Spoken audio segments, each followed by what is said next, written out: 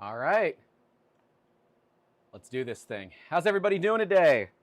Welcome to the INDX FE build stream. I need to pause my YouTube side because otherwise it's just gonna get in the way. Shouldn't you be at the bell shop? That's a deep cut joke. I'm not certain people are gonna get that.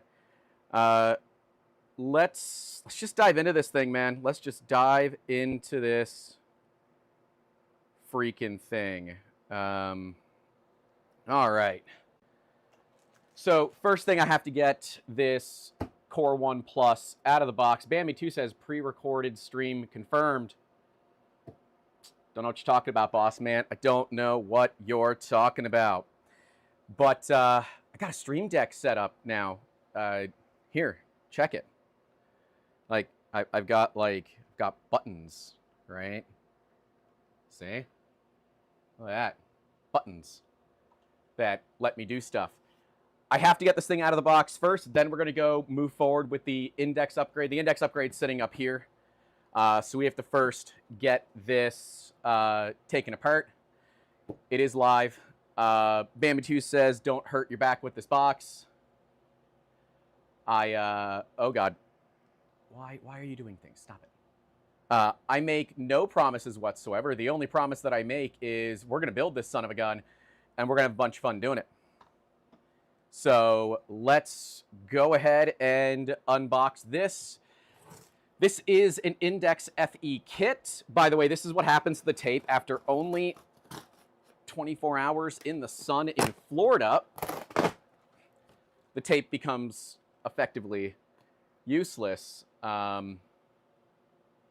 So hopefully the stream is going good for you guys. Let me know if there are issues. It looks like I have to use a keyframe frequency that's different. Okay, well, we will get that sorted right here. Oh, I mean, hey, it's set to auto, so that's not on me, I guess. All right, you all say it's fine, then let's do it. Look, here. A blob of Haribo, a blob of Haribo. We have, this is my second elephant's foot of Haribo. Welcome to Florida. Everything's a little rough here. But we do have to get all this stuff out. We have to get the machine assembled. So if you are here just for the index upgrade, in theory, there will be chapters where you can find it if you're watching this back later. Penguin Maker says, with all the weather and hail we had recently in Florida, you're lucky the box is still in one piece, being outside in Florida for 24 hours. Is what it is. All right, there are instructions here. Let's take a look at them together. We've got, yep, get that out, get that out, get that out. Okay, cool. I can do that. Let's do this. Oh. I just got attacked by lubricant. And although this might not have been from it, I definitely got attacked by a USB drive. So there's that. Here. Well, that doesn't really help you guys, does it? Whatever. This will be fine. We'll get the roll of Prusa out. We'll save that for later. Put that back there with the dead A1 that we got in. So this is all live. I have not done any testing, whatever, of this myself. So things might go well, things might not. But I do want to thank Prusa for sending this Founders Edition kit over so far. There's a whole story to that. There's a link in the description. But that is all I'm going to talk about that about. So far, it looks okay. It is funny to see here. Let me show you guys. I need to like lower this Stream Deck some. It's like too tall. There we go. So here, and I can turn off that. I don't know if you can see it. Yeah, no, you really can't see it. All right, never mind. You can't really see it. Forget it. There's a bunch of like striations on the acrylic. That's just from static. It's a very normal thing. You do expect that kind of stuff to happen, especially as things get shipped. So we now need to get this out of the box, and then we will start the upgrade process to make this thing an INDX FE. I will say, I turned on my air conditioner yesterday evening. I got it down to 72. It is currently up to 75, and it is struggling. Oh, this is so much better. So much better. I'm so glad that Prusa went to this style of machine unboxings. Oh, God. We're good. We're good. We're good.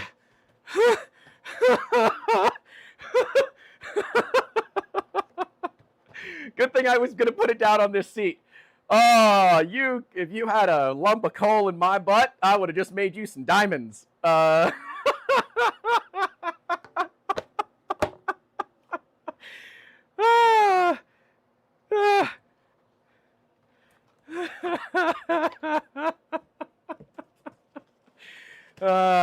don't know if I can clip that. I don't think I have a button to do that. I am recording it.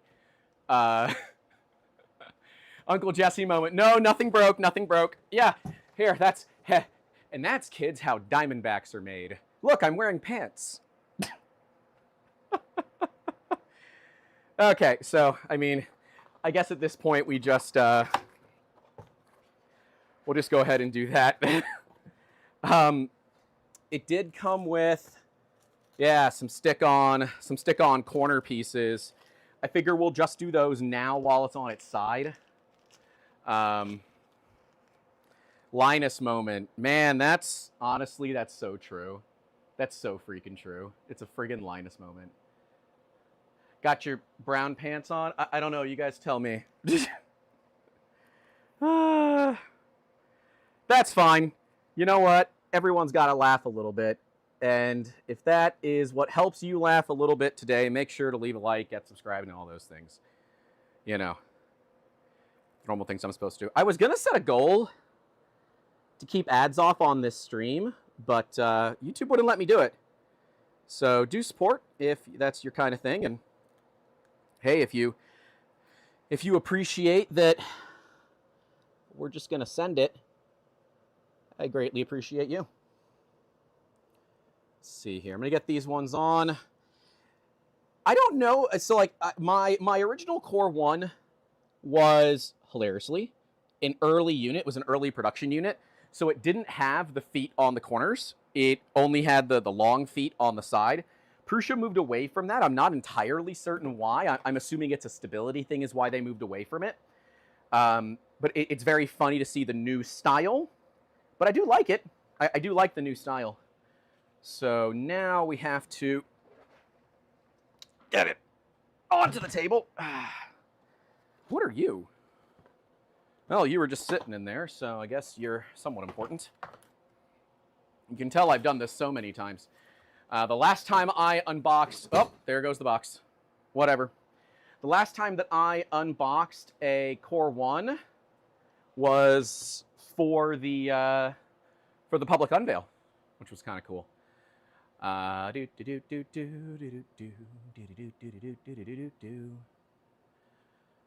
Roy H808 says, sweet, can't wait to see it operating. Dude, I'm the same way. I can't wait to see this thing operating. We've got a spool holder, which I'm told we don't need.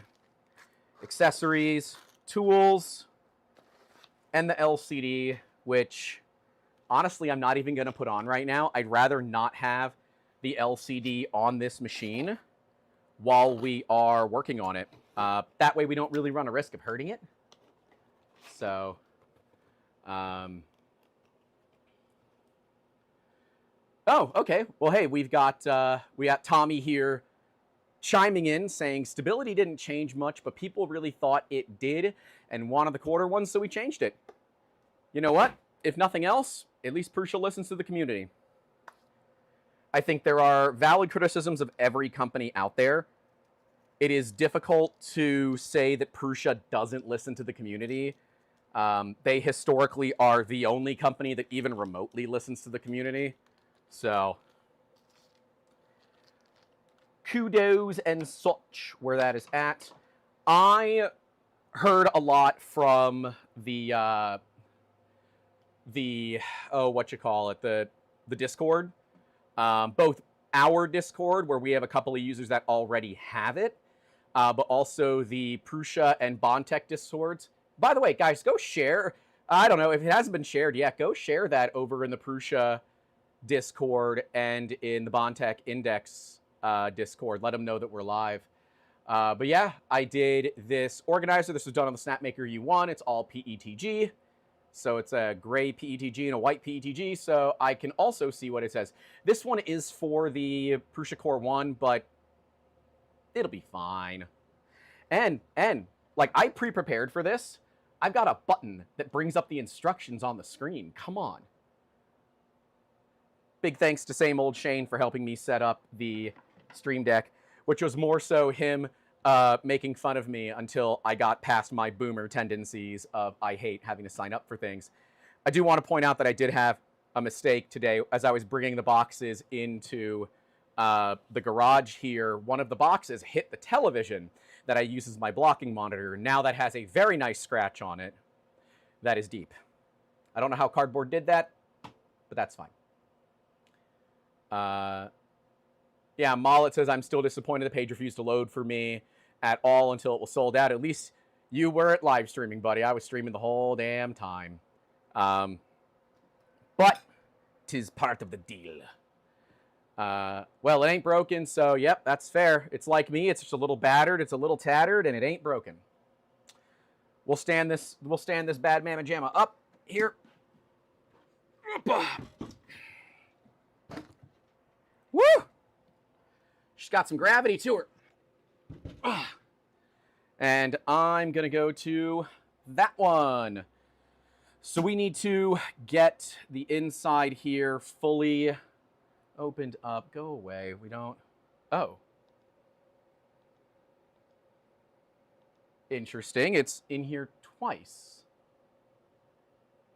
That's odd. Huh. Whatever. All right. I'm going to peel this off. We don't need that right now, and we do not use IPA to clean this. Clean this thing. I know, careful with my back. It's kind of is what it is, guys. There's nothing I can really do about it. So we got the cardboard that holds everything together. Again, I've always appreciated that Prusa's packaging is generally more than adequate, which so far this is. Oh, there's filament already loaded into it. That's interesting. Huh. But also, like, the bulk of it, fully recyclable, which I have always appreciated with their machines. We are still not screwing in. What in the Sam Hill is that? Oh, that's just some leftover foam. There's like this weird kind of dookie. I don't really know what it is, but looks like it's just some leftover gasket material potentially. Nice. This definitely looks a little bit more refined than my machine. So we're gonna do the proverbial EEV blog kind of thing. Don't turn it on, take it apart. We're gonna be taking this machine apart so that we can put on INDX. Now, the only bummer side of that, and I didn't plan for this, I should have planned for this. I won't be able to see the YouTube chat at the same time. I bet I can move some things around, but that would have been, you know, actually, if I do this, is that gonna... Yeah, it completely messes with your all's view. Okay. That's okay. Is it still messing with the view? No. All right. Then give me a second. Let me just pop out the stream chat, and it'll be what it'll be. Hey, Bearded Printer with 5 gifted memberships. Thank you very much, sir, for your contributions toward this channel. Always appreciated. You're a G, or something like that, I think is what I'm supposed to say. Random Joe Gamer, Trickster Rad, Thaddeus Barna. Huh. I don't know another person named Tad. Nomad's Galaxy received a gifted membership. We should really make it so mods can't receive gifted memberships. And Rob Lutter received a gifted membership. Thank you, Bearded Printer. Greatly appreciated. Do you want to check if it turns on first? No, not really. I mean, we can. But I don't have the screen turned on. And I'm going to be real with you. It's Prusa. Like, that's the one thing it should do. It should turn on. I mean, if you guys really want me to make sure that it turns on, we can. But quite frankly, like, there appears to be no damage to the machine. I feel reasonably comfortable with just sending it. If there was any, like even the box is in decent shape. If there was damage issues with the box or something like that, or, you know, there was broken acrylic, or yeah, like I would go ahead and do that. So Gamer260 said the only thing I would probably check is maybe the firmware version. That's not going to matter because we will have to update it to the INDX firmware.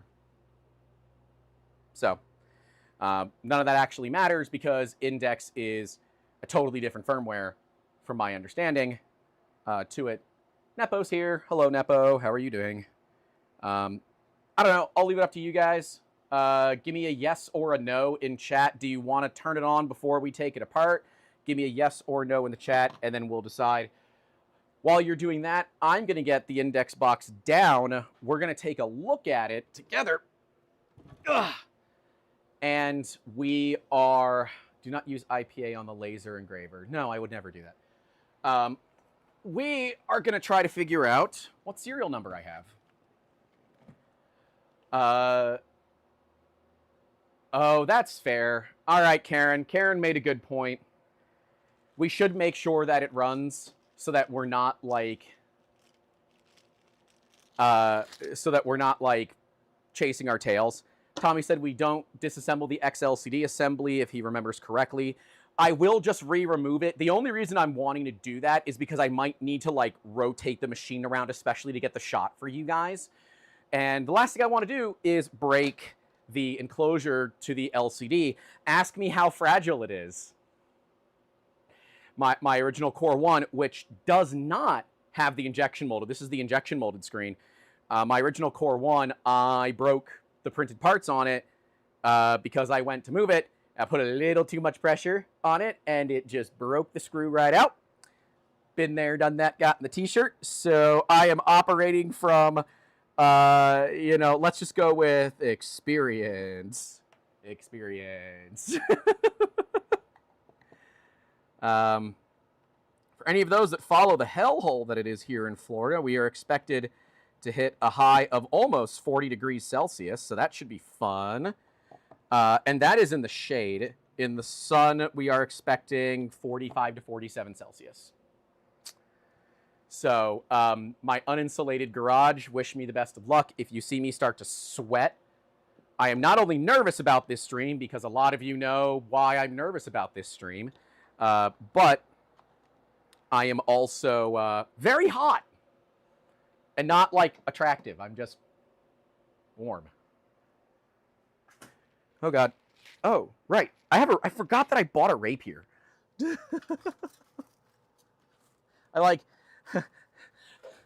I own a fencing saber now. A fencing foil. We're going to be using that for some upcoming content. Which is funny for me to say that I bought a fencing foil for content, but I did with a French handle, which is actually my preferred handle. All right. All right. Yep, it turns on. Here, let's go. Cam only. There you go. Turn that off. There you go. She runs.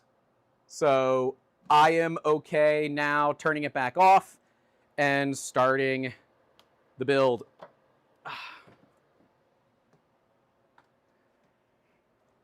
You know what? I am incredibly grateful to Shane for helping me set up the the Stream Deck, just being able to hit a button and it changes where I'm looking is like friggin' primo, man. Okay, I've got my 2 different things, and I'm not going to eat the gummy bears. That's the joke is always that I can't eat the gummy bears. I have to save them for Amber. But Miss, I need to check if it has the correct bootloader. Check the...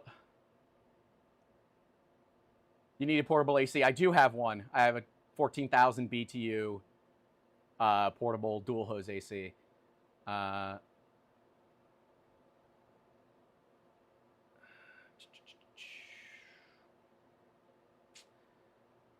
All right, some people are saying I need to check the level is 2.6.2, but do I really need to? I don't think so. I don't think so. I'm gonna unplug the cable, the LCD now. LCD is gonna go back on the dead bamboo behind me. Chris Catlett's in here? Oh, when it popped out, it went to top chat. And yes, Amber gets all the gummy bears. Amber is... So the last time I was streaming out here, Amber was still in the ICU. Amber is now a pick chick. Amber does peripherally inserted central catheters, which doesn't go in your ding-dong or your hoo-ha. It goes in your bicep, and like it's a really big IV that goes all the way to like the entrance to your heart. It's super cool. It's hyper specialized, and it's always been Amber's dream.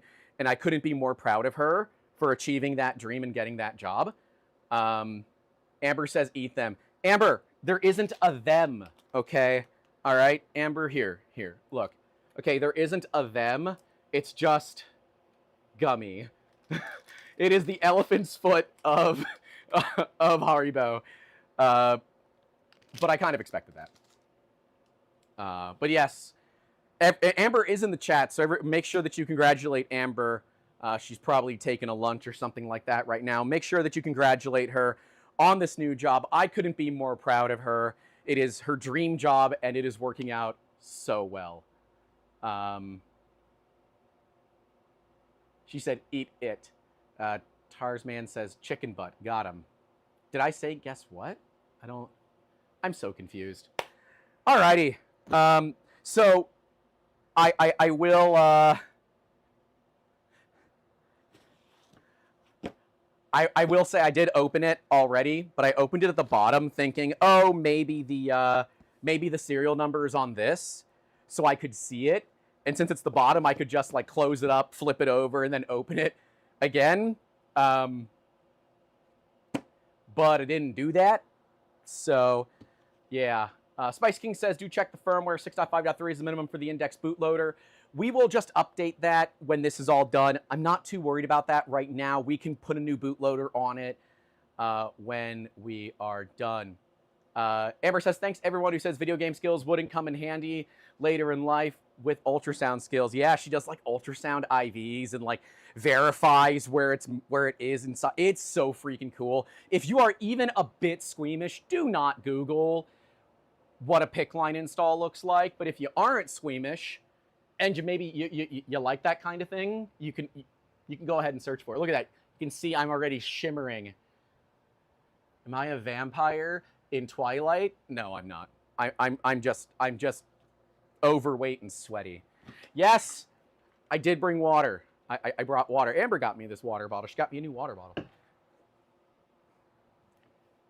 Basically, TLDR, Amber's freaking awesome. So, all right, let's open it the real way and see if we can find what we're looking for on the real way.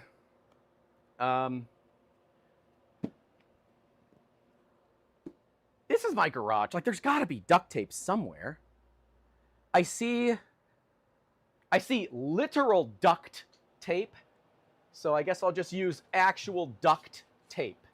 Not quack duck, but like metal duct tape. It's not exactly what I want to use, but that'll be fine. That'll keep the box closed on this side for us. This is aluminized tape. Should have taped it before the stream started. You can see I forgot something. No big deal. Where's your cannery? Canary? Like canary in a coal mine shaft? I don't know. Hope everybody's having a good day, though. All right. That's good tape, though. It's expensive. So great, we got that. We'll flip it over, and okay, it's good. It's not breaking. All right, and if you were wondering, right there, this is an INDX FE kit, not an INDX Prusa edition. Don't at me. You're not allowed at all to assume otherwise. It is evidently clear. If you didn't read, that's on me. Assuming we can get a Prusa edition as well, we will also stream that, but we'll see. We'll see. All right. Hey, look at that. This was outside for less than 6 hours. Another Haribo brick. Look, if I order enough Prusas, I can build the new shop out of bricks of Haribo. All right. So the thing that we don't know yet is oh, is this actually signed? Hold on. I think these are actually hand signed. That's pretty cool. I think those are hand signed. That's really cool. So it says the INDX is a result of a unique cooperation between Prusa Research and Bondtech. With this kit, you are one of the first in the world to turn a Prusa Core 1 into a multi-material powerhouse. And we can't wait to see what you create with it. There is something satisfying about discovering a brand new platform, and we're glad you decided to lead the way in exploring it. For everyone at Prusa and Bondtech, we appreciate your support and being here with us from day one. Joseph Prusa, CEO, Prusa Research. Pretty cool.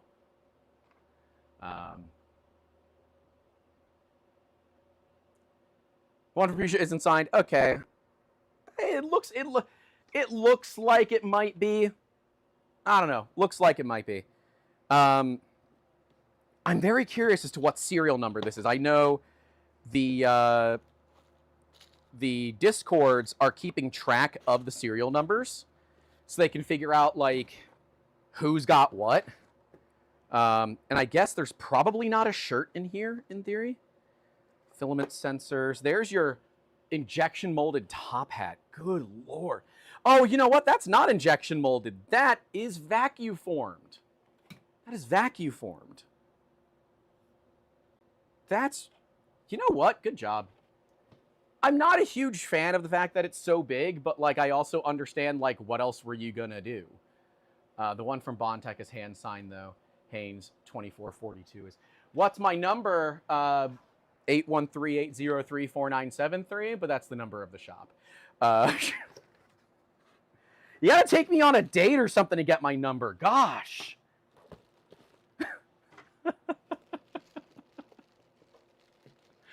Oh my gosh, the heat index. Gosh dang it, Amber. That's actually pretty funny. 10 out of 10, Amber. All right, filament sensor. I just want to know what edition I have. I should have worn all my random Bondtech merch, but I didn't think about that before starting the stream. Once we get it running, I have a little surprise inside that I need to go and get, but we'll do that once it's running. I just want to get everything out of this freaking box so I can get a move on. Lord Skippy with the $10 says, is there any hardware changes FE versus Prusa other than the front plate? I'd assume improvements on the software and firmware profile base. I couldn't tell you because this is a Founders Edition. Yeah. As a couple of others said, you need to update firmware. Don't lock yourself. I'll update it before we click start, right? Like, and yes, Mad Cat works with us. Mad Cat, I've told you this like a billion times. You don't work for us, you work with us. Gosh. Nothing confirmed at the moment in terms of changes other than the front plate. Okay. There are things that I know, but I am not at liberty to discuss them because I honor it. I honor non-disclosure agreements that I sign. All right, we've got a couple of things here. I don't know what's... These boxes have nothing on them, so I just want to... Oh, there are the tools! Hey, look at those. Brother, look at those. So that likely means that's what's in this box, too. Ha! Knew it. Okay. We can set those aside. I will likely film some quick little videos and stuff with my phone as we are... these are SLS printed on Formlabs Fuse 1s. I will likely be just like filming some quick little short form stuff as we're doing it.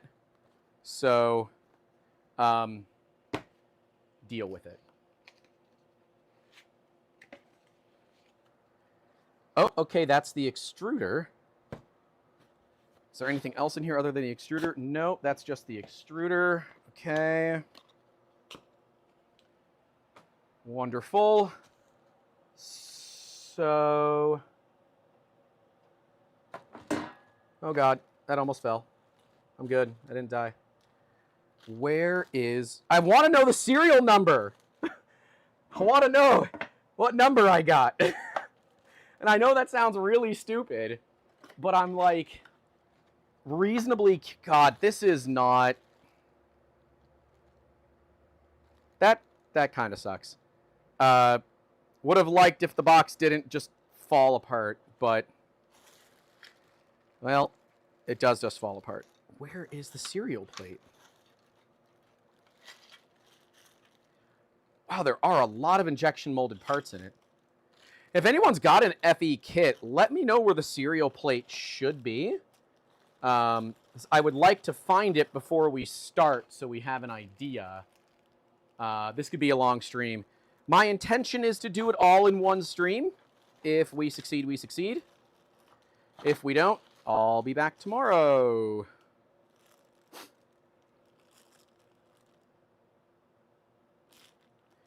I wonder if it was removed from this because it's a review kit. I mean, that would make sense. Like, that's nothing against that.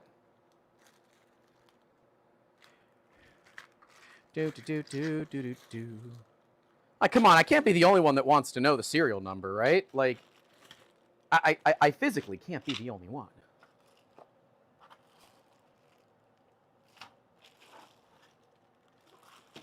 Is it inside of the handbook, maybe? Beta printer with the $10. Grant, pay attention to... I'm trying, man. Little bag closer to the printer.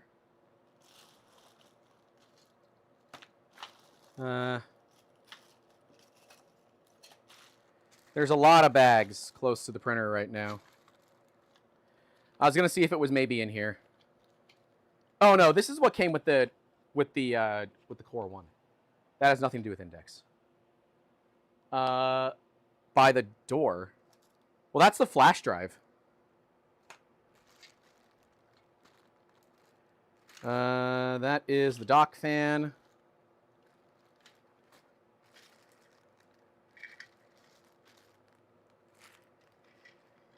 I'm sorry, I know this is very off topic.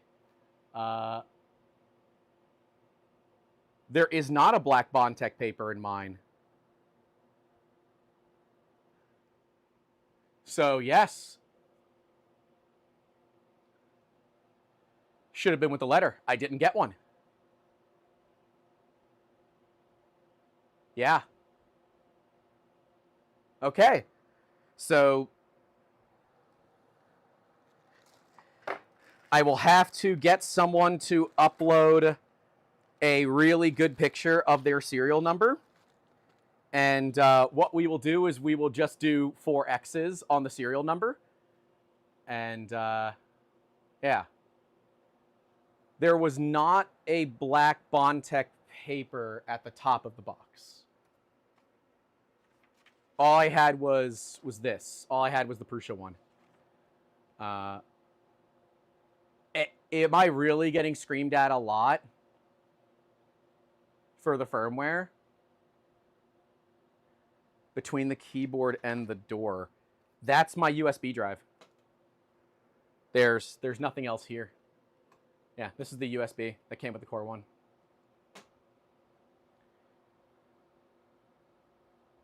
Okay.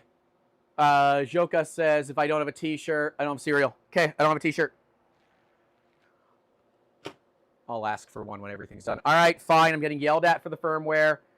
I'll do the freaking firmware. I just don't have it installed or downloaded.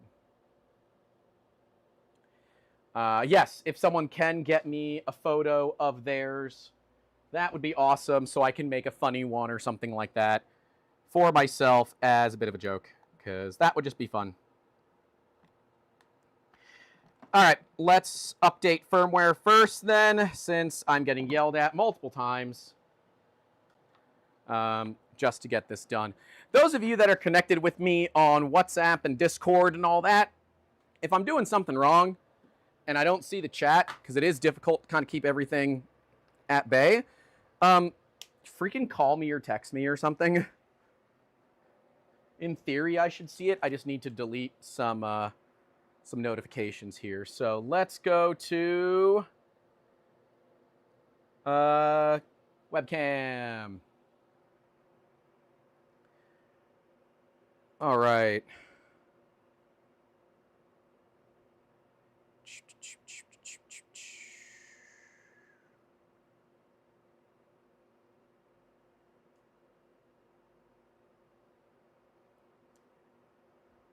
I can see people yelling at me in Discords. That's kind of funny. All right. Link something in the Bontech Discord. Yeah, I saw. Yes, you can PM me. That's fine. All right, so let's get this thing somewhat set up here. I wish this camera had better dynamic range. Like, it's an Elgato face cam. I wish it had better dynamic range. It just doesn't do very well. Okay, print head. That's all fine. That's all fine. I don't care to do any of your setup stuff. No. Skip network setup. No self-test. Happy printing. Thanks. I'm not doing that.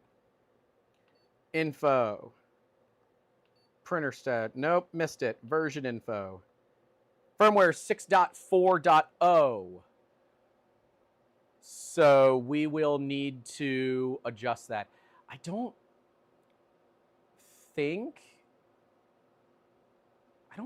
I have this turned up. But let me see. Maybe I do.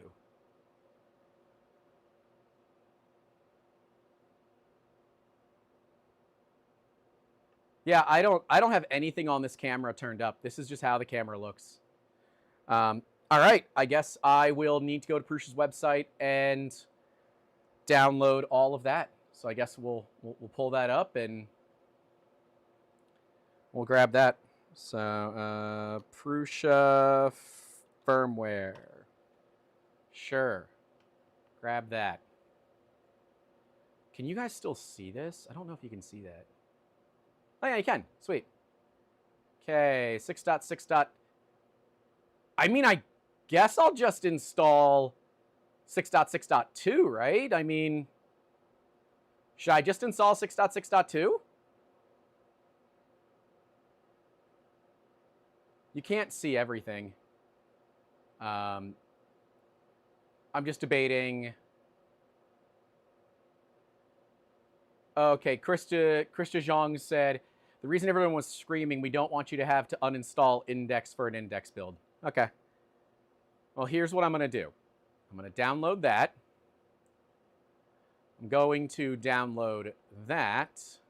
Oh, that's for Core 1L. Oopsie doodles. I wish I was downloading firmware for that. Dude, Signature Oak with INDX would slap. I want to do that. Dude, Signature Oak with INDX. I'm just saying, that would be super friggin' cool. And you know it. You all know that would be super friggin' cool. All right. This might mess with the cameras. Hopefully it doesn't, but it might. And there's nothing I can do about it. I'm sorry if it does. Hey, it didn't mess with the cameras. Nice. All right. I need to get both firmwares off of here and onto... Oh, that is absolutely my Windows key. Grant, you had it right on the back of the drive, and you didn't even read the back of the drive. All right, we'll put it on the Prusa drive. You ding dong. Here, actually, there. You can see the crazy mess that's in here right now. While I go ahead and get the firmware. Prusa 3D. Put that on there. All right, now the big question, do we do the INDX firmware? Or do we do... Or do we... We'll do the regular firmware, I guess. And, you know, whatever, I guess. So, there you go. You can now see... do the firmware upgrade. Not what I wanted. Here. We'll do the reset. Just do 6.5.7. Okay. Yep. All right. 6.5.7. And we're flashing. Wait. Do I have to cover that because it's flashing? No? Okay, 6.5.7. Follow the assembly guide, Vertigo says. As you can see, we're still on the first page of the assembly guide, children. So we haven't gotten to the point where we're doing that yet. I'm doing the things that I'm getting yelled at first.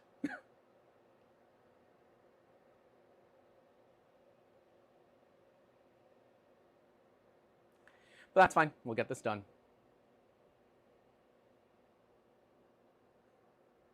And if anybody thought that I read the instructions before we started, you've got another thing coming.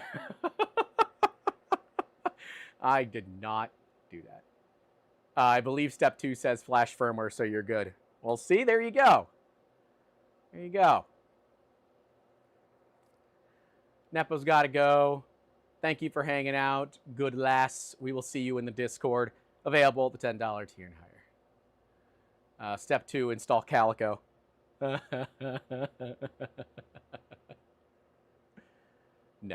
we're not going to do that.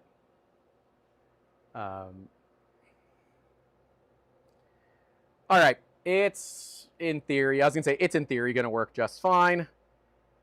I don't want to do that. No. Wait, no, I don't care about that. Disable.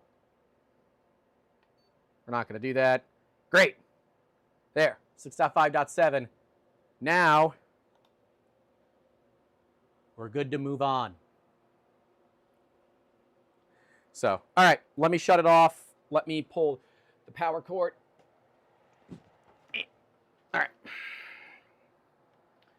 We'll just set that down there. I have a message in my WhatsApp that normally means I should pay attention to it. Ah, Down Under Maker Phil reached out and said, ignore the chat, follow the guide. It's all in the guide when to do the firmware. He's doing a live stream with Steve Builds at some point this week where they're going to be building their Founders Edition kits. So make sure you tune in there as well. And subscribe to both of them. Mods, shout them out, share their channels or something. All right. So I guess we'll start with the introduction, right? I mean, no reason not to. I am showing, yep, I'm showing it on screen. I'm thinking let's do the overhead. I think that'll be better for you guys, right? And we'll keep that up so you can see. Okay. Connecting the LCD, which we're not doing. Next step. Yep, next step. Do not discard any removed parts until instructed. Okay. Cool. Okie dokie.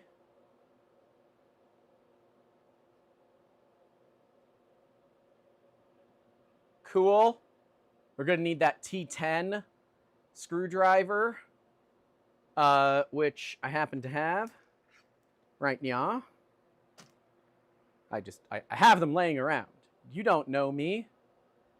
We also recommend printing out the community-made snap rivet remover. Guess what I didn't do?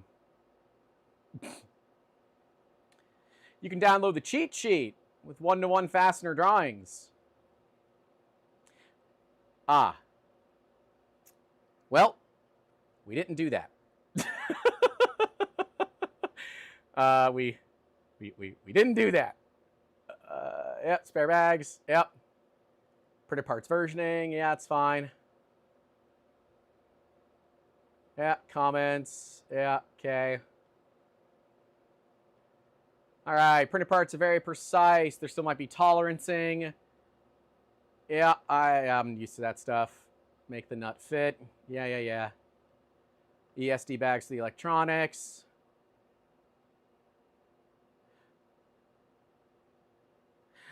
I'm not following the directions here. And you can't make me. You can't make me follow those directions. I will not be eating the gummy bears. So, all good. All right, we're not doing MMU3. Clear my workspace. Nope. Minimum working space of 1.5 meters square. I don't have that either. So, too bad. All right, basic set of Allen keys, which all came with it. Wunderbar. Ah, there it is. Yep, make sure the printer is running 6.5.3 or newer. If your firmware is older, update it. Wonderful, we did that already. We are good to go. Well, we didn't do that.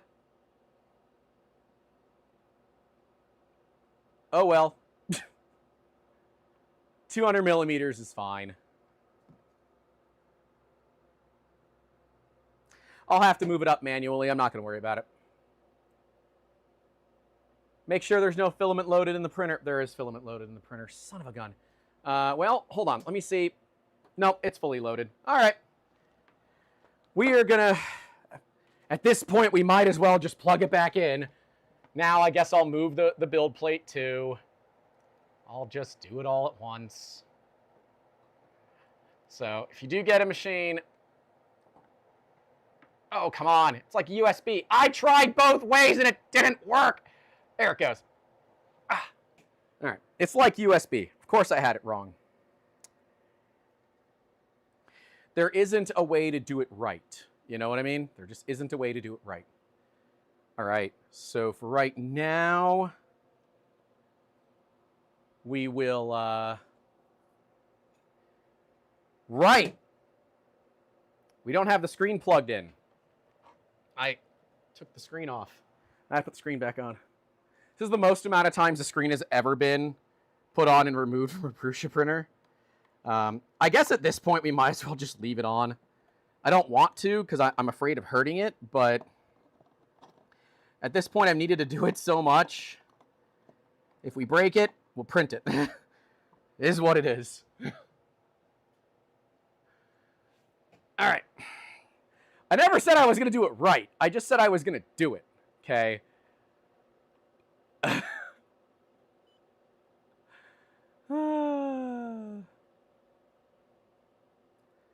Oh, and I guess I'll just unscrew the USB.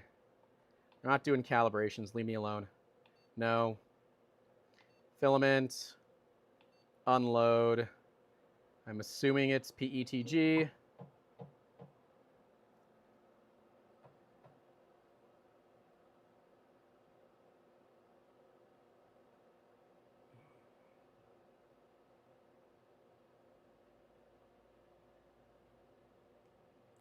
Bam, Me Too said, who knew RTFM would be helpful? Who knew? Who knew? Not I, says the pig. Not I. Although I thought they said stop resisting, but, you know, whatever. All right. While that's doing its thing, I'm going to put my tools here. I'm realizing that we are going to run into a space problem exceedingly quickly. So I'm just gonna try my best.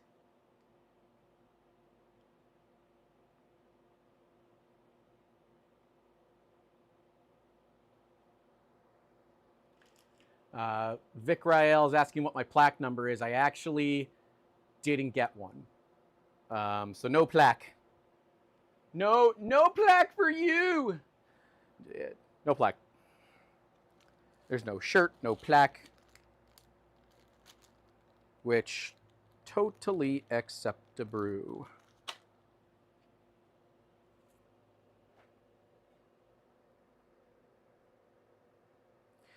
Just waiting for it to get to temp. We'll go ahead and remove everything. From there, we will work toward getting the bed moved up a little bit, because at this point, we had to turn the machine on anyway, so we might as well do that.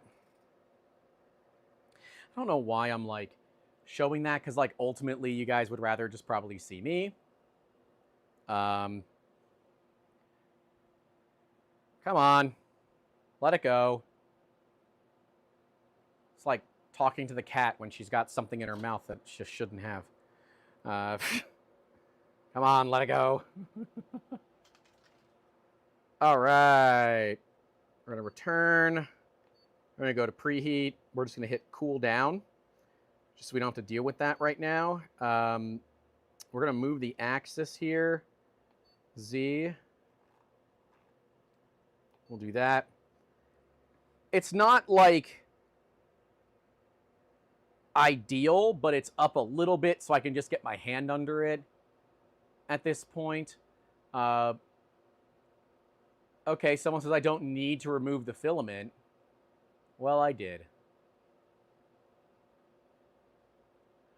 Ah, okay, the bed needs to be up so I can unscrew the filament holder. Okay. All right. Works for me. I will say that's good enough for government work. It's up about 50 millimeters. I don't want to home it, right? I don't have a build plate on it, and I want to keep the build plate off of it at the moment. So that'll be good enough. All right.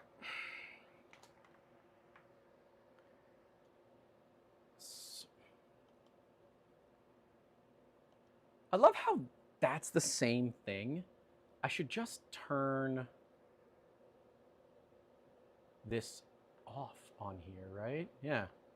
Because, like, there's no reason to have that when I have this, which turns it on, too.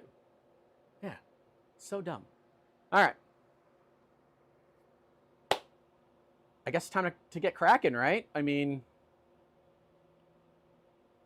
Okay, it also needs to be up so you can route the offset sensor cable behind the LED. I was told some tips from the various Discords, including our own, that I need to pull a little extra slack for the LED cable. I need to be very careful when doing the threading of things, and that I need to have an electric screwdriver. I just grabbed one of my cheap ones that I have. This might be enough. It might not be. Don't know. If it is, it is. If it isn't, we're going to do it the hard way. So let's get cracking. All right, filament is unloaded. Okay, printer's cooled down. Great. Turn printer off. Remove the steel sheet. Great, it already is. Place an empty cardboard box. Oh, you know what? That's pretty smart.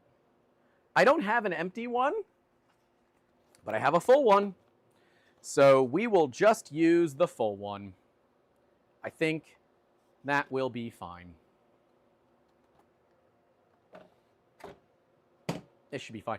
That's a good idea. I would say bonus nachos for something like that would be if one of the pieces of cardboard that came with the conversion kit also fit perfectly on the build plate, or like had other cutouts to fit perfectly on the build plate. I would say that would add just a little extra space to the whole thing.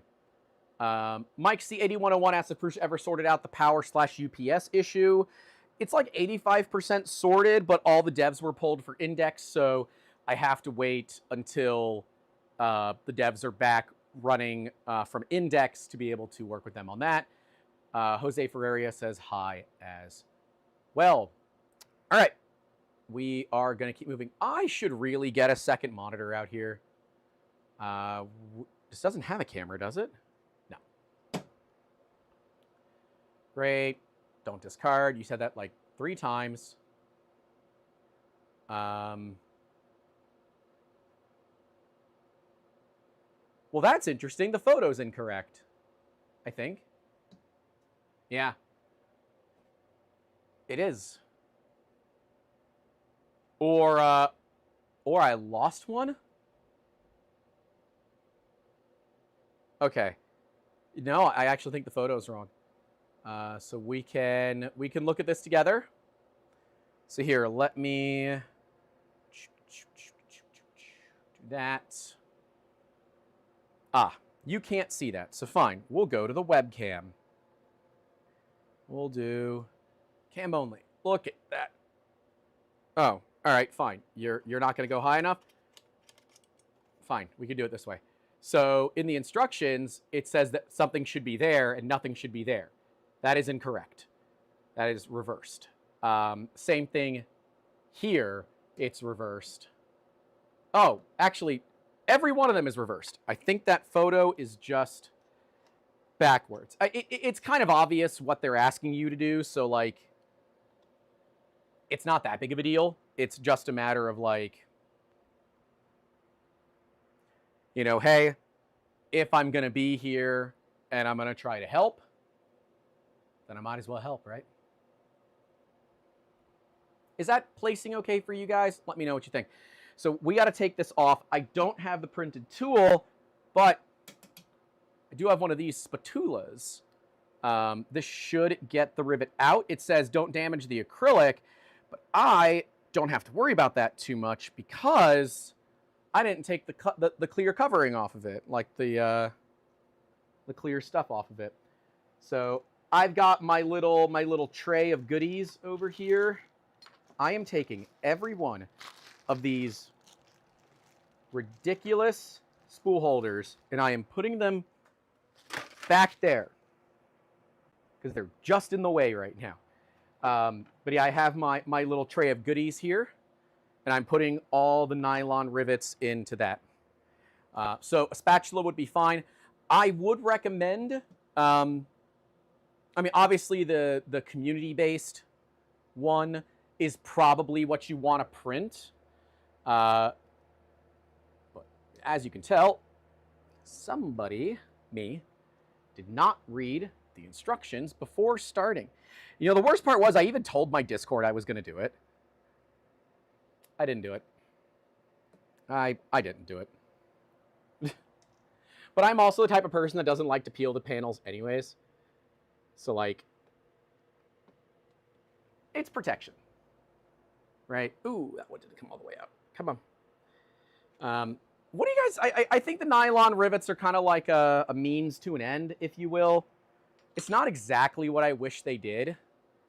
But, you know, whatever. It kind of is what it is. Right? Okay. Okay. Now we can remove the top plate. Wonderful. You will not need the top plate for this upgrade. Okay. Then off to the side it goes.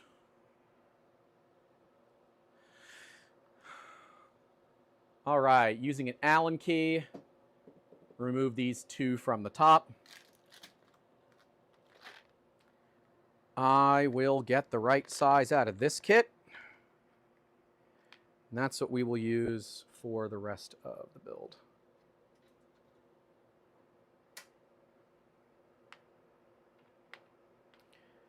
Unless this kit doesn't actually have... Oh my god, it doesn't have the right size. Or are they that crappy that that doesn't work? Oh no, that fits.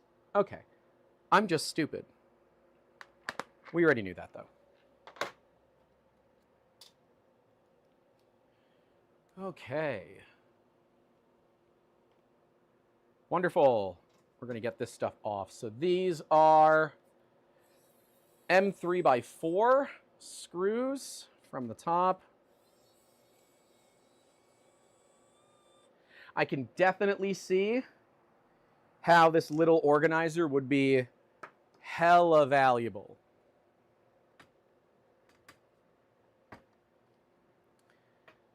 Okay, from there, we're going to remove these two here. That's the T10.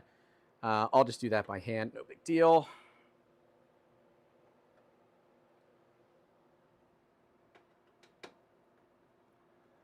They didn't say to remove the door. Oh, like we're already, okay, we are already removing stuff from the machine. No kidding. All right. So this is M3x4 RT. Beautiful. I have a little bin for that too.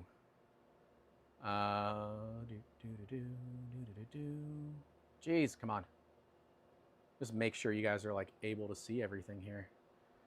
If people want a different view angle, just yell at me. The thing is, I'm not like easily able to see the chat as well. So I apologize. So, all right, we got the front pro. That is surprisingly easy to remove. All right, now I've got a question. We've got this front profile with these nylon rivets in it, but the nylon rivets aren't holding anything, right? You can see it on the webcam there. It's not holding anything. Is that just like to keep the door from smashing up against the metal? But that's what the foam is for. Huh. Okay. Whatever. Waste view for paid members. Wouldn't you like to know? Nice C here, Frostbite. Wonder if removing the door would help. I don't know. I'm going to do my best to follow the instructions basically to a T. So that's what I'm doing. We highly recommend that you remove the door.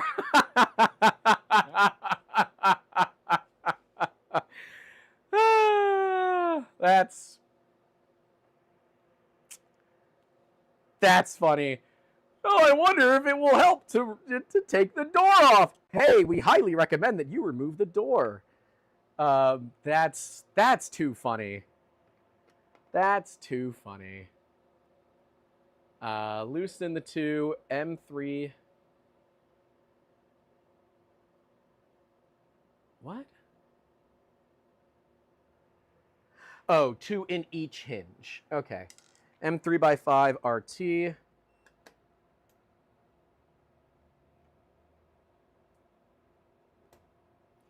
No problem.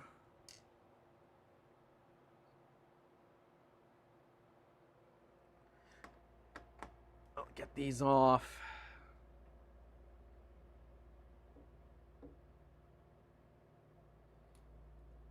Hold the door panel securely. I can't promise that, but it's not made of glass, so I shouldn't Uncle Jesse the door. I do love how he is such a good sport about that. He doesn't have to be. Like, there's really nothing that says he has to be a good sport about that. I appreciate and enjoy the fact that he is. All right, so we got the door. It is still protected. This is why we don't remove the protection here. I guess for right now, that can just go up there. Sure. Have fun. That makes a lot of sense. Door is off. That lighting in there is just terrible. I'm terribly sorry. I'm gonna just do it here. Put you guys in there, but the lighting back there is terrible. Oh, regular M3 here. Okay. Those are definitely, yeah, they're Torx. Why didn't that go in? Okay, I'm just dumb. Sure. Yeah. I'm just dumb. Don't worry about me. M3x4 RT and M3x4 RT. We'll need to spin the machine around. I should have brought out one of my... Right, the panel wants to fall off from the back now. I should have brought one of my turntables. I didn't think of that. But it appears...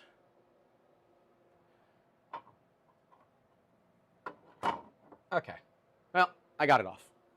So,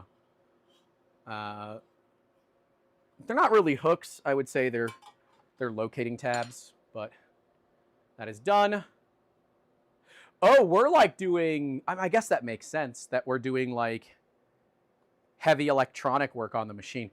I really should have put this thing on a turntable. That's a mistake. Oh my gosh, I didn't even notice Mr. Steve Bills was here. How many friggin' memberships did he just drop?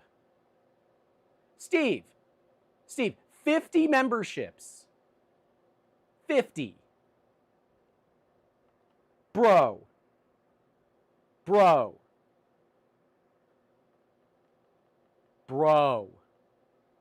Thank you. Bro. Making my whole friggin' chat move. 50 friggin' ones. Dude, thank you.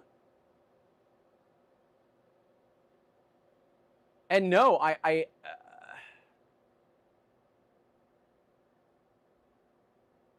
the second best time to put it on a turntable is now. See, the thing about that is...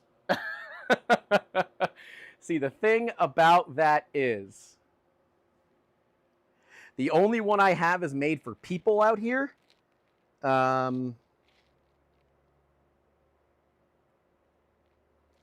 Yeah, I don't have any of my small ones.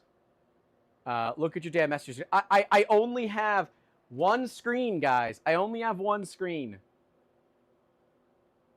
I'm sorry. Okay, yes, thank you. You're gifted 50 subs, Grant, from Karen. Thank you. I'm sorry. My God. I'm looking at it. I can't have both things on screen at once. Here's what I'll do instead. I will join the live stream from my phone. That's what I'll do. I will just join the live stream from my phone, and I will watch it on my phone too. That way, I will have the chat up. We'll be okay. It will be okay. Everybody, calm down. I love how I'm getting an ad on my stream where I have the ads turned off. That's really funny to me that I'm getting an ad on my own stream where there just isn't anything. Okay. Could put your watch on to see quick notifications. Yeah, I probably could, but I didn't think of that. So, we're working with what we got here, guys. Okay. Oh, cool. Steve's index is out for delivery today. Love it. Nice work, dude. All right, so we got to get the machine turned around here, and we need to get the cover off of it for this stuff. So let's go ahead and get that done. Steve, have a turntable. Oh my God. Have a turntable. Mistakes were made on my end, Steve. Have a turntable. Have a freaking turntable ready.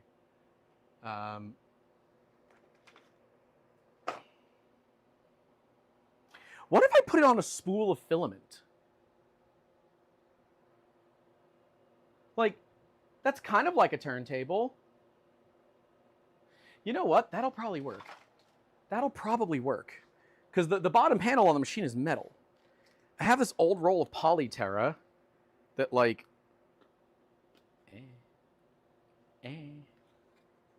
So... Yeah, DIY Lazy Susan from a piece of cardboard. Please don't put it on a spool. Do not put it on a spool. Frostbite says, be the first YouTuber to drop the printer. You weren't here earlier. It wasn't my fault the box broke. It said, someone said don't put it. You absolutely can. Yeah, there's no reason not to do this. Oh. Huh. Other than you can just hide a spool under the printer. Spool. Polymaker spool's not big enough. Oh, wait. Wait. I've got a 3 kilo spool inside. I've got an empty 3 kg Sunloo spool inside. That'll work. That'll work. Hold on. I have an idea. And it's literally right inside. Because I was saving it for a project. I have more of them. But, yeah. This is tall enough. And it's made of plastic. Yeah. There we go. There we go. Someone saw that it's a solid. You're going to pinch the cables. What cables are down there? There's no cables down there. There are literally no cables to pinch. Yeah. No, there are no cables to pinch down there. It's fine. It is totally fine. Now. Oh, yeah, bro. Oh, yeah. Now, can I keep it balanced on here? Probably not. Hell yeah. Let's go. It works. Went inside for spool, didn't get the turntable. I don't know where the turntable is. I would have to go and find it inside. And, yeah. I don't want to talk about the stuff around here right now. It's pretty rough. I'm not going to lie. OSHA who? Hey, man, poor man's turntable. All right? Don't hate the player on this one. If you ask me, I think I did a great job here. M4RT, wonderful. There's 6 of them. Great, we'll get them off.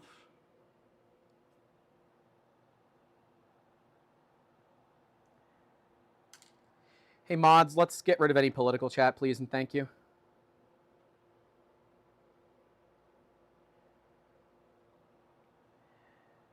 It is not unstable. It is dynamically angleable.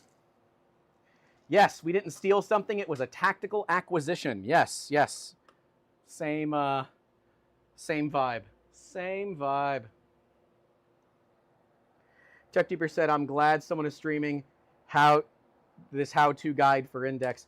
I thought you were supposed to say how to not guide for Index. I never said I'm going to do it right, but I'm going to do my best, and I think that everybody can easily agree that I wholeheartedly encompass precisely what the average user is capable of doing. So if you are an average user that got a Founders Edition, or you're looking forward to that Prusa Edition, which will be different. This is a Founders Edition. I mean, look, I'm the average person, so Should be the right size to get. Use that, not a cardboard box they had all the index parts in. Oh, that. I didn't get that. Nomad's Galaxy says, Grant, it's been almost an hour and a half, and you only have 3, okay, maybe now 4 parts moved. Well, I had to get the printer out of the box, then I had to update the firmware. Like, you know, this guy. This friggin' guy. All right, use the PH2 screwdriver. Let me see what you guys can see. Is this... It's not really a decent view, is it? Well, here, let's... I'm trying to think the best one for you. It's probably this. No, it's that. That's the best view for you guys right now because we got to work in here. It wants us to take the 2 screws there. This camera is like, this is supposed to be a 4K webcam. That has so much grain in it. My God, like so much grain. Nomad's got a point. Look, man, okay? The check would melt like the gummies in the Florida heat too long before they make it to Grant's bunker. Has more grain than Ohio. Yeah, corn. It's got the juice. Although, you know, you got to get some of that Go Fast juice. What size are these? What do we consider these? What size? 6 by 32 screws. Oh yeah, we have a box for it. Wonderful. Yeah, definitely print out there's a Core 1 screw organizer Rev A print on printables. Definitely print that out. Definitely print that out. 100% print that out. All right. Disconnect the thermistor cable, which is going to be this one right here. Now we need to... Oh, wants to, after disconnecting, loosely thread them both back in by at least 3 turns so they are not lost. You know what? That's not a bad idea. That's not a bad idea. I don't hate that idea. Cut the blue wire. Well, I don't see one yet. As soon as I do... Oh, well, those are stepper motor wires, but... I mean, I guess using my phone works, and then I get another viewer because it's from my personal account. Wait a minute here. Okay, this is the cut. Okay, I was gonna say I don't know if I have a set of cutters. I do. Man, Prusa with your friggin' zip ties, man. You guys are rough on me. Those are tight. Tight. It's like Tuco Salamanca over here. Love Breaking Bad. Great show. 10 out of 10 show. Never really had a bad season.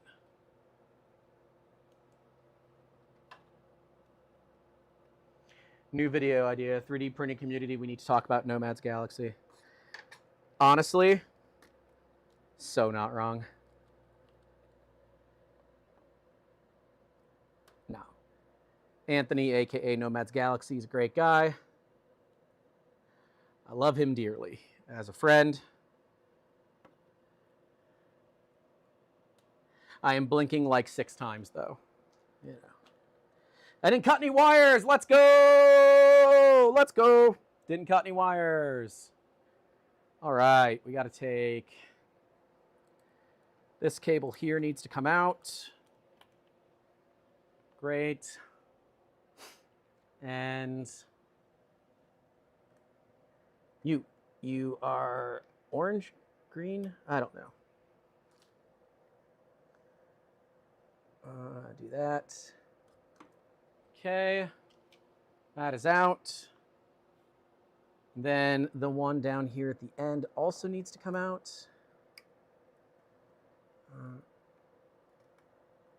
Okay, that is out as well.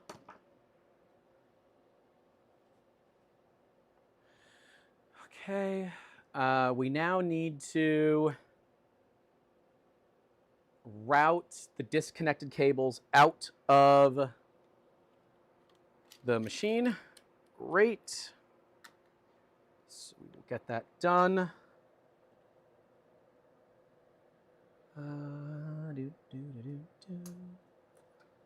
Got that.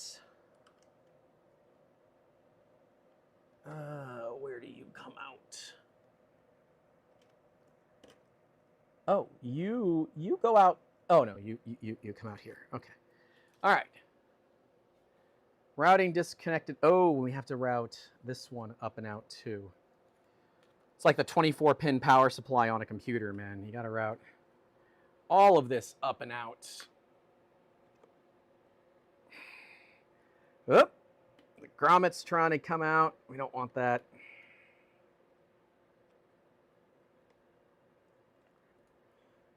Come on.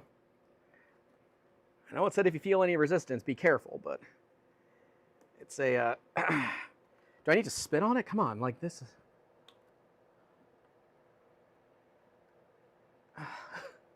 It's a bad joke. I'm very sorry.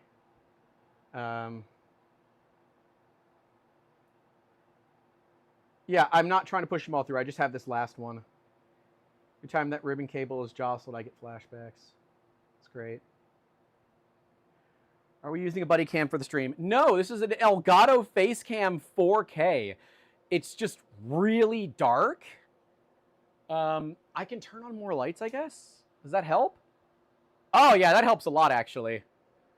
All right, fine. All right, fine. Well, they're not very good for filming, these extra lights, but I guess they're good for that. All right. Cable is out. Yep. It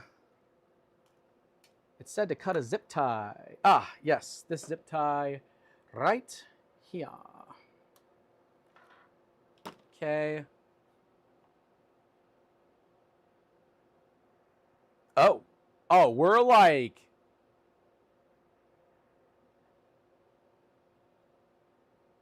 Oh, we want to slide the grommet from the upper opening. This is one of those that definitely happened to somebody. And it is an instruction that is... Oh, come on. That's an instruction because it happened to somebody.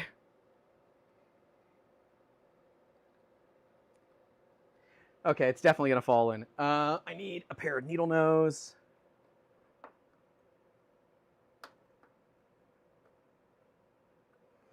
Oh, come on, man. There we go. Yeah. Yeah.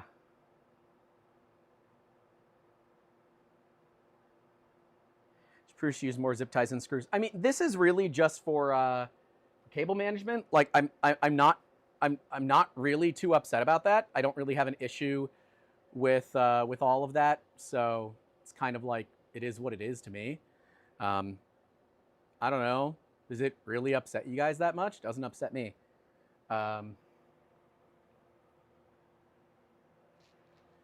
Okay. I got that out. And then basically all the cables, except for this multicolored one, come up through the grommet and out of the machine. Okay, then it wants me to put the grommet back on. Okay. Main cable through the upper oval, opening completely into the printer. Okay. Does that mean it's like accessible? Oh yeah, okay, it's accessible for me to grab. Okay. Well, then I can help it through here. No problem. All right. Great. Now we need to reinstall the grommet, which is good. You definitely don't want to leave these holes ungrommeted. That is a little dangerous with like the copper wire hitting everything. Route the filament sensor cable. Oh, it almost fell. There we are. Route the filament sensor cable through the lower opening. Okay. No problemo. Yeet. You're done. Okay. Guide the heat bed cable, which I guess is this. Sure. Oh, whoops. I never pulled out the thermistor cable. Okay. Guide the heat bed cable bundle. Okay, I got to cut and remove that zip tie. It is still really dark. I almost... Is this metal? Will this work? Is there something metallic that I can stick this to? That's like steel? Dang it. There really isn't.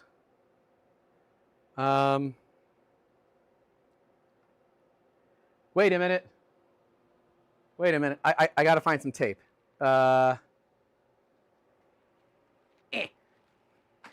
I'm gonna do this. I'm gonna do this. Hold on.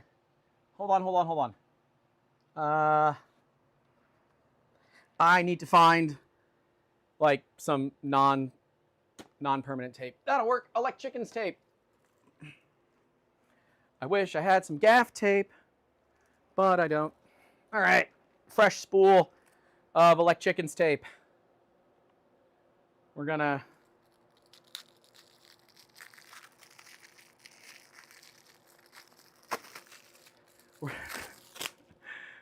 this is a funny one. So I have an Olight Arc Pro. Olight actually sent this over. I've carried this flashlight all over. A lot of you, if you're around me, you know I like the light.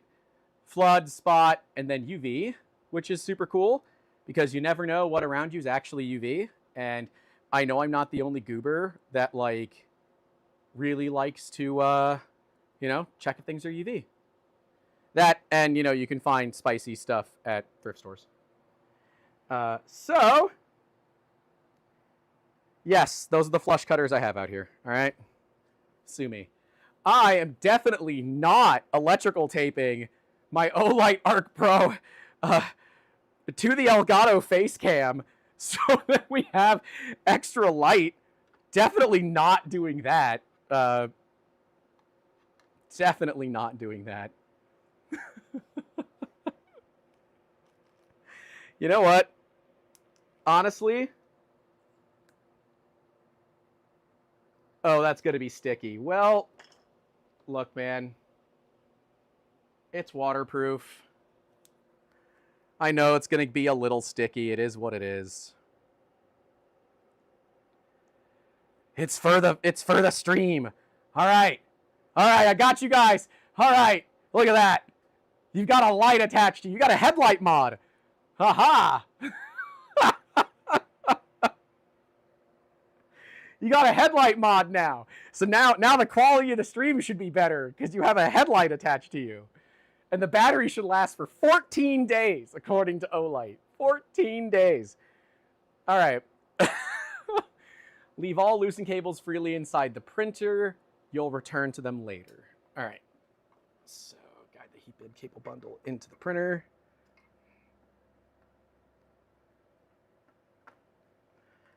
Great. Wonderful. Leave them in there. We'll use them later. There are 400 people watching right now. Holy crap. And again, huge thank you to Steve Builds for dropping all those subs. Also, don't forget to leave a like on the stream. 406 of you watching. That's pretty cool. Thanks for hanging out. All right, now it is time to get the cable straps off. Turn the printer so that the left side faces you, the side without the spool holder. Thank you for confirming like what side the left side of the printer to me is. Thank you.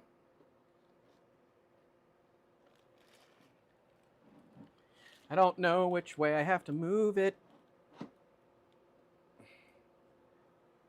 Sure. Honestly, this makeshift, this makeshift thing, it's really not that bad. I'm not upset with how good this is.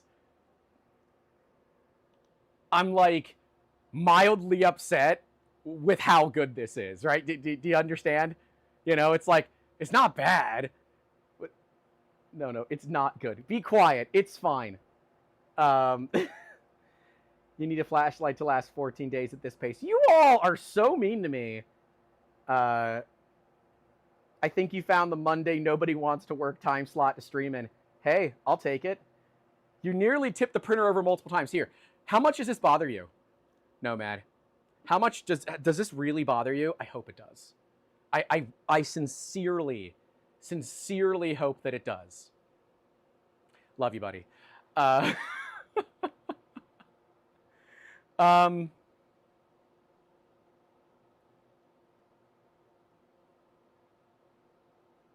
See, this doesn't make a lot of sense to me. Because, like, the stuff I need is all the way back here. And, okay. Release the cable straps. So do you want me to, like, take them off completely?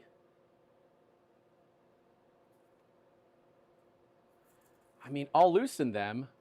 It just says to release the 5 cable straps. It doesn't exactly say remove. It just says release. So I will release them, I guess. I'm assuming they need to come off completely. OSHA inspector joined the stream. Well, this isn't anything involving OSHA, so we're fine. Kegel 3D said, keep rocking the printer until Nomad gets committed. I'm here for that, baby. Let's do it. All right. Let's get these. Honestly, I think these need to come off. I do believe these need to come off. If they need to go back on, I will put them back on. They're going to bother me if I just loosen them and don't do anything with it. So, I really should put the printer in the middle. That way you guys have a better top down and move that to the side. You know what? Let me do that. Let me do that because it's going to bother me otherwise. Let me go ahead and do that. That way the top down actually shows you the printer. And I can put all the parts and stuff over here. This is why you need more space than I have, but you know, it is what it is, guys. I don't have a ton of space.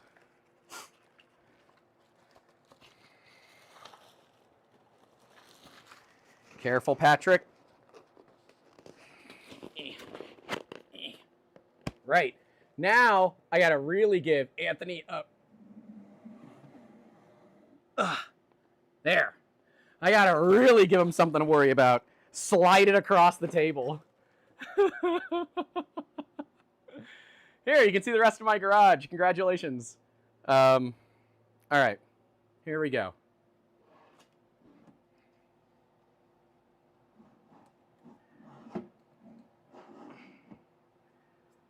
Yeah. Look, man, Weebles wobble, but they don't fall over, all right? I'm a little concerned as to why this keeps wanting to fall backwards. This thing is very rear heavy, but, you know, whatever. All right. There. So now I can do that. And you guys, in theory, can see it a whole lot better. I hope. And I'm going to put the table down anyways.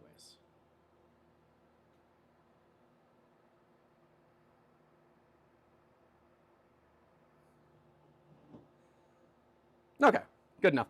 All right, somebody else said they do need to come all the way off, so we're just going to go ahead and do that. I'm going to go ahead and get them all the way off. These are just regular, like, cable zip ties and stuff like that. Steve, man, I can't thank you. That's like $150 worth of subs, dude. You're a real G. Like, seriously, Steve. Seriously, thank you. Seriously. Like, I'm not kidding, man. Thank you. That's so weird how the window should be a specific size. It's not working the way I want it to work, but that's okay. I can't forward the video. Yes, because it is live. We are doing it live. Yeah. Because honestly, this is how I would want to do it anyways. Not only so like we can make content, but at the same time, like some of you have already done this. And this gives a huge opportunity for us to share your feedback and your notes, not only with Prusa, because I'm sure there are Prusa people watching, but with the community as a whole, right? I think stuff's pretty cool.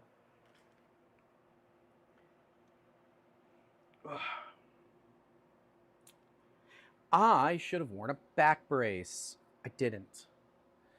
I need to loosen it. No need to remove the screws from this part, but we need to loosen it.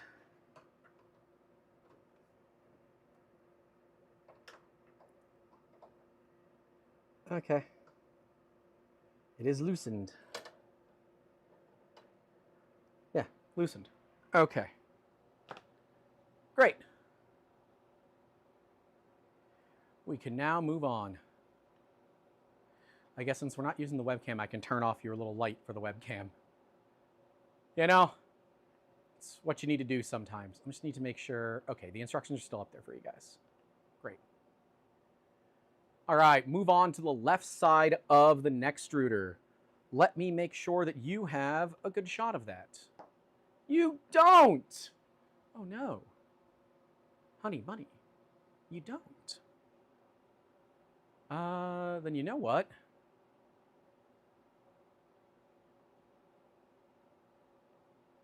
Look at that. What the heck is this?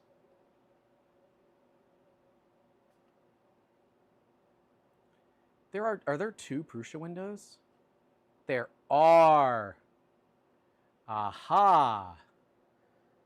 That is why it's doing that. Aha. Now, like the window doesn't need to be. Whoop. The window doesn't need to be as big as it's trying to be. It needs to be right about that big. Because you don't lose anything with that. Not that I'm aware of, at least. Is that a decent size for you guys? Are you, like, actually able to read that? Adventure Printing says, letting the printer fall doesn't count as disassembly. I disagree. I disagree. You can't read it? I can make it bigger. I want you guys to be able to read it. Is that better?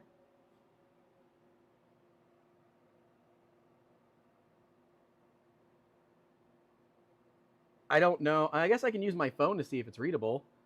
Grant, that would have been smart. Here. That's not bad.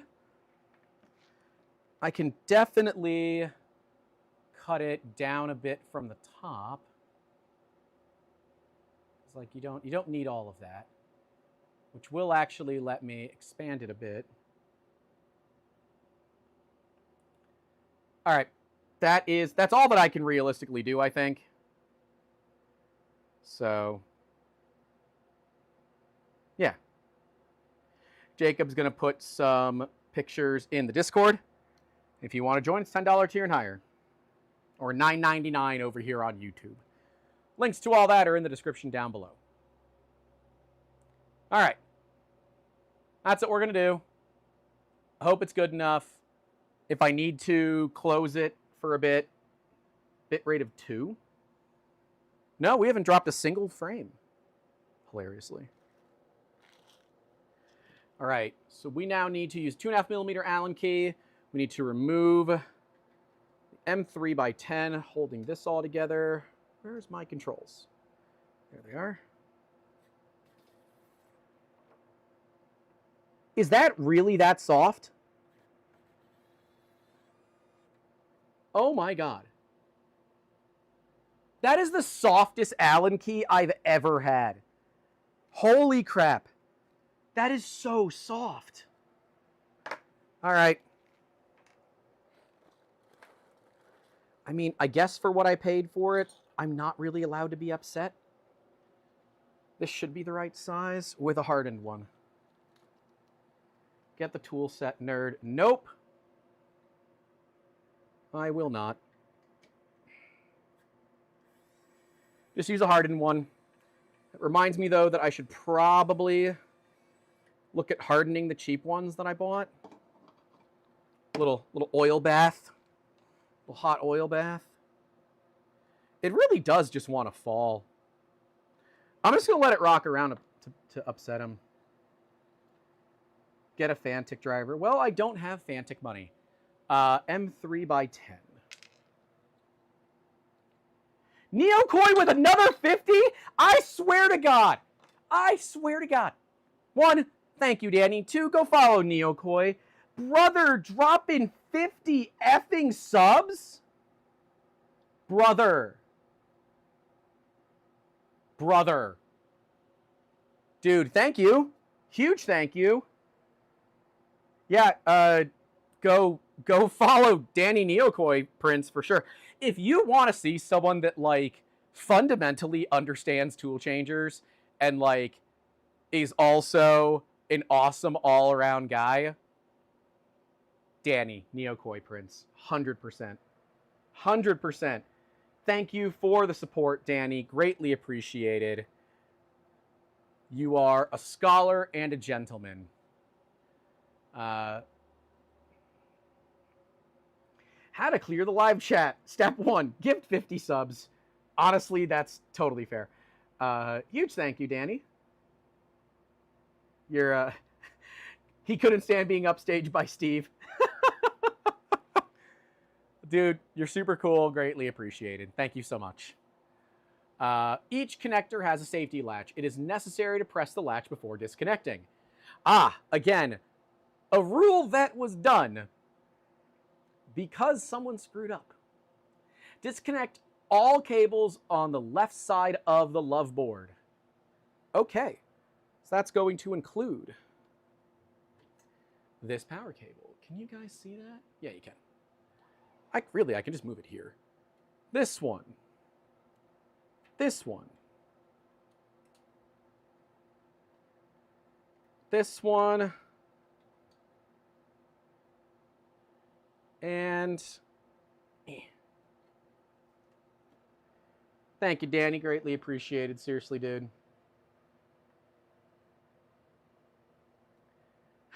Tarsman013 said 3D's nuts. They're in our Discord. I'm almost positive 3D's nuts is in the Discord. But yes, 10 out of 10 name. You guys are super cool. Thank you for supporting what we do here. Wait a minute. There's a kilo. I can use the kilogram and help me offset the very awkward weight of this printer. This printer is thick. It's all in the back. All of its weight's in the back. PB Jealousy said, I'm so happy to be able to take a few minutes to watch this. Would the conversion kit be easier with a kit Core 1? We don't know that. And the plan is, if we can get a INDX Prusa edition, I'm actually going to do that. Because I have a kit Core 1. And that is going to be the one that we build from scratch. 100% from scratch. I don't know if that's going to be easier. Part of me says it should be, but then the other part of me says they didn't build it that way, so you might still have to build it completely and then disassemble it, because, like, you'd have to merge the instructions otherwise, and, like, I don't know. LGRFBS said, hi from Sweden, pop in to say, I like the clean video reports on 3D printer problems, thanks. I'm glad you enjoy them. And yes, those connectors are made for people with tiny hands. Danny says, no problem. Keep doing what you do. I appreciate it, boss man. Same to you. Seriously. 10 out of 10, no notes. Okay. Disconnecting more stoofs. Okay. Looks like Yep. This top piece.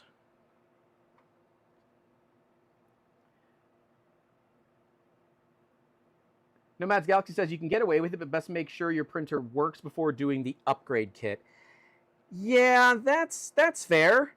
I hope that there would be some instructions that enable you to kind of just do both. All right, we now need to get...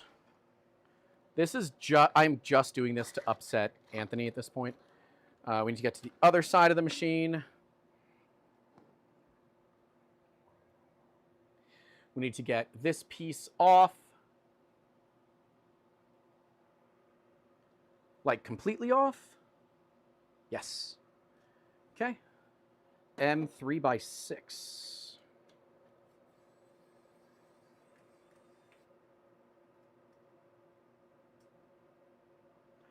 He said that it might be at some point, but at this stage, best to do it in cycles. These are M3x6. Yeah, I mean, that's fair. I can understand best to do it in cycles. It just seems like a lot of unnecessary work if you don't have to. Oh, early life cycle. Oh, best to do it in stages. I'm sorry. Look, man, I'm having a hard time reading today, okay? Will there be a Core 1 kit just for Index if you plan to get a new printer? The extra parts seem wasteful. You know, honestly, that makes sense. It will definitely be easier, but there are no instructions for it now. Easy would probably be to swap the extruder steps, and the rest is kind of just extra bits during the process. That's fair. That's fair. There's a lot of things, you know? Just a lot of things.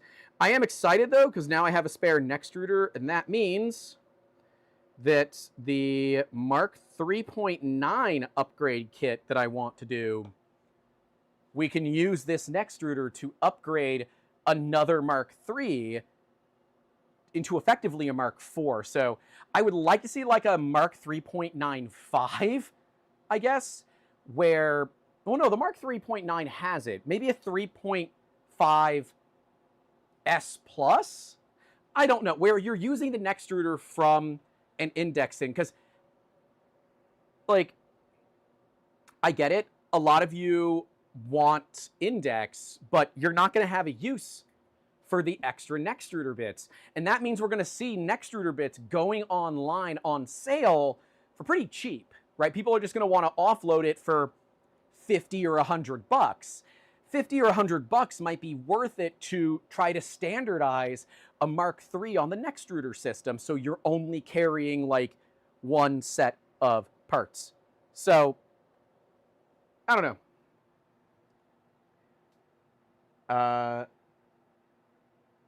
Since Olaf from Bondtech wouldn't ship me an index nozzle, click to confirm its authenticity. May Musketeer confirm. What am I supposed to lick? I'm so confused. Prusa Core 1S with the parts from a Mini 1 and then added an extra. I would never put a Nextruder on a Mini. That's a lot of mass. All right, we got to now take the top connector off.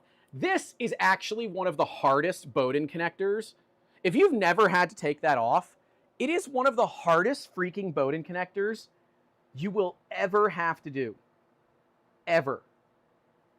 3.5 doesn't have the Nextruder, so I got a 3.5 as well as leftover parts from the Mark IV to Core 1 upgrade. So I think the only stuff I needed were the rods to get it to a 3.9. I mean, that's fair. Yeah, this Bowden, yeah.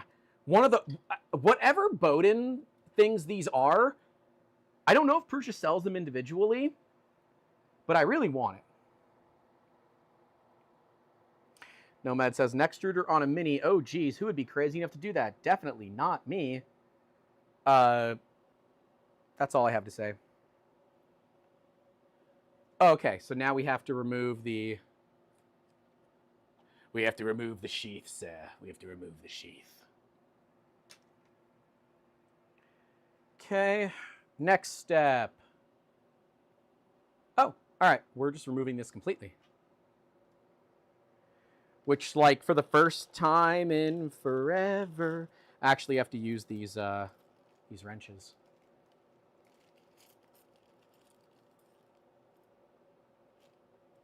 Sure, that's probably it. After the on key is removed, oh no, so we need to get this off.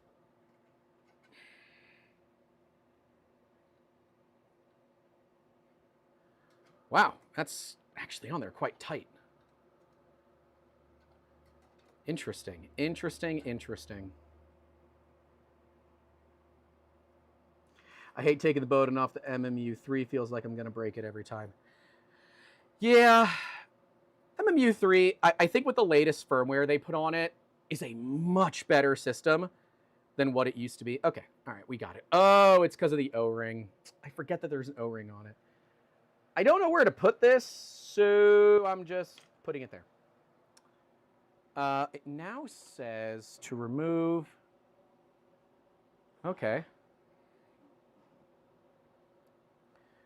The 2 screws there, which means we can just want to make sure that this will look okay when I go to that. Oh, wait, you guys need your light. Ha-ha! That doesn't really help. Honestly, that makes it worse. That's almost better. Why does this camera have such poor dynamic range? Honestly. Like, it makes me want to go back to the C920 that we used to use. It's a little frustrating, I'm not going to lie. All right, right now that doesn't matter. All right, let's get the fan off. It does say that potentially this might cause the fan to hang. And apparently that's okay.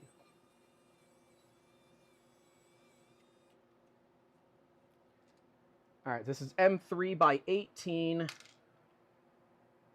because it's found out it's in Florida. Yeah, I mean, like, this is an Elgato face cam. Like, it's an f2.4. Oh, it's also only 1080p. I thought it was 4K. It's only 1080p. Okay, 24 millimeter f2.4. It should be better than what it is. It really should be. 1080p makes sense, but the top-down camera is also only 1080p. Like, here, that is only 1080p. The top-down camera is only 1080p. This is 1080p. This is 1080p from a Vixia, Canon Vixia, so it actually uses lenses. It's a camcorder. So I can zoom in on stuff, which is super cool.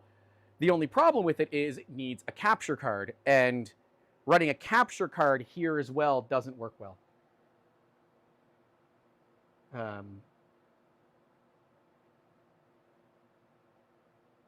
If it's just 1080p, I'd switch to a C920. I wonder if... let me try something with it real quick. I wonder if it's because of... Oh my god.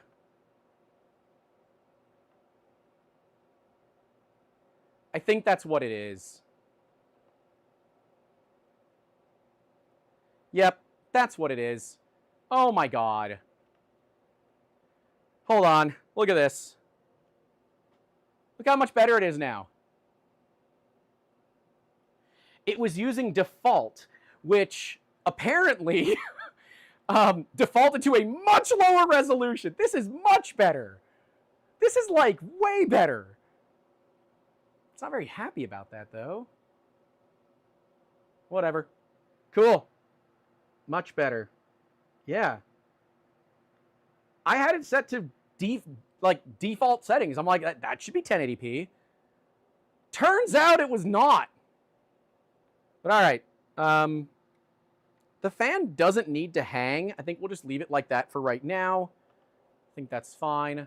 Oh, okay, it does need to hang, I guess. All right, fine. So we need to come in here. We need to remove these M3x10s. Hey, PB Jealousy, welcome to Basic Support. Thank you. Thank you, thank you. Dummy, yeah.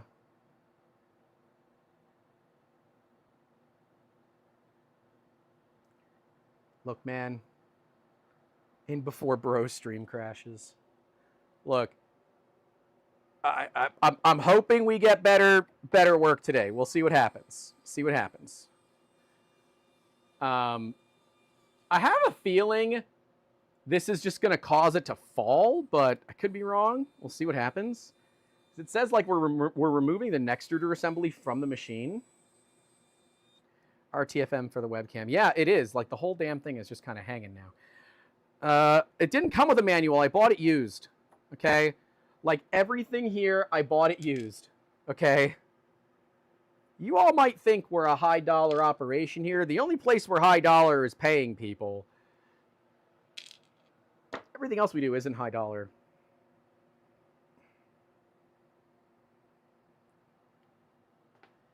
The sound kind of bad for me or for everybody. I mean, seems fine on my side. I will, however, move my my transmitter to the other side of my body. I can download the manual, but well, I didn't. Okay?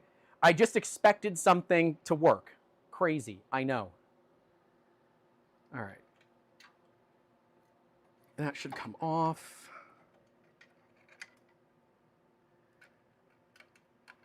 I want to be clear, like Nomad is picking fun at me, but we are friends and like, it's okay. If I was upset at him, I would tell him and he would stop. So we're just having fun. Okay. I got, oh God. Right. Cool. We got the Nextruder assembly off. Let's take a look at this together. I think that'd be fun. Here, let's do that. Well, that. Why am I always doing that when I can just zoom in, right? I mean, you got to admit, love the Nextruder or hate it. That's kind of cool. Yeah, I know some people aren't huge fans of the Nextruder. It is not a perfect extruder. It has its flaws, but I think it is a decent extruder, all things considered. It's reasonably lightweight. I like it. Also, why is there not a plus here for the Core 1 Plus? There should be. There's no point in buying 90% of things new. Used is cheaper and better for the planet. Amen. Kegel says, Nomad is just jealous because Grant can reach the top shelf of the grocery store. Man, that's, oof. That's so low, even Nomad can get it. All right, focus on the rear X-axis assembly. I won't be able to show you guys that. Remove the print fan. Okay, on the back of the print end, remove the M3x25 screw holding the fan. Remove the print fan by lifting it up. Okay. Can diddly do.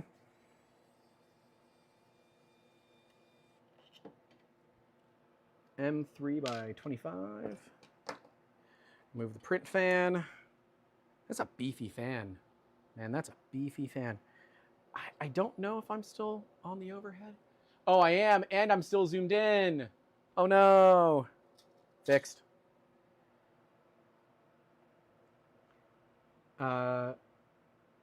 Used URL in the dice. Might get something with a gremlin. That's fair. That's totally fair. Can't show the reach around on stream, guys. It's fair. No, you can't.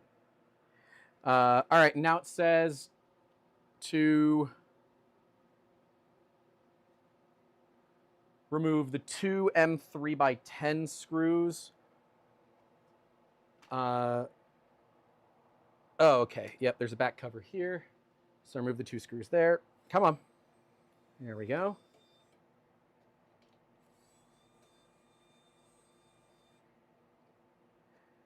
Awesome.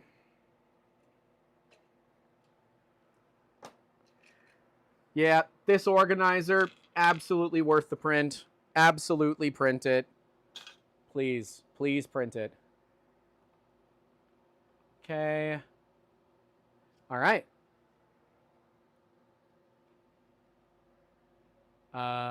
Dislodge the main extruder cable from the groove, which I've already done. Loosen the two M3x10 bolts. Oh, M3 R M38 RT, whatever. I wish that it wouldn't be just like M3x8, M3x8 RT, but I understand. It catches me off guard every time. You say that's an 8 mil? I don't know. I don't know if that's an 8 mil. Okay. Remove the love board and Nextruder cable.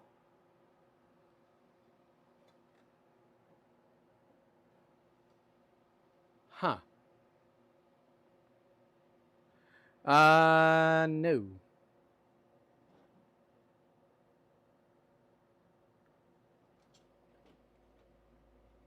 Can this just pull out from the back or something? Oh, yeah, it actually can. Okay. Let me... So the issue is it's not coming out, and I think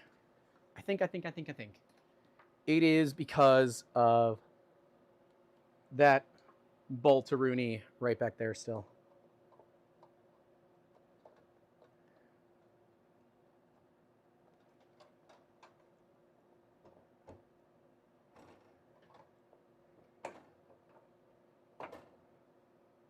Because it's two pieces, so it should let you like snap the wire out. At least it feels like it's two pieces.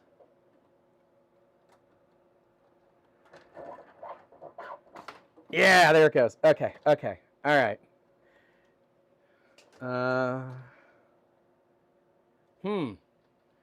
No, that's not working the way that I was expecting it to work. I'm sorry. I wish. Let me put this down a little bit more. I think that'll give you guys a better view. I could put the ultra wide on here, but I haven't done that yet. Stay on your base. Thank you. Yeah, let me see if I can just sneak. Oops. Let me see if I can sneak this in here. It looks like I can. I just don't want it to come out because it says, like, you know, very clearly not to have it come out. But what I think is happening right now... Yeah, the plastic part didn't open up the way that it was supposed to. Okay, that makes sense. Plastic part didn't open up. We Gucci, fam, I think is what the kids say, right? Maybe. Oh my God. Definitely some tight cable management.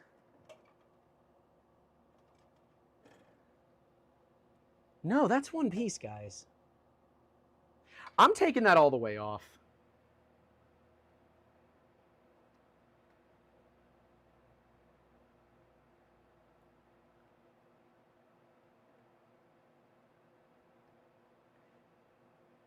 You missed a step a while. I did that, though.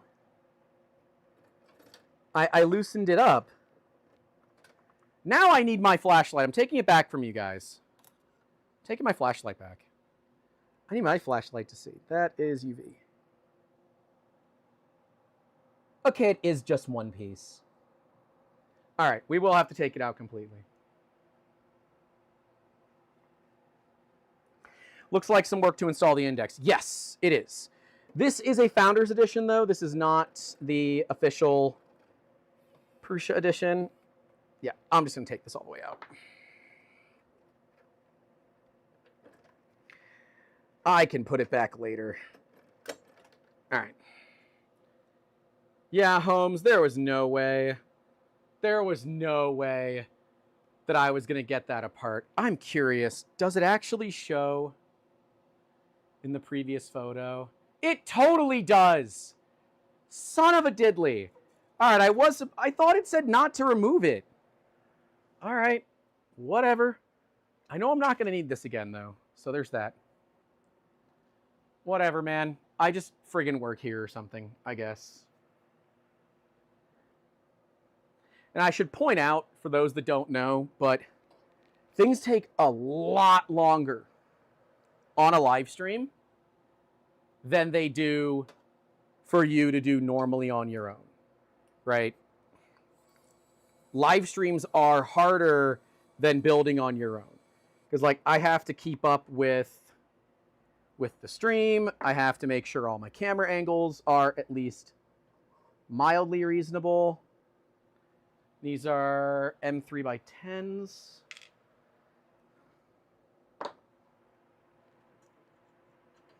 So I would say no less than 20% less than the time it takes me is how long it should take you. But as with any kit, it's okay if it... Oh, God, there was something in there that just fell out. Well, hope I didn't need it. What the heck? Oh, it was a nut. Oh, well, hope I didn't need it. It's gone now. That fell somewhere in the garage. That fell somewhere in the garage. Anthony says 7 to 8 hours if you're competent, but he can't even spell your correctly, and not Grant, who loses his nuts. Yeah, that's fair. All right, 2M3 by 10 holding the fan shroud. Those are going to come off the front. So let's go back to...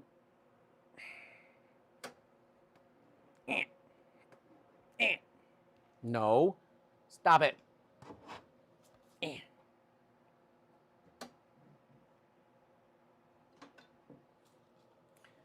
Let me do this. You should have a turntable, too. If you don't have a turntable, buy a turntable. This printer is very, very back heavy. All right, so in theory, if I do that, it shouldn't suck. Look at that. It doesn't suck. I mean, it sucks a little bit. Does it help with extra light? Not really. But you can have this back, I guess, if you need it, if you want it. You can have it. There you go. All right, I will take these two off, and we'll get moving. Where did I put my... I'm such an idiot sometimes. Where's my electric screwdriver?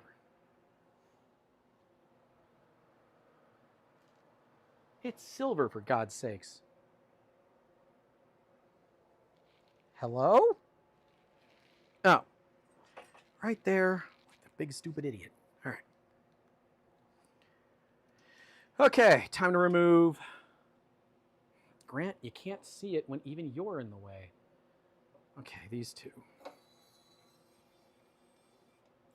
Here, let's just do that. We'll do that. I figure that'll be better for you guys to see anyways. Right? Yeah, that's fine. That's fine.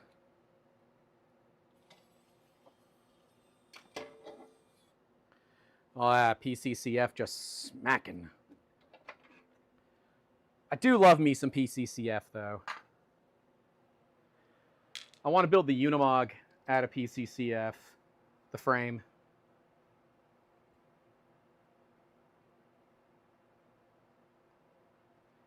Let me see.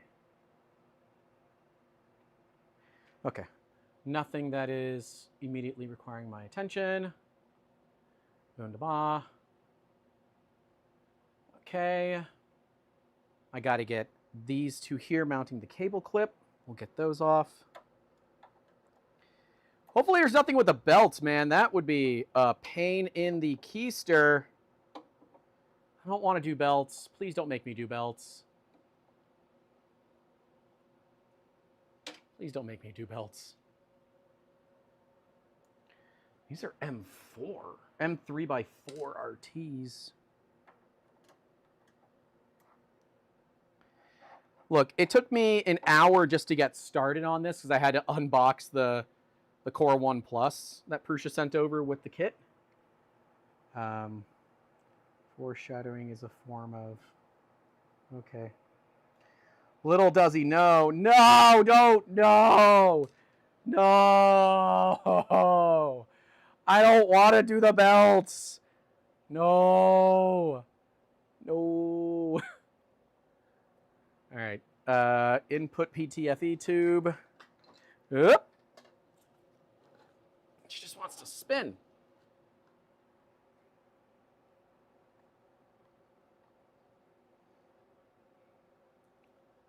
Okay. Want to...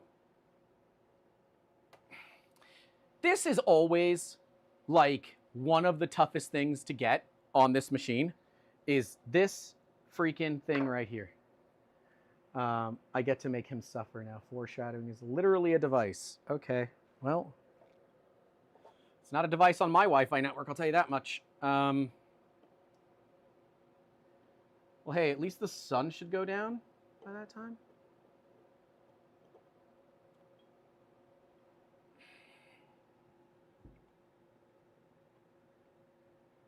The problem with the PTFE is grabbing it. Ugh. You can't grab it. All right, I am instead going to just remove the screws here first, like the ones on the bottom. Hello? Yeah, this is where the screw should be, right? Yeah. That one's... I think that's there, so you have to, like remove it because it's in the way, and I disagree. I don't think you need to do that. So I'm just going to do it this way. Am I wrong? We'll find out.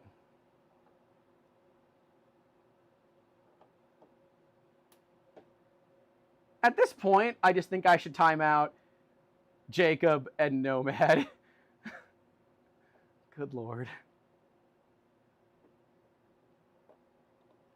Notepad gamers, Jacob, for those that don't know.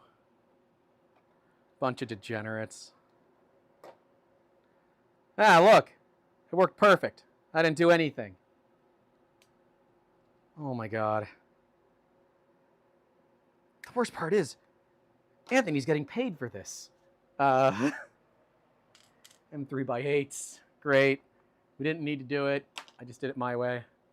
Shift your focus to the back of the printer. Great. Nope, not that one. That one. Shift your focus back inside of the printer. Great. Over there. I don't even... Yeah, you guys can't even see that.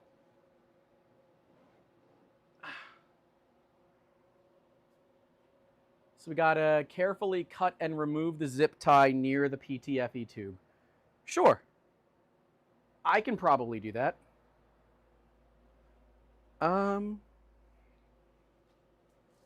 Where's my cutters? Oh no. Oh no. I don't know where the cutters went. They're behind me. I got them. These could be another set of cutters. Don't worry about it. Okay. I cut it. Now I guess in theory the filament sensor just pulls out.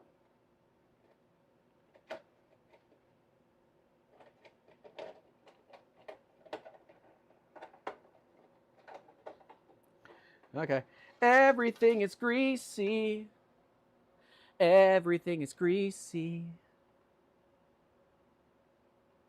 Great. I did it anyways. Cool. I don't think we're going to need this again, so I'm just going to put it back here. If we do, I'll go and get it.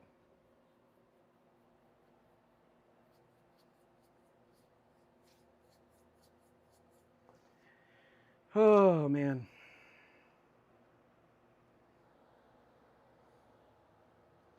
Just make sure I don't have like a billion notifications.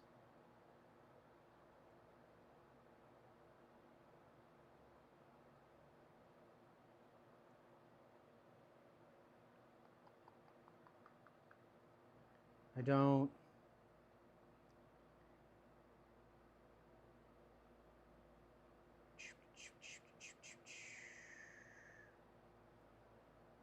Okay. No, I'm good. All right. Now we got to loosen the screws for, yes, the dreaded filament sensor. Or not filament sensor, the freaking...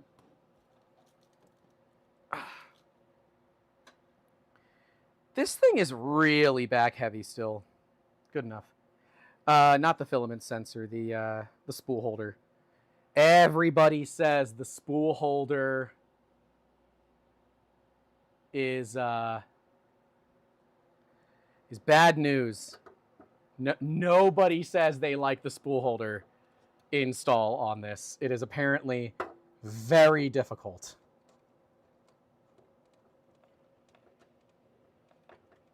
That's okay. Careful not to scratch the heat bed. I make 0 promises. The thing I clearly need to do on my Stream Deck is so that when I have Grant put it on a spool to spin it easier. It's on a 3 kilo spool right now, dude. M3 by 8. Oops. Where was I going? I forget. Yeah, they said little hands might help with that.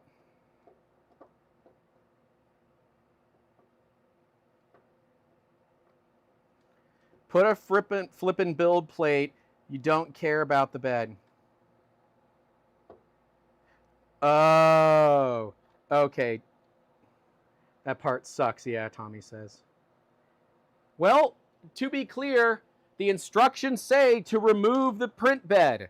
So I was following the instructions. It doesn't say to put anything on the bed. It says to use a protective cardboard box. No, the Discord said that little hands are better for the spool holders.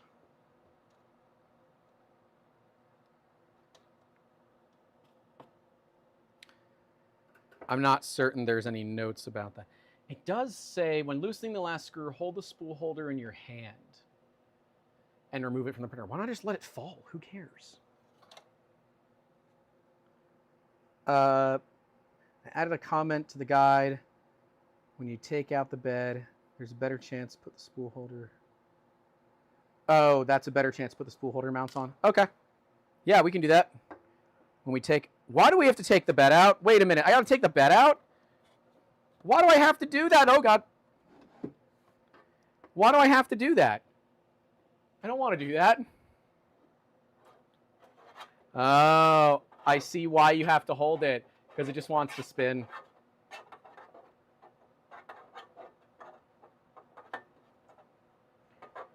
I've been following the instructions.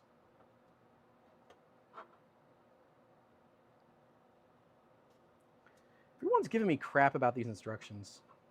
Okay, it apparently has to move a little bit. Stop it. Stay. Oh, God. Everything's falling.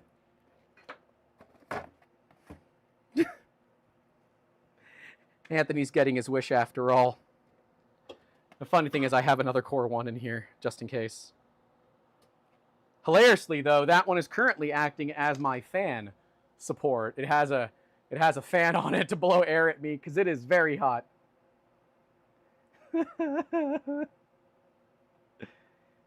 Look, man. All right.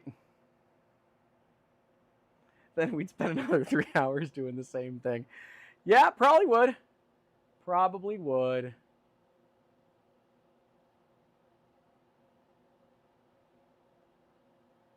I'm literally just going to keep everything. Okay. Yep. All right, Haribo time. Let's go. All right.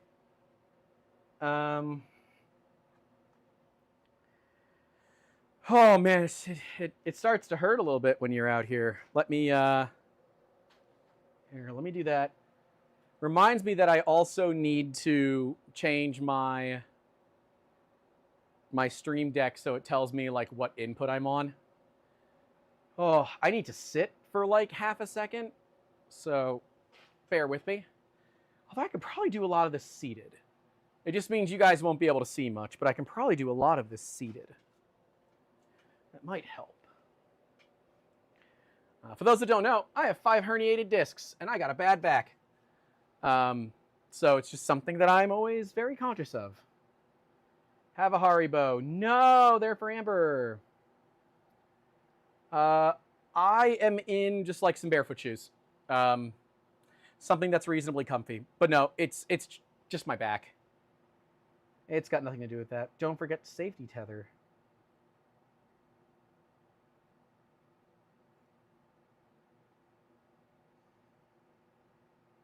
That just means you gotta build. Eat the Haribo with a steak knife. I'm not gonna do that.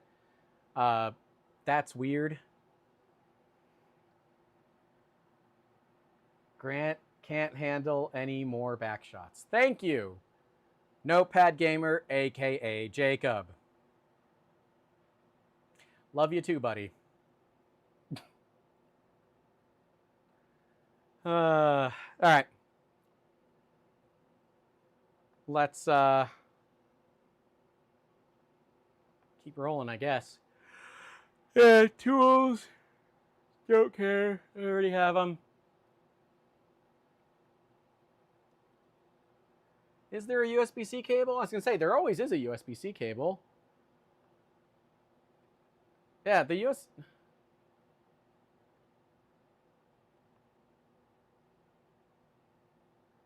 Oh. Welp. That's going to be fun. Okie dokie. We'll do main overhead.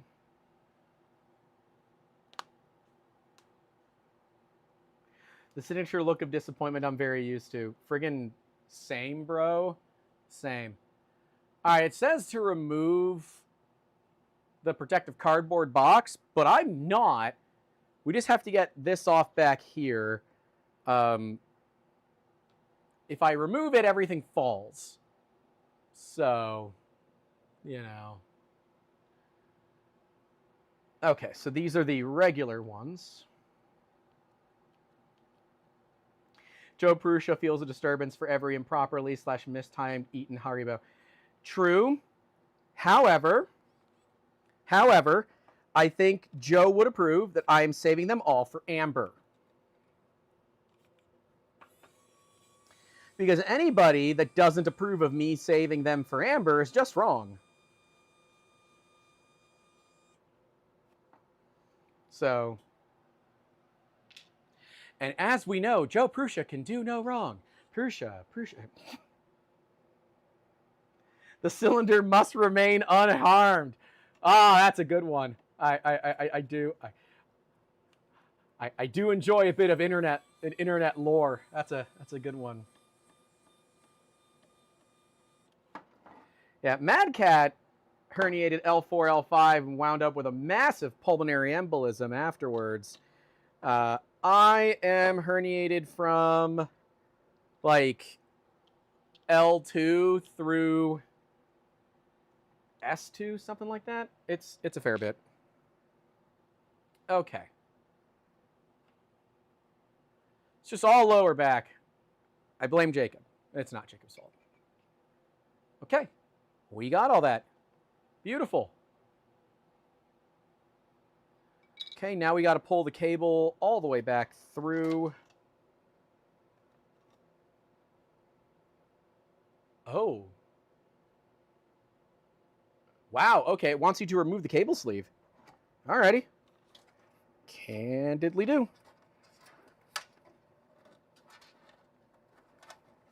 I can definitely see how this could create a bit of a challenge. The cable sleeve especially. Wait, is that a DC heater bed? Yes, it is. When are we going to have a 3D printer meetup in Tampa? I don't know, man. Just like text the shop and we can get together or something.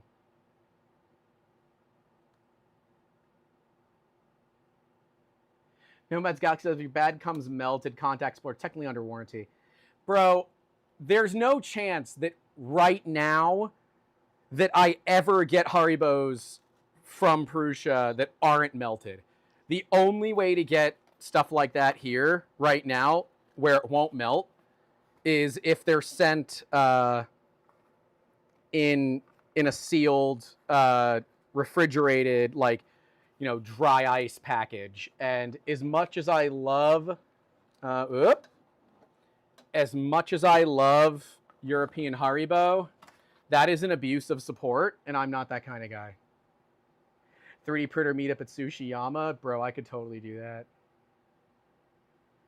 But yeah, if you're in the Tampa area and you want to like hang out or whatever, friggin' hit me up.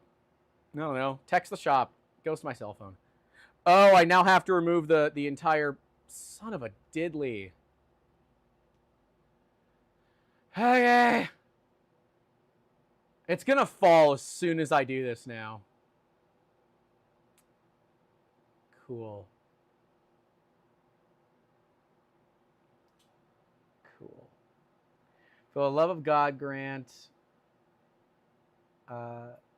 take the printer off the spool when removing the bed. The weight is going to change very back heavy. Yeah. Wait, how does Jacob know this? Wait a minute. How does Jacob know this? Jacob doesn't have one of these. Jacob, you were there with me. Jacob. If you put the box under here, it's not tall enough. It doesn't work. It's not tall enough. All right. It's off the mount, okay? Let me just make sure you guys are actually seeing the right angle here. Are you? Yeah, you are. Okay. I have my methods, he says. I'm going to be really salty if you have an FE and one of these and you didn't tell me. I'm going to be really salty. All right. So now it's just a matter of getting all the screws out. Remember, that is the last one. These are the Torx ones. I had the correct Torx bit out here. It is likely gone. Will this still fit? Nope. By hand it is.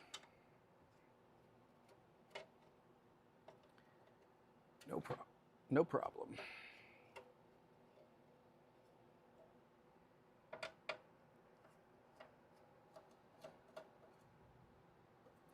Oop, I can hear the thunder.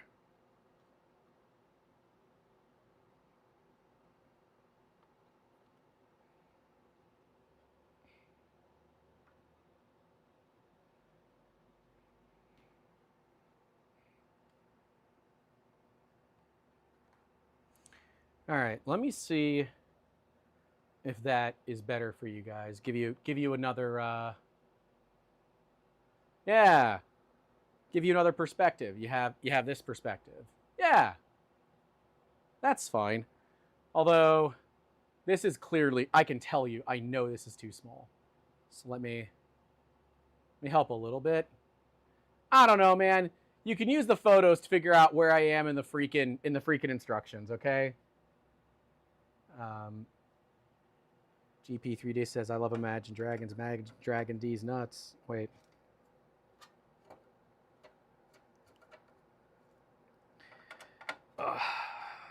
Hey, there's over 400 people here hanging out. Make sure to leave a like, subscribe if you haven't. It's the only way you can chat anyways. In theory, it keeps the BS away. But greatly appreciate your support on this. Grant managed to build a Voron because he cannot put a spool under a Lazy Susan. I don't have my Lazy Susan out here. The only Lazy Susans that I have are for my my scanners.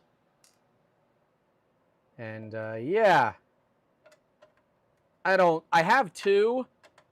I know where one of them is, and it's not easily accessible for the stream. I don't know where the other one is. But this whole shop needs a good cleaning. But I've discussed that before.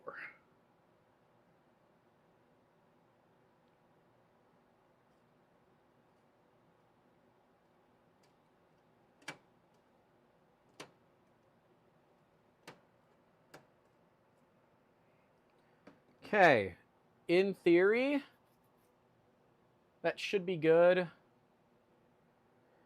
So we have to make sure that the LED cable is removed, but it's, yeah, I was gonna say, it's definitely not. So we'll need to work on that real quick. Now, before we do anything else, I'm going to pull the screws out of here and put them all in their little containers. Manual ones are not expensive on Amazon. I know. I'm aware. I have manual ones for scanning. It didn't cross my mind that I should use it and have it for this stream. It's my fault. I'm sorry.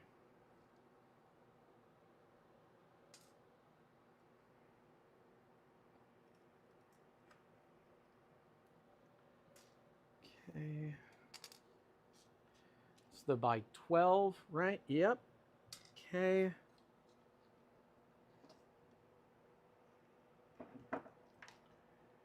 All right. And then I guess we're just going to set this off to the side for now. Sure. I don't see a single way I'm going to have that go wrong. All right. Release and ensure the LED cable is removed from the cover bottom before proceeding. Okay. But like, there's not a good photo of that. I'm not entirely certain what that means. Like, does it want me to push it? I guess it wants me to push it through here. Worst comes to worst, I can just feed it back through. No big deal. No big deal. No big deal. We'll just put it through here. What the frig? I knocked something off the...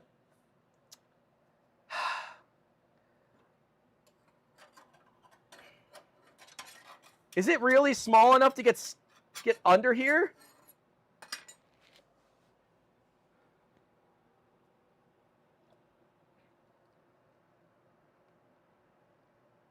It totally is. Oh my gosh. I can see it. It is the standoff for the center of the bed. It is actually small enough to get wedged. Yep, there it is. It's small enough to get wedged underneath the panels. So make sure you do that. I got it. I got it. We're good.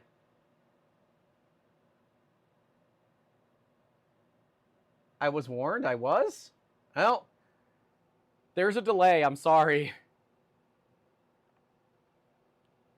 Yep, that's all out. Oh, hey.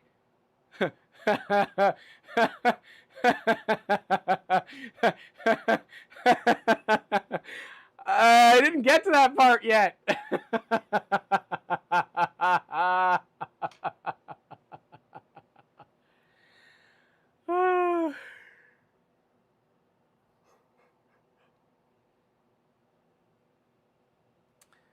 Okay.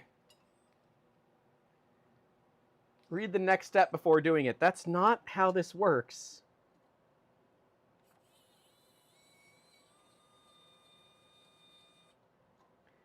Okay.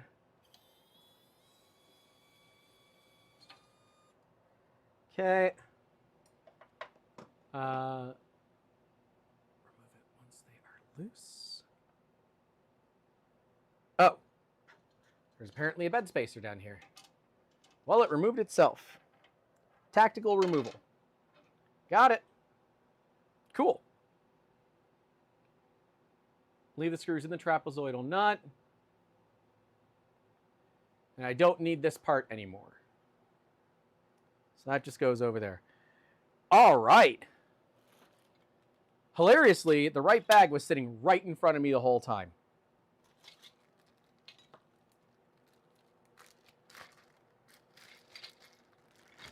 Prusa.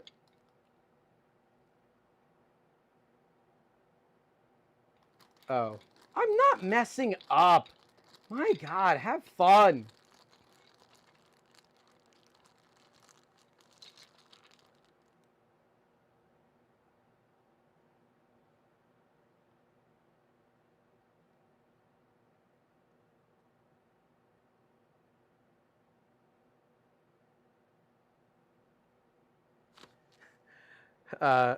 Percy walked in and saw you on the TV and thought we were streaming again and is just yelling hello at the screen. Hi, Percy. All right, so we're going to need some parts here. Let me get those parts for you. Oh, God, dropping parts. All right. We're going to need that part, and that part. Great. Got those 3 parts. And so we're going to need to find the fasteners bag. Fasteners 1 of 2 specifically. There are 2 bags of fasteners for INDX. Almost out of my reach. Okay. So we need the M3N nut X2 and M3 by 18.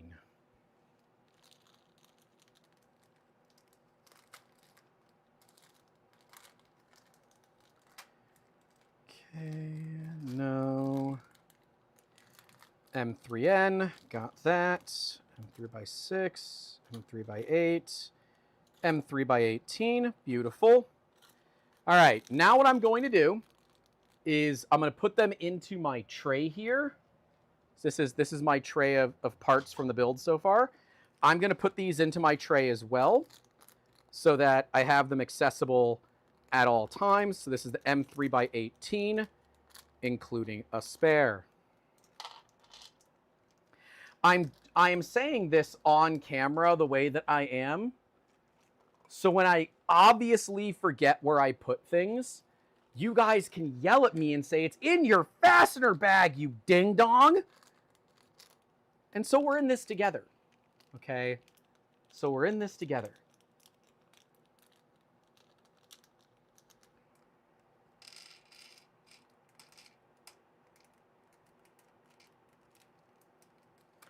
Okay. Now, my plan is to take that bag, that container and just put it right back over here. Grant likes to pretend he's organized. Dude, you're so right. Oh, did someone design a bespoke part tray for the INDX upgrade? No. This is for the Core 1 screw organizer. So, yeah. So I need 2 of the lock nuts. Great. I guess we'll give you guys a little extra light. I don't know if that actually helps. And we need 4 of the M3 by 18s. Great. Oh, right. Okay, fine. We'll just do it down here. No big deal. Stop it. Let me see where the webcam is pointing. Okay, the webcam is actually a decent view here. All right, I'm fine with that. Yeah, don't drop the tray. I know. I love how Herzl's like, I'm waiting for the moment when he drops that tray. Herzl's in our Discord, and I should remind everybody that this is the type of Discord that we have, where they're just like, yeah, drop the tray, you idiot. It's great. Yeah. All right, we're going to use screw pulling technique to get the nuts pulled in. I'm just going to use one of the M3 by 18s. No biggie. And I'm going to use my electric screwdriver because I can.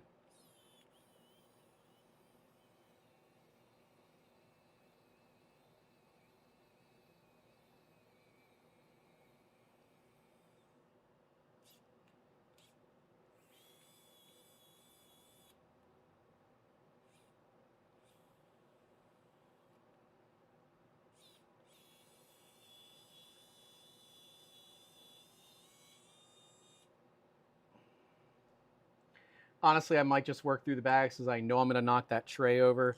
You know, I said the same thing to myself, and I was talking about it in the I think it was either the Prusa Discord or the Bondtech Discord about it, and like multiple people are like, no, print a tray, you're going to regret it. Because the issue is being able to like keep track of all of the parts that you take off. Nomad says he's revoking my sushi privileges. Well, good thing I've been so nervous I've been barely eating. So that's a plus. You know, I've been so nervous and anxious recently. Can't imagine why. That I haven't been eating much. Okay, that looks like it's gonna suck.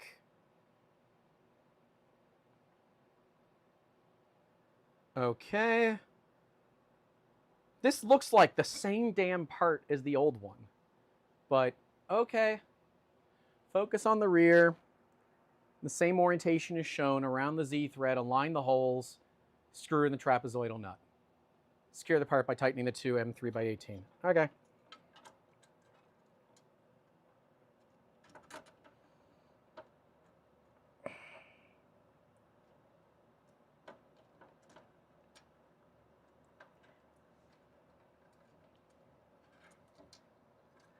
All right, so I should probably do that. Ah! Wow! Olaf, how long has it been at it? I started 2 hours and 42 ago. But in my defense, I also had to unbox the machine. I love how Nomad's not even trying to help me. He's been at it for 3 hours. I have been at it for 2 hours and 43 minutes, okay? So, F off, Anthony. And yes, Anthony, technically, his last name is, I don't know, well, I don't want to. Unboxing the machine should be 5 minutes. Well, it is 5 minutes for someone who's able-bodied. And Anthony, if you want to keep making fun of me because I'm disabled, that's fine. But hey, man, that's on you, not on me. Yes, I just played that card. No, I don't care.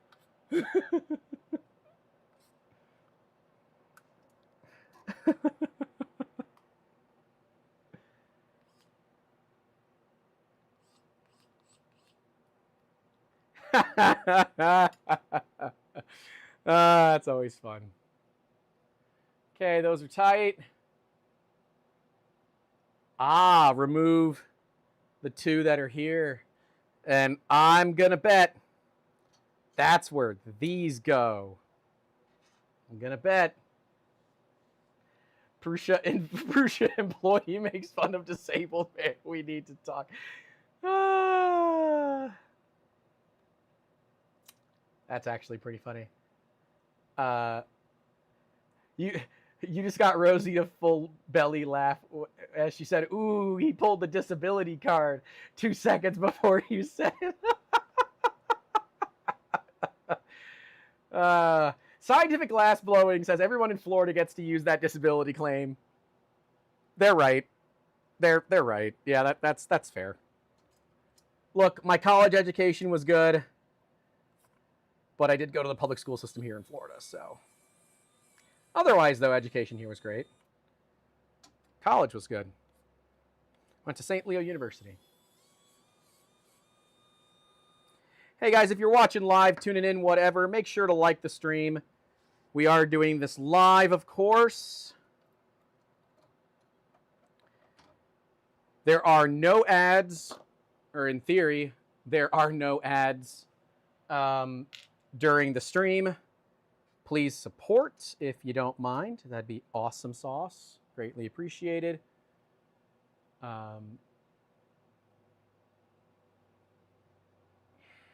What? Gently lift the Z carriage so that this goes under? Whoa. Okay. All right, it goes under. I figured this was going to go on the top. Well, I guess that makes sense that it would go underneath. Okay. Yeah. I mean, that makes sense. All right. Yeah. That makes sense. Speed up, please. You're making us look bad.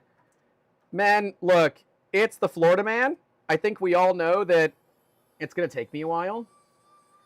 Oh, by the way, I designed that part. So Olaf says he designed that part. Obviously, that means this is the worst part in the entire kit. Love you, Olaf.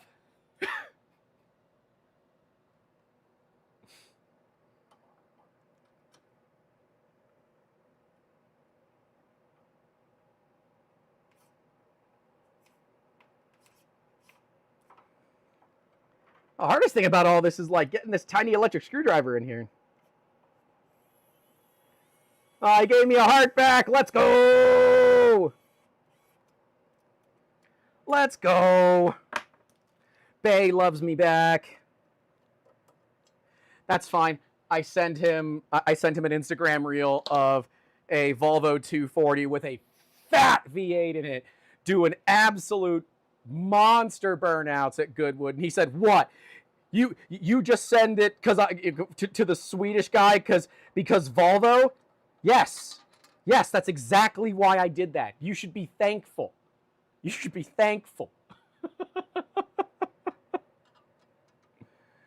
Nah, we're friends. We are friends. Also, I assume Olaf's a car guy. He might not be. He's an audio guy, so like chances are he's also a car guy, right? It's like, you know, expensive hobbies are expensive hobbies. Tighten the inner screw first, then tighten the outer screw. That makes sense? Okay. Makes sense to me. He said, we designed the index as good as we could and said, bed height be damned. Not going to make it perform worse with TPU when some bed spacers can solve it. Wait, so bed spacers are the reason that it performs better with TPU now? That's kind of interesting. Need risers for installing the Trident 2, 10 millimeter. Huh. Well, the more you know. And remember, kids, knowing is half the battle.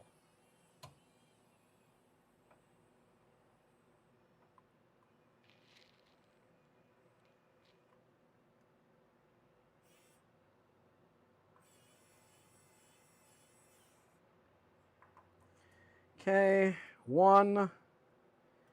I don't know. This is just like some generic electric screwdriver. So far, it's been good.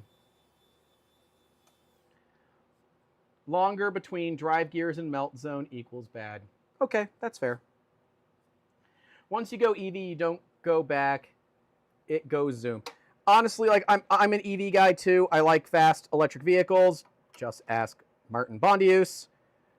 Still one of my favorite, like, memorable things from that trip because it was serendipitous.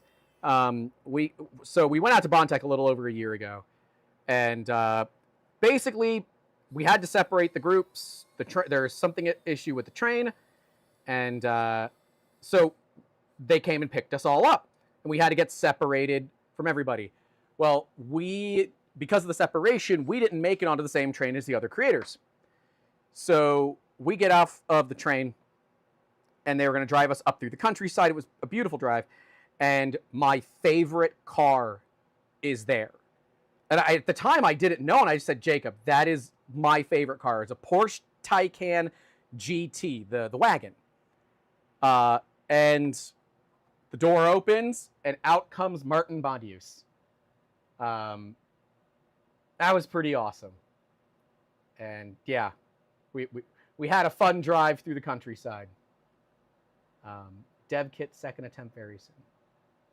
Shooting brake, not wagon. Oh, same thing to me. Oh yeah, I guess I could bring this to Maker Faire Orlando.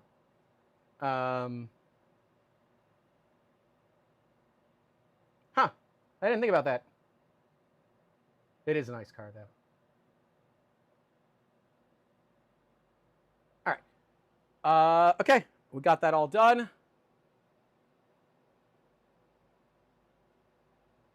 Oh, I did them both at the same time. I doubt that matters.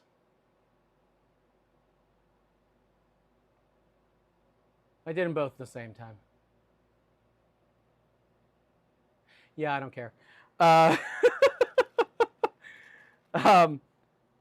All right, so we now need to get the offset sensor holder, which I need to find. Is that this part? Yep. Offset sensor holder. Hey, it's our first electrical thing. Awesome.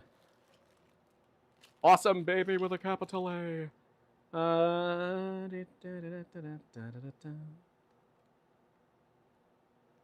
No. Not in there. I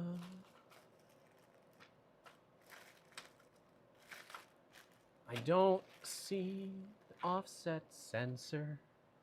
I gotta find the offset sensor.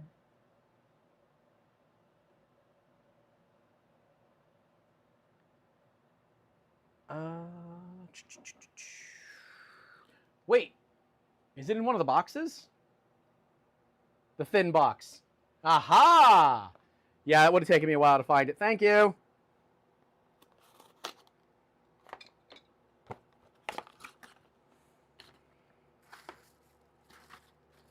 Got it. Thank you. Almost yeeted that entire box out of here.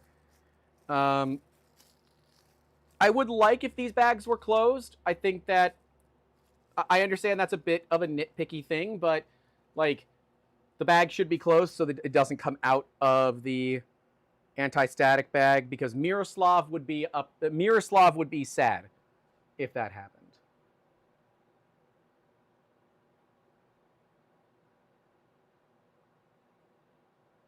The bags are not resealable, but they don't need to be, right? Okay, we'll have that and that. We need an M3x8 RT and an M3x10, which I have plenty of. And I'm also using, like, if I already have the parts opened, I'm just going to go ahead and use them. It says sometimes that, you know, hey, use it previously. It's like, well, I already have it open. Like, why am I gonna bother doing it any other way, you know? There is a cables bag somewhere, and that's where I will find the offset cable, which is what we are going to need here in a minute. Ooh, ooh, ooh, ooh. Oh my God. Guys, I'm a little scared right now. That's a lot of cables. Bro, that's a lot of friggin' cables. Okay. Put some music. I do not want this stream. So the problem with having music, even if that music is fully royalty free, there are companies out there that will still copyright the music, and you as a creator then don't get money for 30 days. And that sucks. And I'm not a fan of that. We use royalty-free music, but yeah, I'm sorry. I would love to have music for you guys, but yeah, I can't. I'm sorry. It's just not worth it right now. Okay, another thing that I can definitely give for some feedback. The cables. You guys have labels on them, which likely go to some sort of, you know, internal, like, hey, is this in the bag? The thing is, it's not obvious what cable is what, and I'm kind of having to guess here to figure out if I have the right cable. So I would say that on the cables themselves, if we could put a sticker, since the sticker's already there, if we could print maybe on the back side of the sticker what the cable is, I think that would be exceedingly helpful. Coloring would work too, right? Just a little bit of like colored heat shrink on each of them. But the problem with colored heat shrink is some people could misinterpret it as like a power wire. Like if you use red or black or green, or use like one of the common power wire colors. So I say, since you're already printing the labels anyways, and you already have a system for putting the labels on there, having a system that prints the right thing on the label as well, and that, like, you know, does it, would be great. And then it tells us what cable is what. I think that would be a great bit of feedback. Tommy says, it's a good point. The cables each have a QR code for internal reference, so adding a bit of text doesn't really change much. I prefer the text on the items, probably makes it easier for identification on some edge cases too. Yes, 100% agree. If I wanted to be like uber picky, I would say one at both ends, but that is double the amount of labor now, assuming that's done by hand. I don't actually know if it is. If it's not done by hand, one at each end would be great. If it is done by hand, just one is fine. Colored heat shrink would work too, but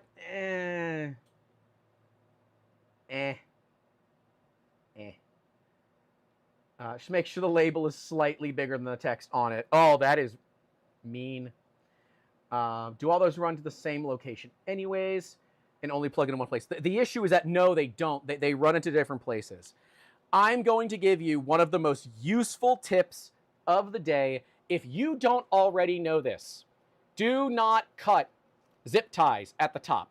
Never cut zip ties at the top of the bag, right? Because you can just dump them all out. What you do for zip ties, and this one already has a hole in it, you know, to keep you from like hurting yourself.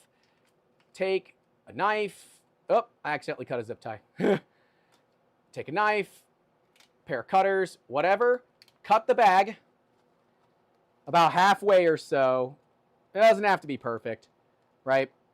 And so what you do now is you can grab them out as you need them. Then when you don't need them anymore, you put them back into the bag and they don't come out. This is the most useful. If there is one thing that you pick up today and say that I learned something valuable, it is the zip tie trick. Do that from now on. I used to cut it at the top. I don't know where I saw this. I saw it on some YouTube channel a couple of years back, and I've always done it this way from now on, and it is so much better. Do it this way. Leave a like, get subscribed. Thank me later or something.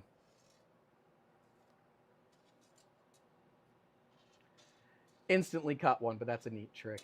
Arcane knowledge. Yes, it is. Yeah, I nipped a zip tie. It's fine. I've got spares. And remember, when you cut zip ties, don't cut them at angles unless you're not going to be the next person. If you're going to be the next person that works on those zip ties, cut them flush and don't cut them at an angle. If you're not going to be the next guy and you don't like the next guy, screw the next guy, cut it at an angle. Or don't, you know? This is the value of the stream's tips. And only for a minute.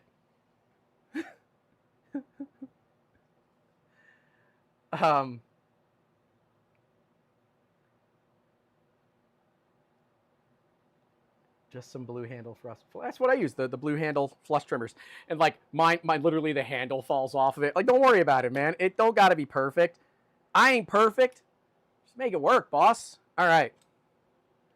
We now gotta put our little board in here. Great. Make sure that the Prusa logo is facing up, which it is. That'll probably align that hole there. Yeah, that all looks good to me. Okay, we want to go ahead and get this screw in.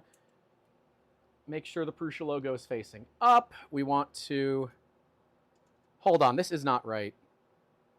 No, this is not right. I don't think this is the right part. If it is the right part, it's been modified. Hold on. I don't think I have the right part. Let me make sure I'm almost positive I do. Yeah, I do. Okay, the part's been modified. So the photos are not accurate anymore. There used to be a little shelf that held this side. It's like there used to be a little shelf over here, according to the photos. That is not there anymore. So it does look like instead of a shelf there, they moved it over to here. It's not all that necessary to update the photos, but I mean, I think it's valuable. Armor 3D Printing is here. Hey, David. He said, how's the build going? I'm past my first gummy bears, but I'm saving the gummy elephant's foot for Amber. They all melted. Both of them melted. Both bags of gummy bears melted. That's fine. I'm saving it for Amber because she's the one that matters the most. Butt on Button says, greetings from Prague, not from Prusa. After the last video. Great. I'm not reading that any further.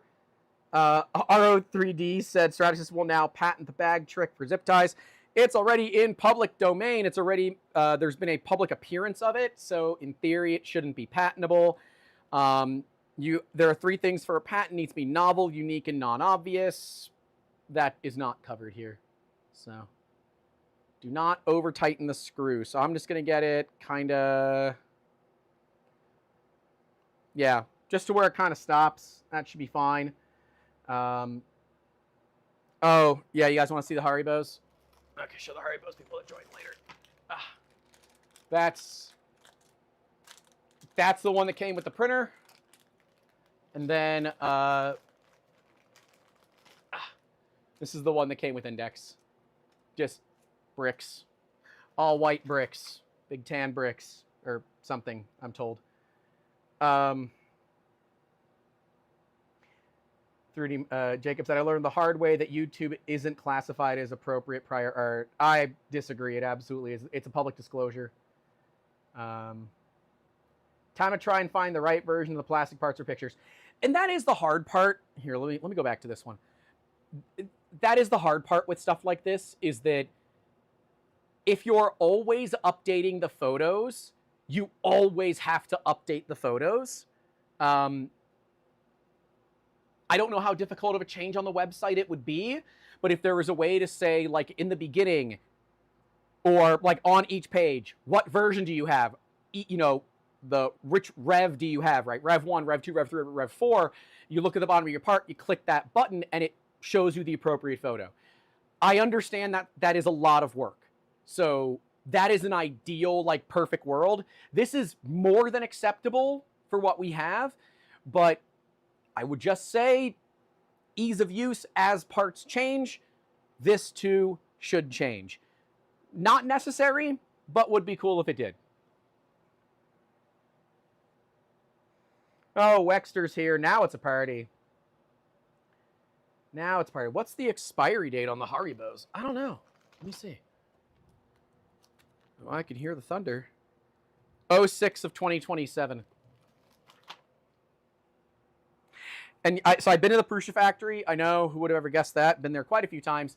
Yes, in their front lobby, there are vending machines. Yes, they have Haribo in them.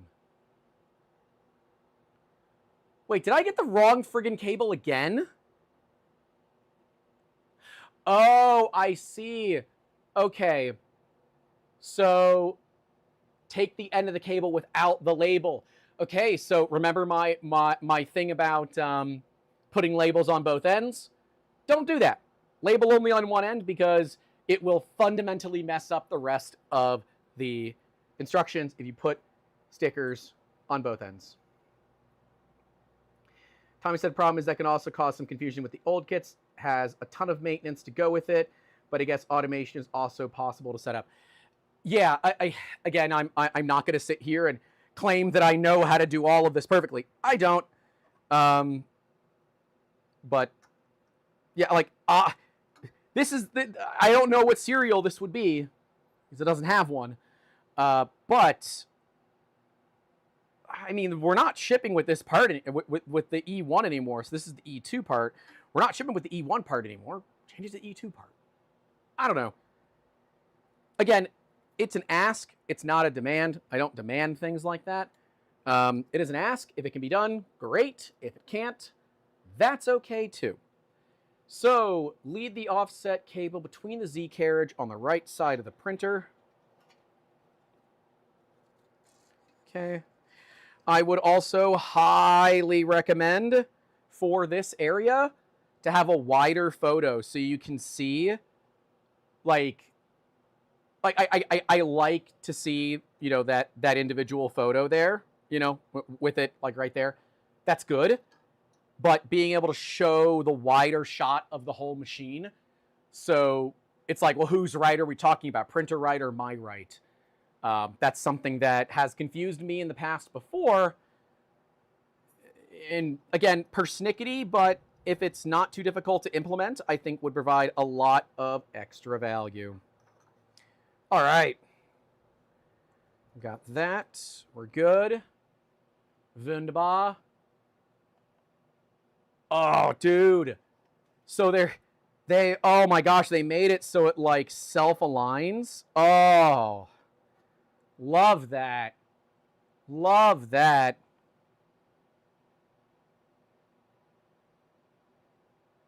Absolutely love that.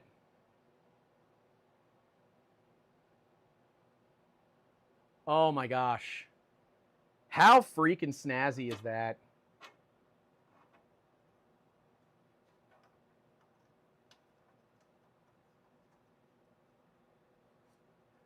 Wexer said also wait until it gets complicated to add the label on top. That is probably easier to add now. I don't have a serial number, Wexy. I don't have one. My machine is serialless. You know, it aligned perfectly the first friggin' time. Now I feel like an idiot. All right, there we go. Okay. Great. I'm assuming we're supposed to screw it in? Okay. Yep. Yep. All right, now we're supposed to screw it in. Now this is where things suck for me. There's a sticker. Oh, the oh, the protective sticker. The oh, what the frig? The Captain sticker. Okay, we can do the sticker now.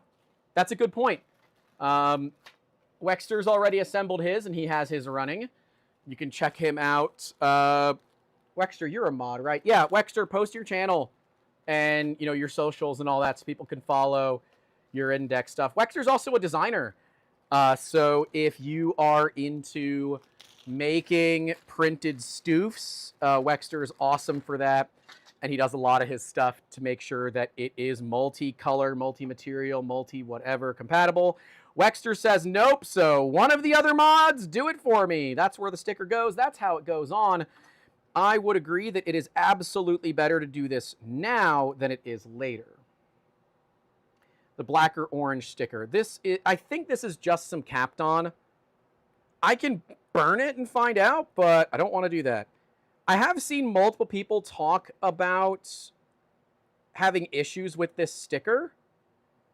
I would caution you guys on this sticker. Just be careful, but I do have to agree with the hive mind that doing this now probably a whole heck of a lot easier than when you don't have access to the space. Tommy, I would have that. I know you're still here, so I'm just going to talk to you directly on this one. I would absolutely write that down as some feedback for future changes in the manual to do the sticker first, unless there is a explicit reason not to have that. Official Glitch Lab says, good luck on the stream. They have to go back to work on the shop. All good, boss man. IPA on the sensor. Yep. It's just some tape. Yeah. For stress testing, it was possible to damage the PCB over time. Sticker prevents that. Yep. Yeah, I would assume it's capped on. It's almost always capped on because capped on is very, very, very heat resistant, like incredibly heat resistant. And it is perfect for stuff like that. Of course, I had the tools. I put them down somewhere. Where? Beats me. Ah, there. I need to get the appropriate hex key. Again, shout out to Prusa. I do wish they included all the sets as ball and hex keys, but at least the main one that you use all the time is a ball and hex key.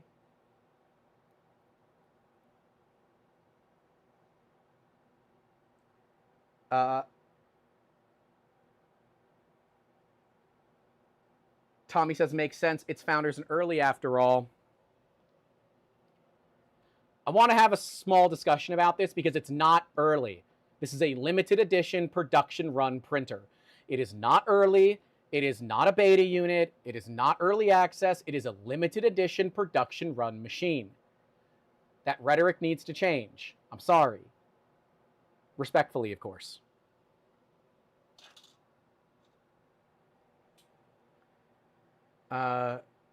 Yeah, so Wexter, you're not the only one that said about the spool holders that it is easier to do it now than it is to do it later, and I'm kind of inclined to listen to you guys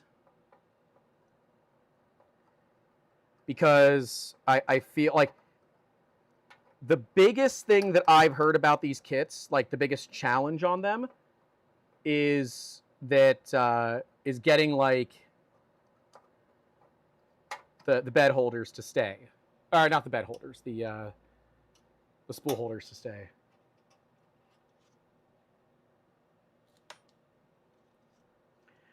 Swiftblade 3 says, having a few rolls of Kapton needs to be a real requirement for anyone who at any point is going to be handling electronics spare PCBs.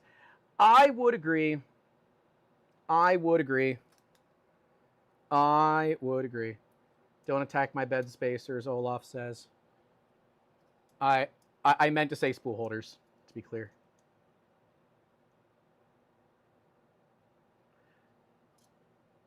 On my phone, or I would post. Yeah. Living across the state, I'm not even putting mine on. Dry boxes for all my filament. And that's fair. Gilbert Nar was actually one of the people who we were going to be working with to still stream it, but just build his kit if things were going to be very complicated, let's just go with. Never used Kapton even on old Omron induction sensors on Clipper. I'm very much a Kapton fanboy. I like Kapton.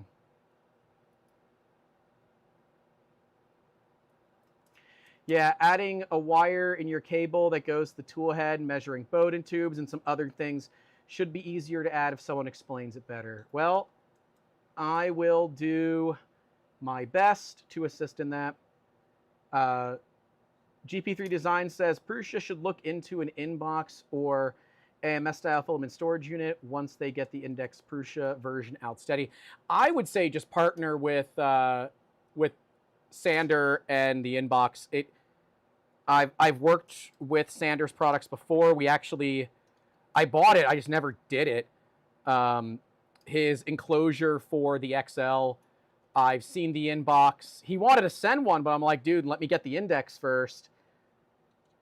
Then, it doesn't, it doesn't make a lot of sense to just have it sitting here collecting dust. So I am hoping heavily to put an inbox on this because I agree. Swiftblade says IMHO capped on is superior electrical tape and only allowable one anywhere near a tool head. Yeah, that's fair. Spice King said Prusa helped sponsor the inbox. I didn't know how public that was. That's why I didn't say it.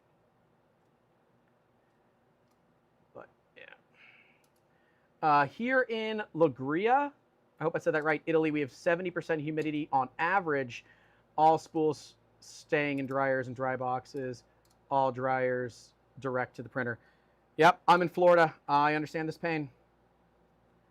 How confident are we that INDX will work well right away? After all, I am the one building it, so I don't think anybody's all that confident. I was mentioned in the build guide for Inbox. I didn't know that. That's cool. Well, that was very nice of Sander. I didn't ask for it. I mean, look, he reached out for some feedback on a couple of things, but I didn't ask for any. That wasn't necessary, Sander.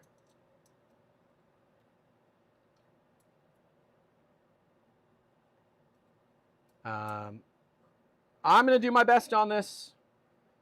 I hope we can get all this done today. This part kind of sucks, not gonna lie. Getting this done without an electric screwdriver kind of sucks.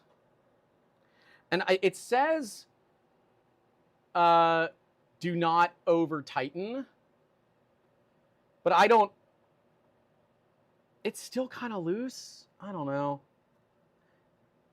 This would have been better. I can't tell if I'm just stripping out the threads or not. Grant, you almost done. Come on, hurry. Yeah.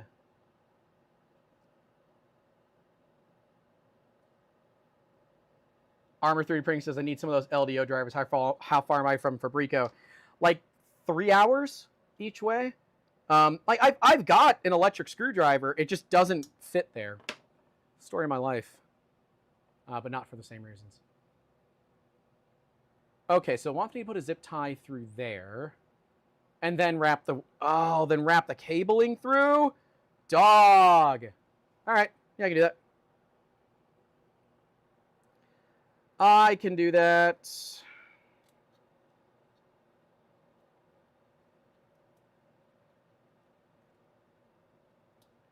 Right on the first page with more details on Prusa sponsorship. Well, that is unnecessarily nice. You know, we don't expect to be like shouted out for the stuff that we do, right? It's just kind of like you do it for the love of the game, if you will. You know, you do it because you love helping other people. Never did it for like the credit, you know. It's always just there to help a buddy who I legitimately think is making a... Oh, damn it. I just dropped my cutters. Helping a buddy who I think legitimately is making a really, really nice product.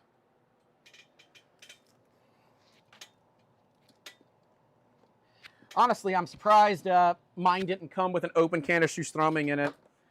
But I guess it did come from Prusa. It didn't come from Bondtech. So if Bondtech had sent me one, I feel like Olaf would have put a can of Surströmming in it. All right. Oh. Okay, so we're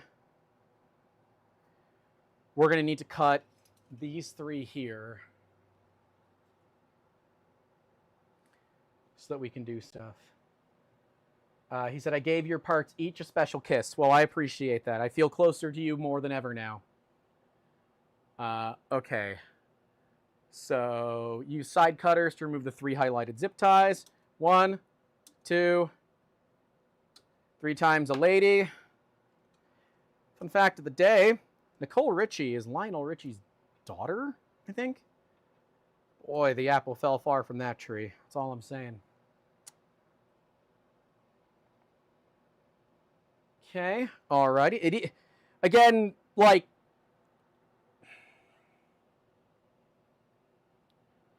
I know that I say this a lot, because I do. Like, I know I say this a lot, but I want to point out, like, the little things that Prusa adds to their, like, build guides that make your life a lot easier, okay? There's a guide for how to route the zip ties. I've talked about this before. That is so valuable when you're building a kit like this, to know which way to route the friggin' zip tie. Other companies might just say zip tie it down or secure it down. No, like, show me how to do it. Assume that I'm stupid and let me prove to you that I'm not. Prusa assumes I'm stupid, but also lets me prove that I'm not. It's there if you want to see it, but it's not necessary if you don't. And I appreciate that. Thank you. That's really useful. It's really, really useful to have that kind of information available. I know it might sound like a little dumb to you guys, but it's like really valuable to me. Yeah. GP3 Design says Prusa's build guides are fantastic, man. One of the things that puts me off from a Voron is a lackluster manuals from beginners to that level of DIY. Yeah, and there's a very, very steep learning curve from, like, the beginner to, you know, not a beginner for Voron.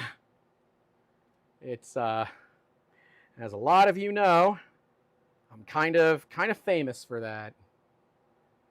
In fact, my frustration with all the belt routing apparently inspired the R2 variant of the Trident. So, look, again, if my pain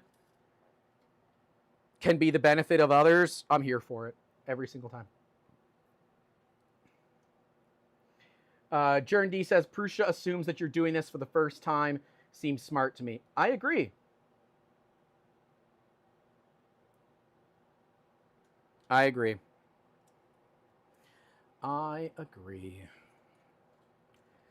All right. I got to route it through the zip ties here.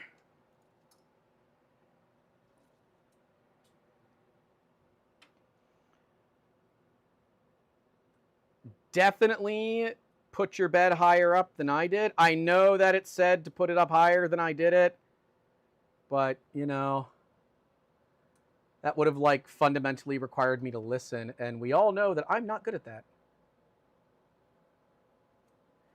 Oh, come on, find your hole!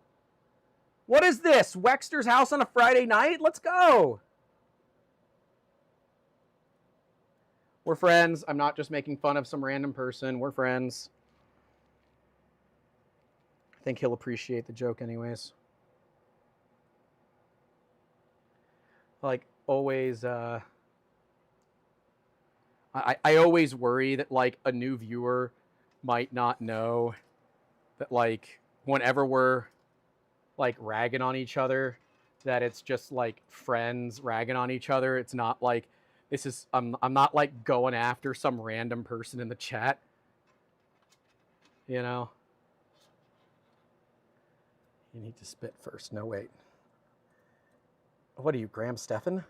Come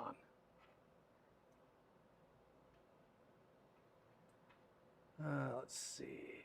Come on. Like the stream if you're enjoying watching me try to put it in the hole. I don't know, man. I just work here, okay? I just work here, and very poorly at that. And I did the zip tie wrong. See, Prusa assumes I'm an idiot, and rightfully so, because I put the zip tie on backwards. Upside down, I guess? I don't know. I put it on wrong. I'll get it right the next time. But I have always appreciated the way that that stuff is done. I think a lot of you will remember my XL build, where, like, I lost my collective crap over the printed part to help you deal with the zip ties, and how effing cool that is. and like how that is just simply a masterclass in part design, because you're designing to solve a problem. And you know, I don't care who you are, that's just cool, man. It's just cool. All right, that's all through. Do not tighten them yet. All right, we will not tighten the zip ties. We're going to go on to the next step. I did all of that. Okay, great. Tuck the offset sensor cable. Is there...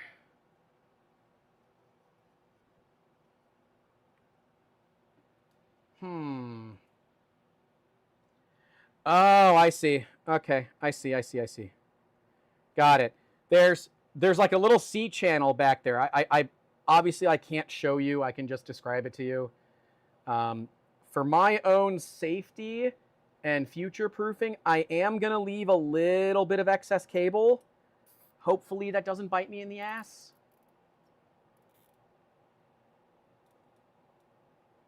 All right, the first zip tie, you want to leave it slightly slack. That's what I'm doing.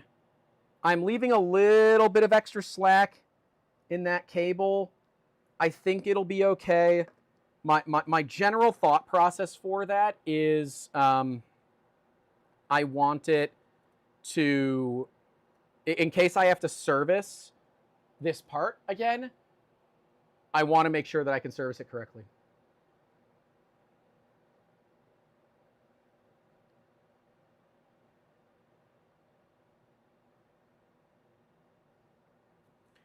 Okay, now tighten all three, cut off the excess.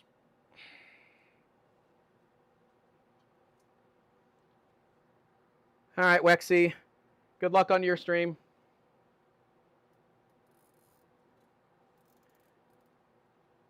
Did you feed the light cable? Yes, the light cable is through. We are good. I wonder like how much of the plan of the fact that there is a little C channel back here was, oh, we got lucky and we can route something, or no, we planned it because we knew about it. I feel like this was more planned because we knew. Or sorry, that we just got lucky. Yeah. All right. Great. Okay.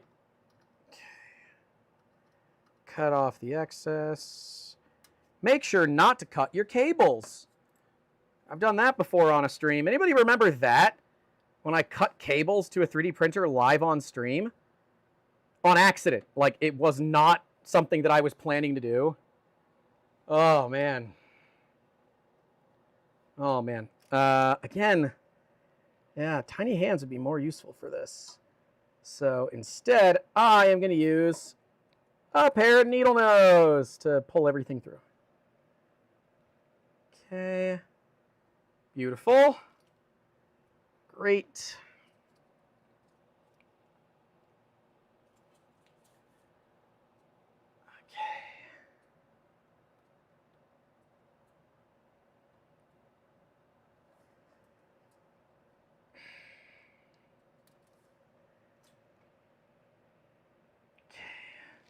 I'm also assuming you need to bend them, but you probably don't. Figured I needed to bend them out of the way, but it does not appear that you need to. I know this is like riveting content for you guys. Thank you for those who are sticking with it, liking, subscribing, being a part of doing things because we can, even though we were kind of told we couldn't. Okay. Got that.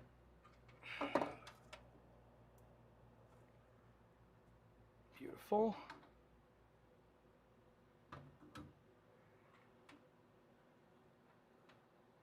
Okay. All right, and I cut that zip tie off as well. Great. We did it.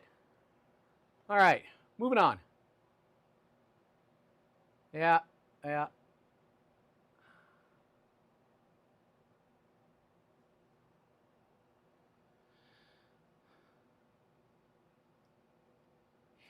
I've got a little bit of sag by the offset sensor, but that was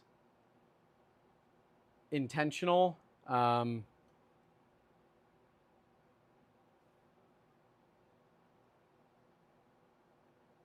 Okay, now everything has to come up through here. So then why did I have to take it all out earlier? Like, that doesn't... I don't know. I think routing everything, like routing the RGB cable through the bottom, like it asked you to earlier, was kind of superfluous. I don't think it's necessary, but I don't know. Somebody smarter than me obviously thought it was. Okay.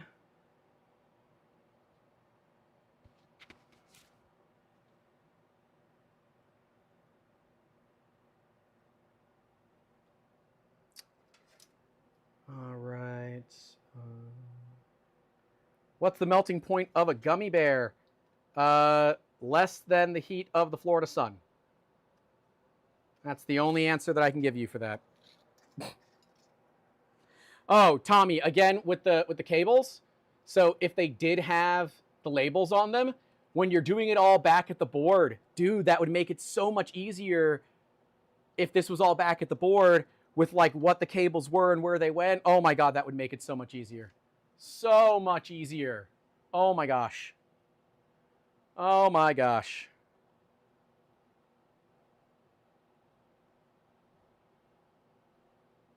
Okay. All right, so it wants me to get the heat bed, and it wants me to remove the bottom piece from the heat bed.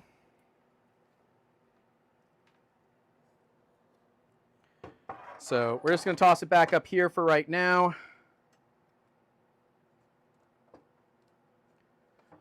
I do not agree with Prusa's decision to use relatively low strand wire for the DC bed. I would like to see hyper flexible silicone for these wires. The hyper flexible should handle like back and forth abuse a lot better over time. But I mean, I guess this isn't like a Mark IV, it's only moving up and down, so it's probably fine. But yeah.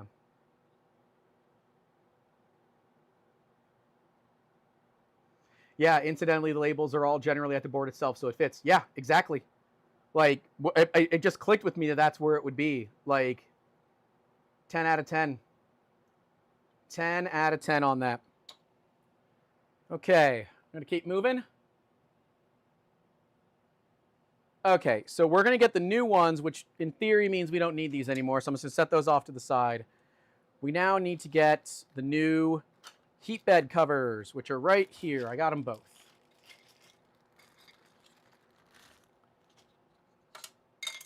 From there, we're also going to need the heat bed spacer.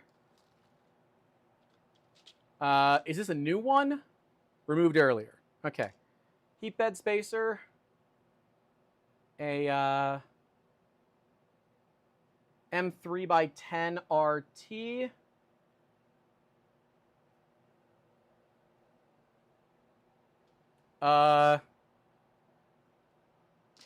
Where is an M3 by 10 RT that we removed earlier? We never removed an M3 by 10 RT.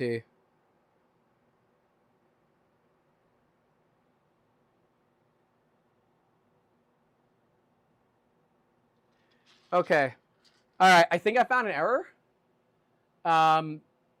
We never removed an M3 by 10 RT because it would be in that bin right there. Unless I accidentally put a 10 with an 8. No. Nope, those are all the same.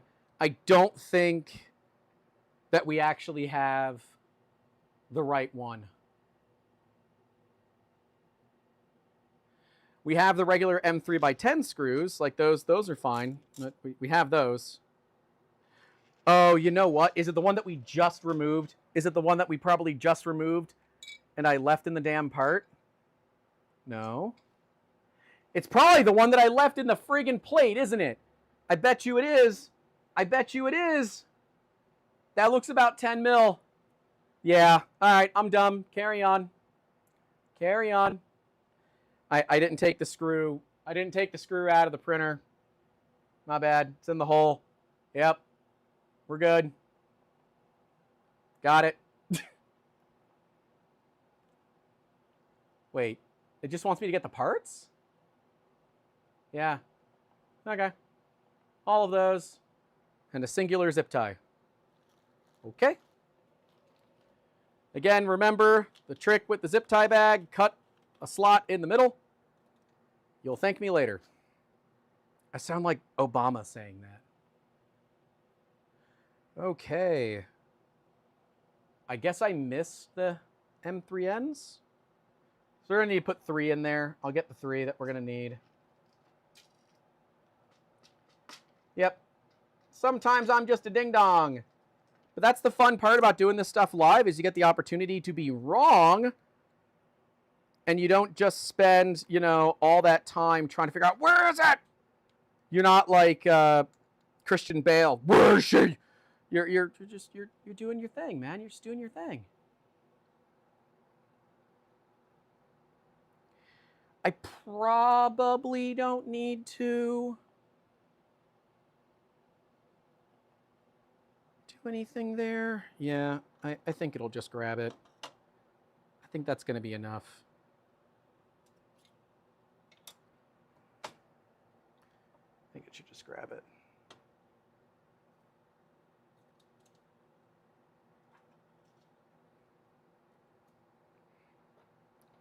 Is it going to grab it enough? It will. We got it. We got it. Yeah, it is a little loose, but that's okay. That is a-okay. Take that through the little move there. On to the next one. Right. I put all my screws on top of this like a big stupid idiot. Okay. Yep. All right. We do the heat bed.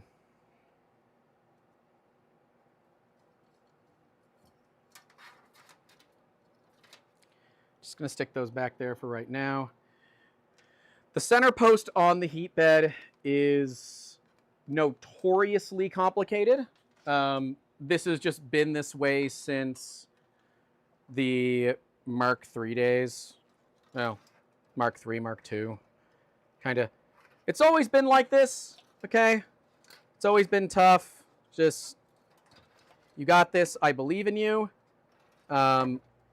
The way that I would recommend doing it, it's just the way that I've always done it. I don't know if it's a good way to do it, but if it's not, somebody will tell me I'm stupid. So, I put that through. I put the center post on it,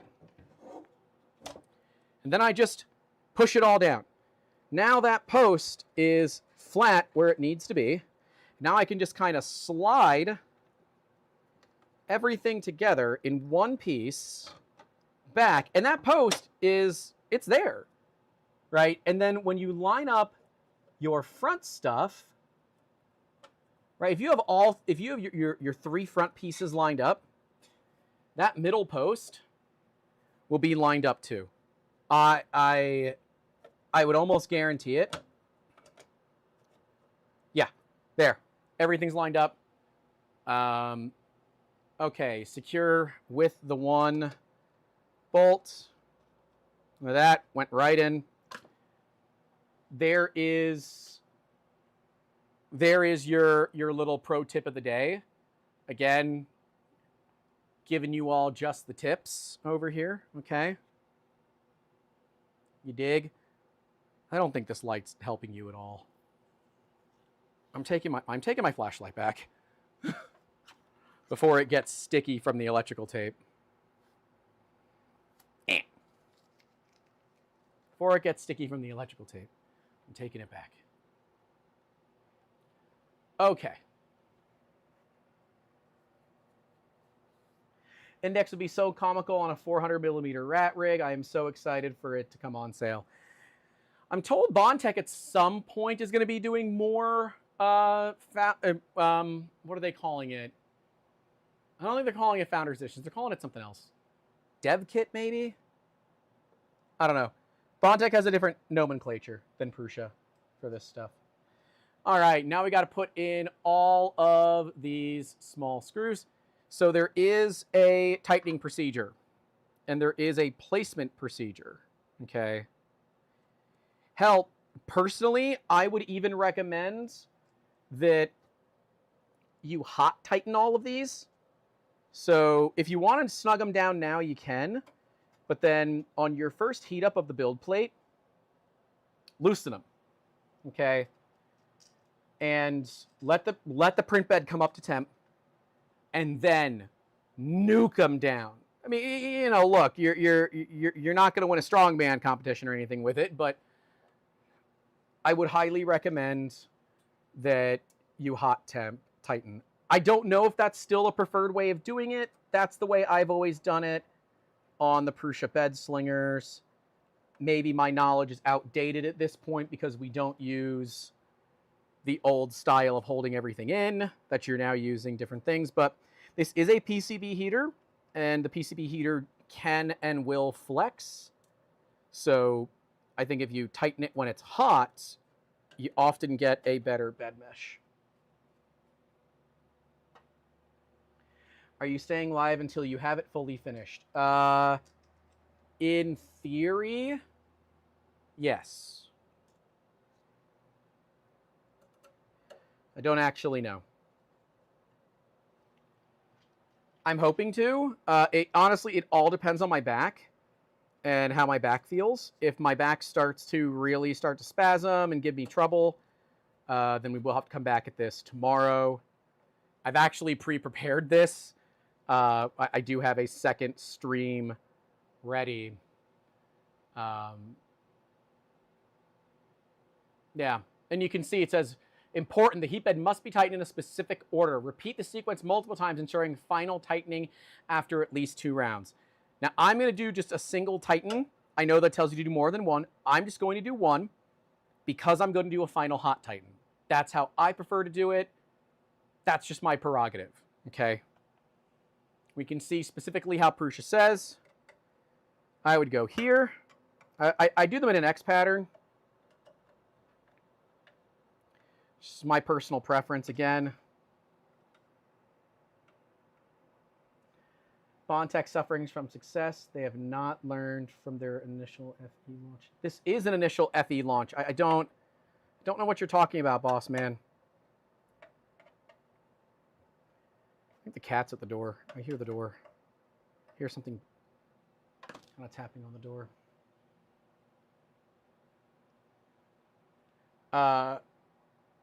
Hashbringer said, Grant, for the back, a massage ball and going for the glutes can help with back spasms, but better consult physical therapist.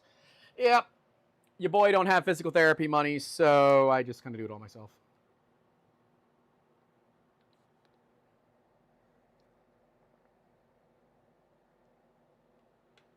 I don't think I will be out here for 10 hours.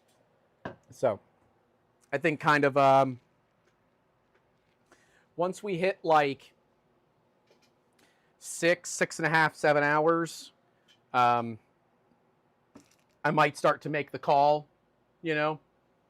But we'll cross that bridge when we get to it, man. I'm not worried about it right now. Okay, now I got to get all the cables that I just made a mess of. Get them all back out here.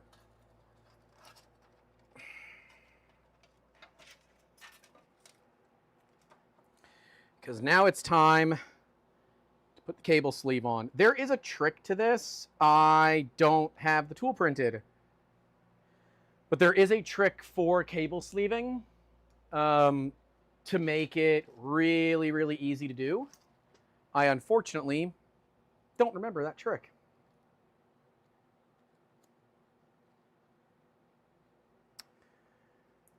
So I'm just going to do it a way that makes sense to me. So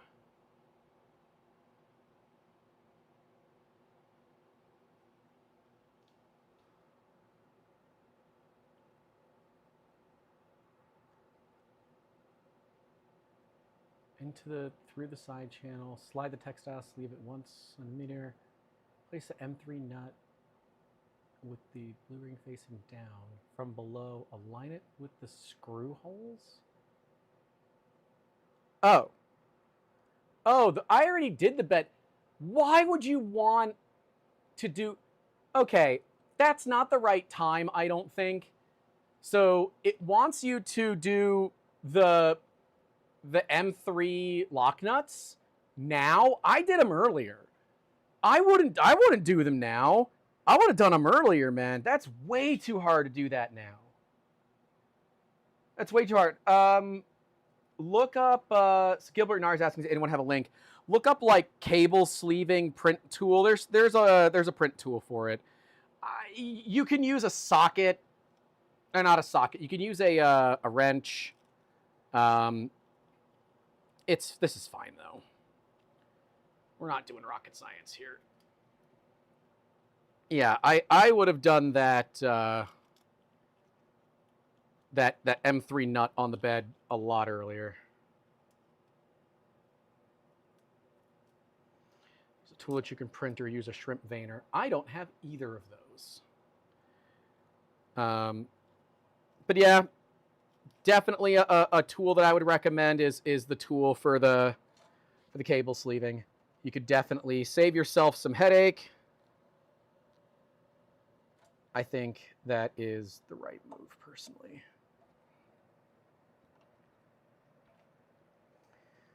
Okay. I don't honestly know how it's supposed to look. I'm gonna be honest here. I don't honestly know how that's supposed to look.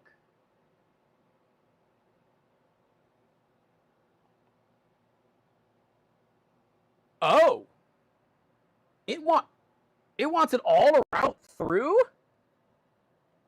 Are you sure about that? Okay. I mean, you guys did it, not me. Okay, I guess it does fit. God, that seems really tight. I understand it's kind of tough to see, but we're packing everything into the channel back there. All right, I am just gonna move this down a bit so I can make it just a tad easier for you guys to see things. There you go. Of course, now my access is screwed because I'm showing you and not just doing the work, but that's okay. That's okay.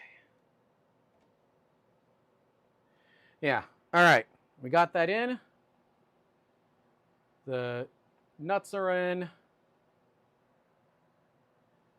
The cables are good. That could be shifted a little bit, but I'm not going to worry about it. Yeah, it's okay.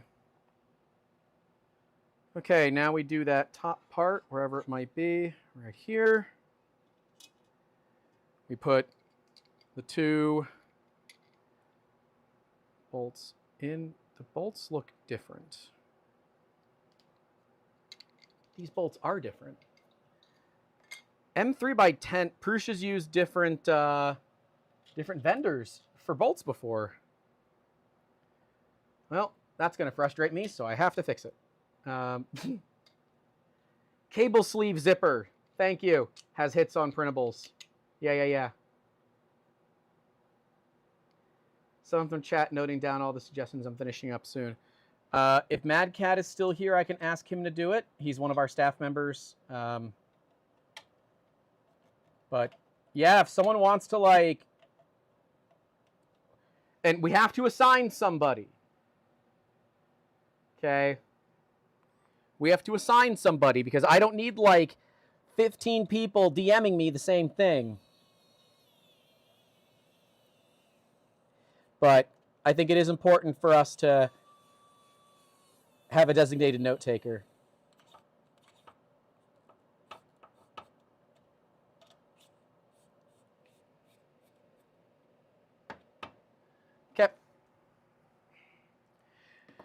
Mad Cat, if you are around, taking notes on all this would be great.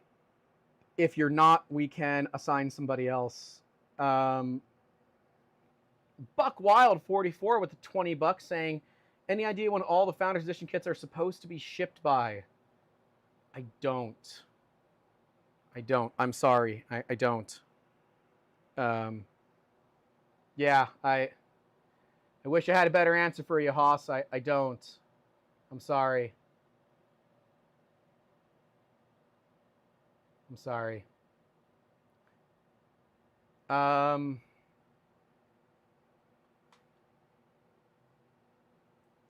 Send the stream transcript through an AI note taker. Oh, that's fair. Yeah, I mean, we could just do that too. We could just do that. But I think it's better if we also assign somebody specific. So Tommy from Prusa said, last ones with the tool started going out recently. I think there are very few left to process as far as I know. So as is appropriate, soon TM.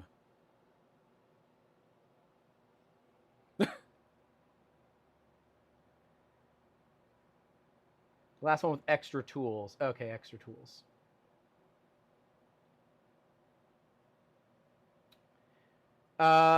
Sorry. I don't know. If you are already in my Discord, you would be my... So if you are in my Discord already, that would be my preference. If we have somebody that's already in my Discord being the note taker, that way it just kind of makes it easier for where all the stuff is, right?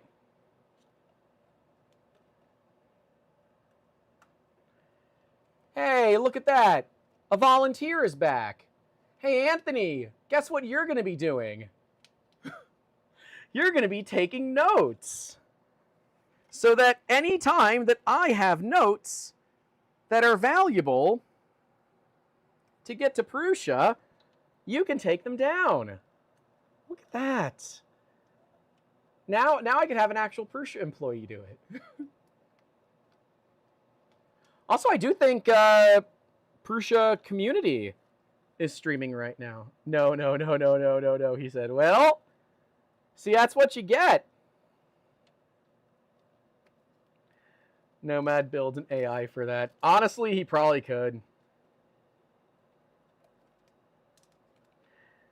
If it ain't broke, upgrade it. Said don't rush him. We don't want him to make mistakes. I mean more mistakes. Beautiful. You don't pay me enough to take notes. You're right. I don't. You're a Prusa employee. You do work with us from time to time. You worked with us before you worked with Prusa, to be clear. I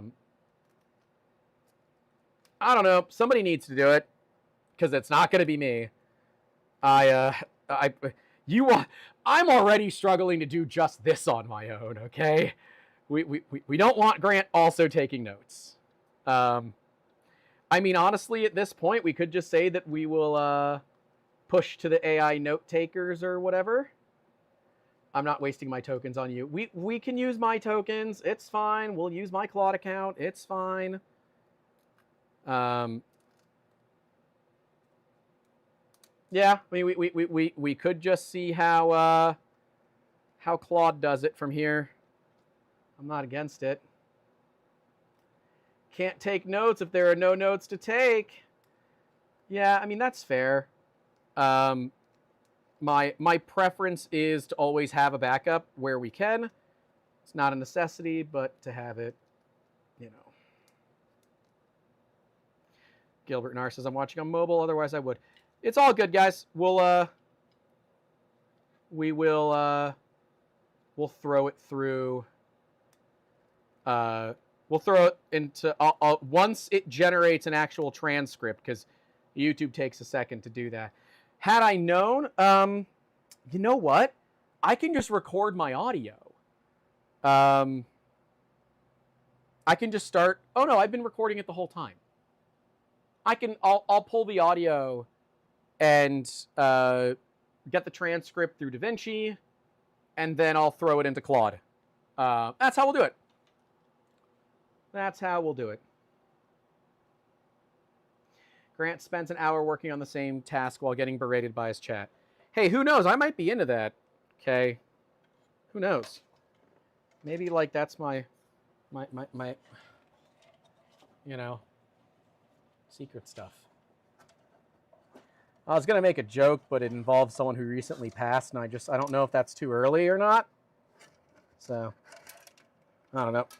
All right. Routed it the way that we were said to route it.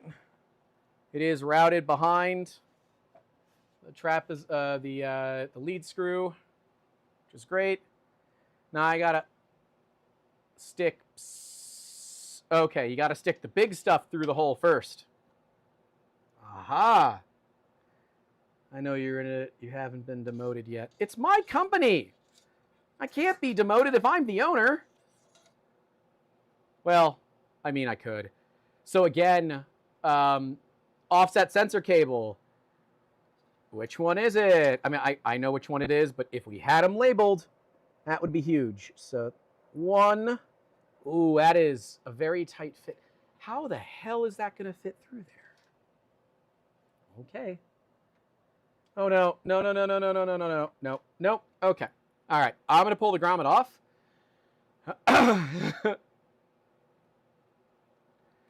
All right. Yeah, pull the grommet off, route the cables through it, and then just put the grommet back on. Just do that. It's much easier. It is much, much, much, much, much easier that way. Another note, I would say, taking the grommet off, routing the cables through it, and then putting the grommet back on will be much easier.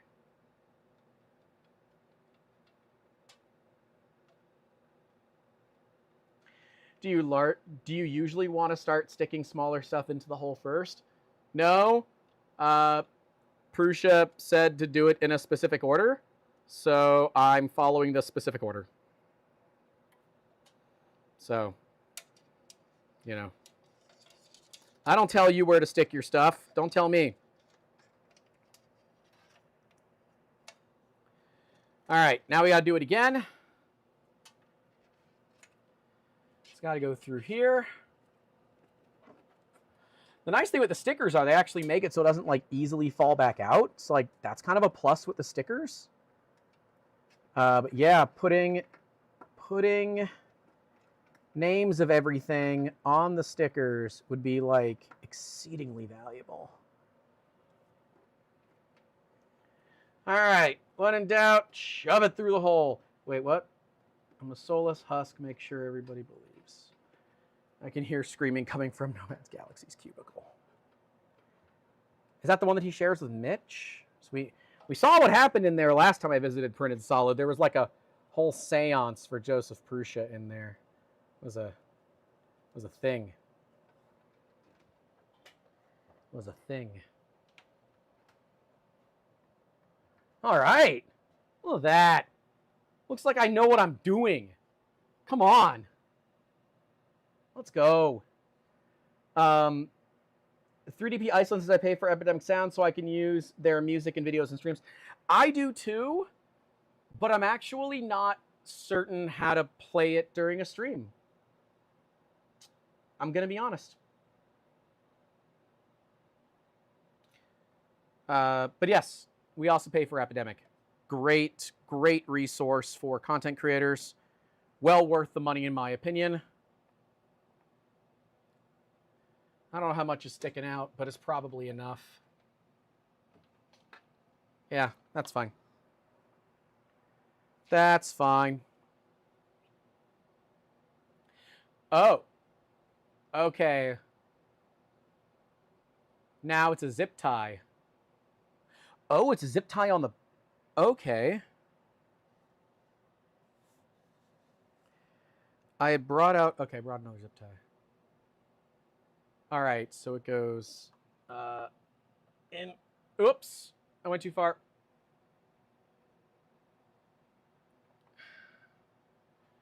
Okay, I see. It wants you to zip tie it flat like that to the back wall.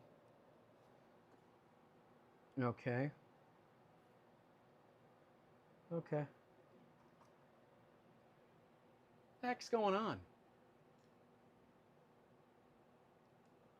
Weird. But okay. Something happened with my power there for a second. Awesome. Awesome. So I'm not supposed to use this for the other zip tie, huh? No? Okay. I guess not. No problemo.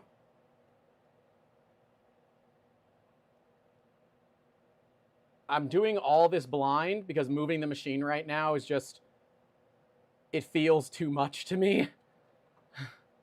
So I'm doing it all by feel.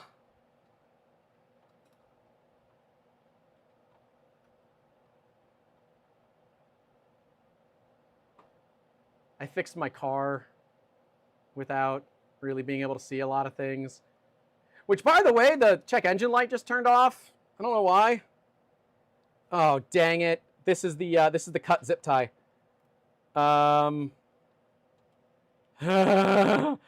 right, let's see if I can get it all the way through without it breaking on me. This is the zip tie that I accidentally cut when I was opening the zip tie bag when I was telling you guys about the zip ties.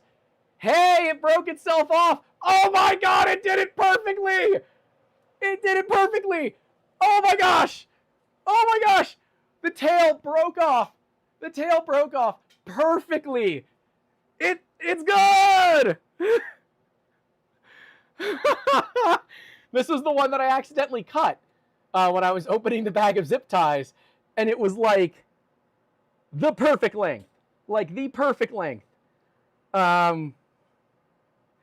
Man, it's not often I'm the perfect length for something, but I'll take it, man. Normally I'm too small. Does it have a sharp edge, though? No, it doesn't. It was a pretty clean cut that I made on it. Yeah, you got a little let's go in the chat. One Tech 3D HQ, welcome to Basic Support. Thank you very much for your support in these streams.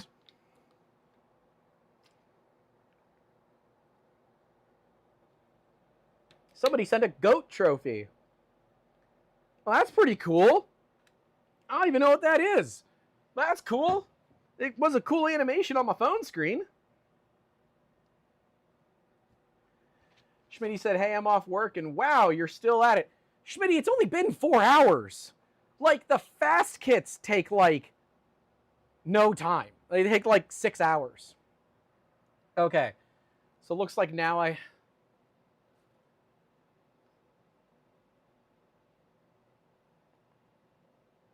Okay, so I need to remove the bed stop. And part of it is on the rear of the machine. It wants you to remove... Oh, right. Huh. You need to see this. I'm going to remove these first, even though it says to do them second. It's just going to be easier for me to do this first. So I'm just going to do that first. And I'll do the back one in just a second.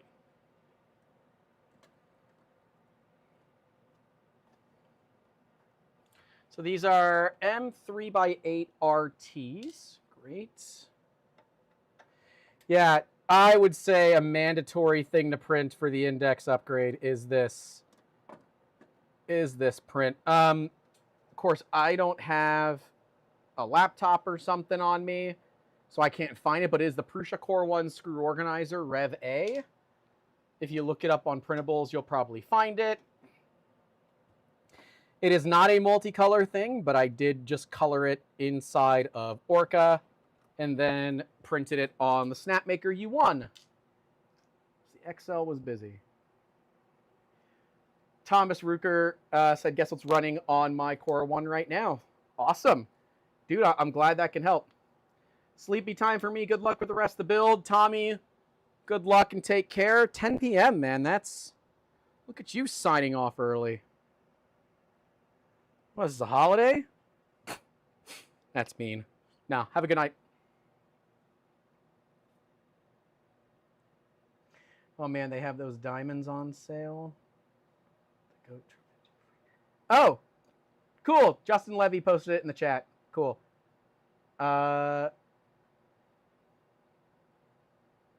Shane said, or you notice, come up with a key phrase to either say before or after whatever you want to take notes. So then the AI will better find it without issues. You know, that's smart. Smarter than me. 2 screaming kids and he likes to wake up at 0600. That's fair. Have a good night, sir. Oh, he needs to be ready for open source. That's fair. He's got to travel halfway across the world. I don't know. I would say take a note, and that should be the thing that takes the note. But you should skip this one because this was me saying that's the thing I'm going to say. So that's not the note. Yeah. That, yeah. All right. Let me get the one on the back side. I guess now's a better time than ever to stand up. Ugh. And keep working. I've been sitting for a minute. I'm going to try to be cool. No, don't try to be cool. You know you're not. And Nomad's Galaxy is here, so I can do the thing that upsets him so much, which is set my Core 1 on a spool so I can rotate it.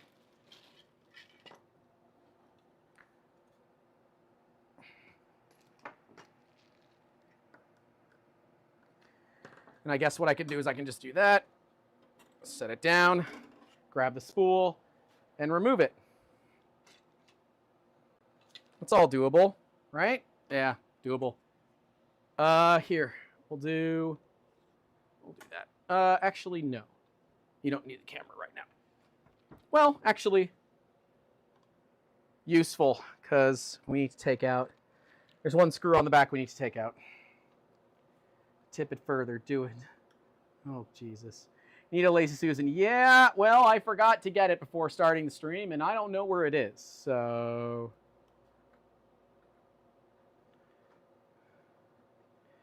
So annoyed that he's going full Palpatine. Beautiful. Okay, so I guess we rotate it. Yeah, in theory, we're going to rotate it back, so because now we have to put on the new one. So to do that, I'm going to, wasn't me, I'm going to spin it around, bring it around town. Bring it around town. Okay. All right. Take that off.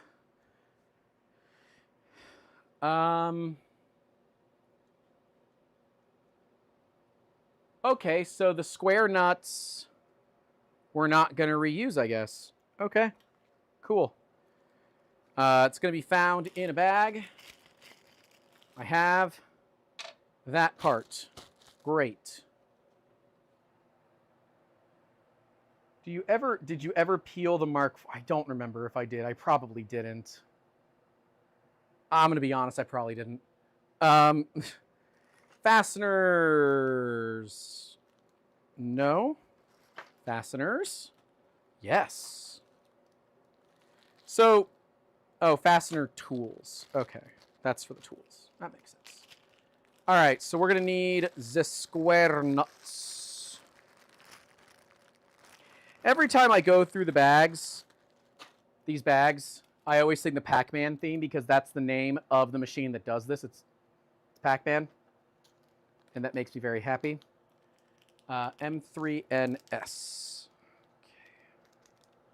I need 3 of them.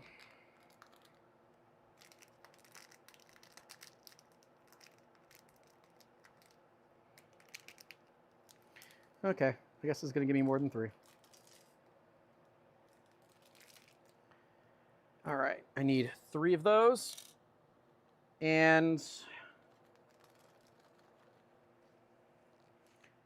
here, let's bring you back to that.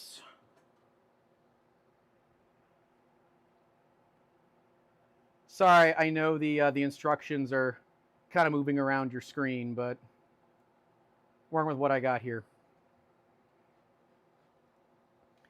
We also need to get 4 of M3x8 RTs.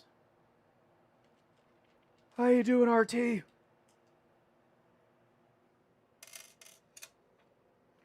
All right. Now I assume we're going to be smashing the square nuts into the holes. Yep. No surprise. Square nut goes into the circle hole. Is that another good reference for people? I use the this Torx tool, although that didn't work. You can also use a pair of flush cutters to kind of grab it and then align it.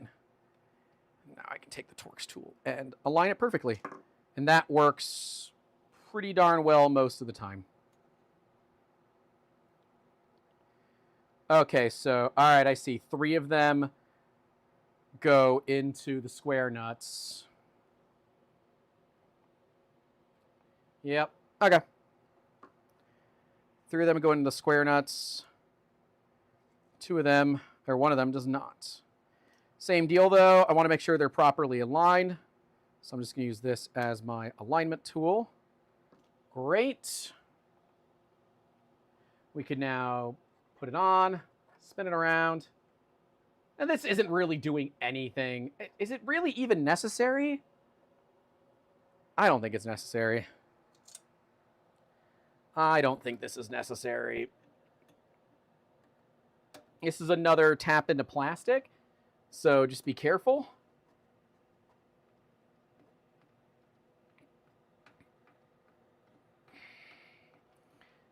I am glad to see more PCCF, though. I know people give Prusa a lot of crap for printing their parts, but from like a manufacturing standpoint, I can understand it to a certain extent. Because once you get like all the design stuff down, it doesn't matter. Oh. Okay, it's Nomad's fault, his audio issues. It's his NIC, network interface card. Well, I'm glad that worked out. I don't know how Shane's stream went. He was in here. Pac-Man exploded. And now there are multiple Pac-Man Juniors. Oh, well, I guess this is what happens when you get Pac-Man and Pac-Wife close to each other. I don't actually know what Pac-Man's wife is called. What her name is. Inky, Pinky, Blinky, and Clyde, I think, are the ghosts. I think I'm correct on that. Inky, Pinky, Blinky, and Clyde, I think, are the ghosts. Yep. Now to do the back one. Yep. Okay.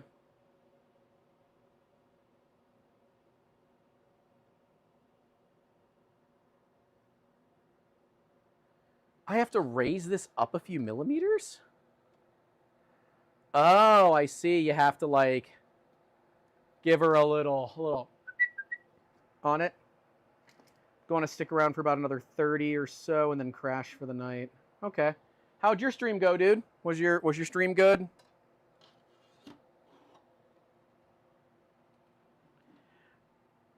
I just want to bother you while streaming for... Oh, you are streaming. Okay. Shane is streaming on the Prusa community live channel. They're doing painting stuff.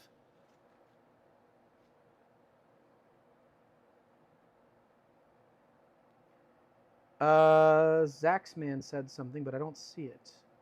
Okay, you're done with it. All right. Where? I don't see where Zaxman's. Oh. Got a G code for the suit. I don't know what you guys are talking about. Okay. I'm just gonna keep going. Mine didn't need to be lifted. It's just in place. So I'll just put the screw in. It said that you might need to lift it, but mine did not need to be lifted. Mine was already right where it needed to be.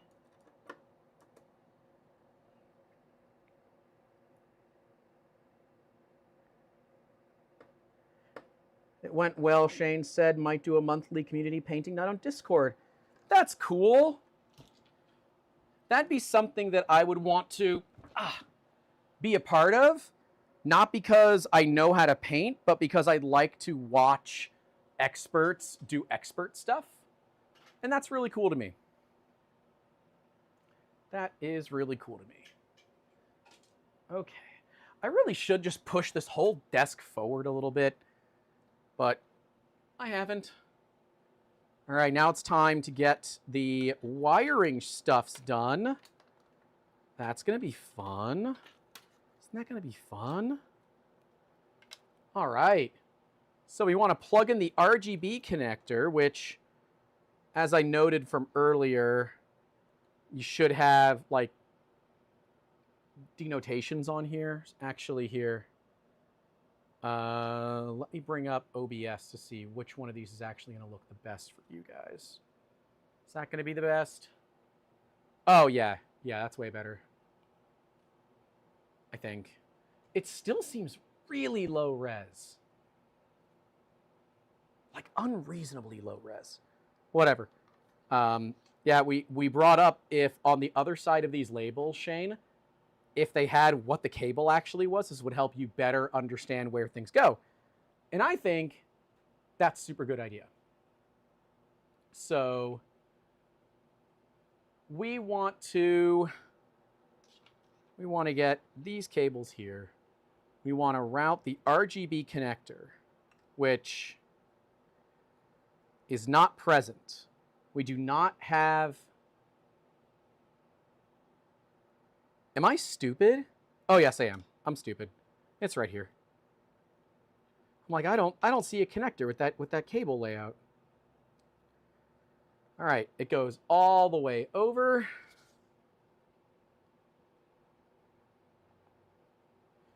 And then goes right into that RGB port. Okay. That's not bad.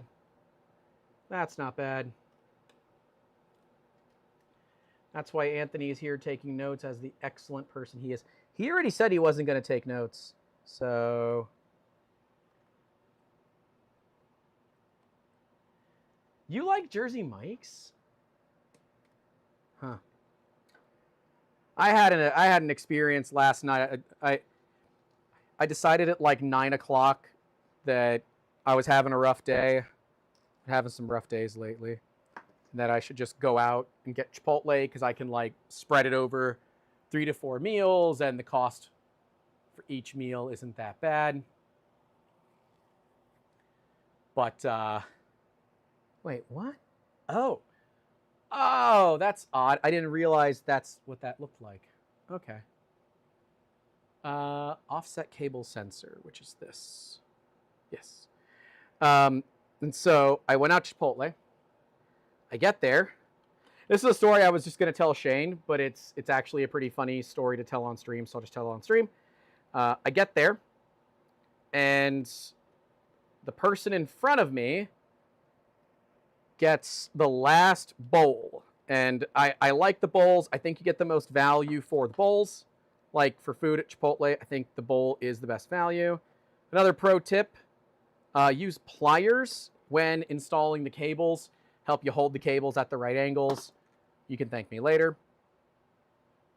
And so they didn't have any more bowls. I said, okay. They said, oh, yeah, it'll be 15, 20 minutes. I said, all right, I'll wait.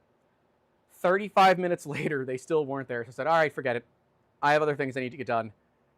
I'll leave. Okay, fine. Chili's was right down the road. I'm well aware that nowhere near the same quality, but, I'd kind of decided that I was going out to eat. I got the cheapest thing on the menu at Chili's. They have a 3 for me deal. It's like $12. It took 45 minutes for a burger to come out. And on my way to Chili's, I stopped to get gas, but the gas station closed 5 minutes before I got there, so I wasn't able to get fuel. Yeah, it was just one of those days, man. It's just one of those days. Bowl with a side tortilla. I agree. I'm a bowl with a side tortilla kind of guy too, but I have tortillas at home, and they're cheaper if I use the ones I have at home versus buying them at Chipotle. So, yeah, Chipotle is actually much better. Man, Chipotle from old days. I actually really like Chipotle. I think that the their quality of food is significantly better than what you pay for, right? Like, it is a higher quality of food than the amount of money that it costs you, if that makes sense. But yeah, dude, I eat the same thing like 3 to 4 days a week already, so. If not, well, no, I eat the same thing at least 5 days a week. But I mix it up. I do chicken with rice. I do chicken with rice. But I mix it up a little bit. It's like raining on your wedding day. Well, I'm not. It's free advice when you just paid. What? I'm so confused. Oh, I mean, look, if I can take a $12 bowl and stretch it to 3 days or 4 days, that's $3 to $4 a meal. That's a great, like, per meal price, and it would be very difficult to cook that at home. It'd actually be pretty much impossible to cook that at home with current food prices. So, love it or hate it, in terms of value, it's actually up there, and the ingredients are actually half decent. So, I'll get you the best food. Yes, I need to have. Well, I was gonna say you still owe me dinner with your parents. So, you shouldn't say a prop. We went to Jack's. You took us to Jack's. Remember? We had a proper cheesesteak already. Wait a minute. The board is different. In these photos, the machine uses blade fuses, but this one doesn't use blade fuses. This one uses the really stupid, tiny micro fuses that everybody hates. Petition to go back to blade fuses. These are terrible. I want blade fuses because those are the same fuses that I use in my car. These stupid micro fuses, nobody likes. The blade fuses are old revisions. I prefer the old revision. The old revision is better. The printer auto-tuning robot? What? Yeah, blade fuse is the best. No, my microphone's wireless. The printer's not blocking anything. The receiver's directly off to my left. Yeah. As A. Williams says, when the fuses blew on my Mark III's, I went to AutoZone to get replacements. Oh, Tommy's actually still here. He said they changed around a year ago, I think. Made it much simpler for production. It was a huge improvement there. Yeah, fine. Fine. Fine. But these suck to get in America. These little tiny micro fuses suck to get in America. So, fine. But would highly recommend, because I can't imagine these fuses are very expensive. So a note that I would write down, more so because I doubt it's going to be that expensive, include spare fuses. Include spare fuses, and it would be even cooler if you included spare fuses inside of a little printed part that fits somewhere in this area, right? So, you know, like how literally, well, okay, it's not a spare fuse, but literally how there's a fuse right there, include a spare fuse. Include a spare fuse. I think a spare, if we can't get the blade fuses that are cheap and easy to get, I think a spare set of fuses is totally reasonable to ask for. He said, I think it sucks to get them everywhere. Well, if it sucks to get them everywhere, then I would say that the slight increase in production problems are probably worth it to make it easier for the end user to replace parts in the event that they have a part failure. But if you're no longer using the boards with the blade fuses, the photos should be updated to the ones with these correct fuses. And that is a good note to include. Hey, Haribo step, skipping it. You can't make me. Tools, yep.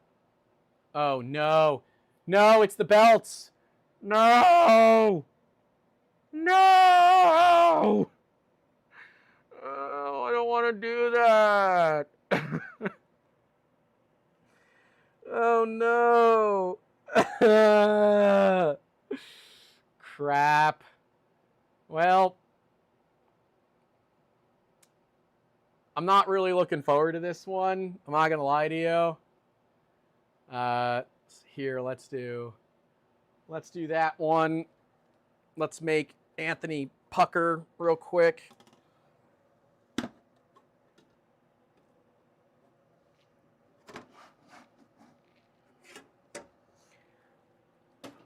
I'm sorry, this is just the better way to do it. Spin it. And then I can just back it off. It's just the better way to do it right now. And it keeps me from hurting my back. Yeah, pivot, pivot, pivot. All right, so I got to work on the belt section right here. This is not what I want to do, but it's what I'm going to do.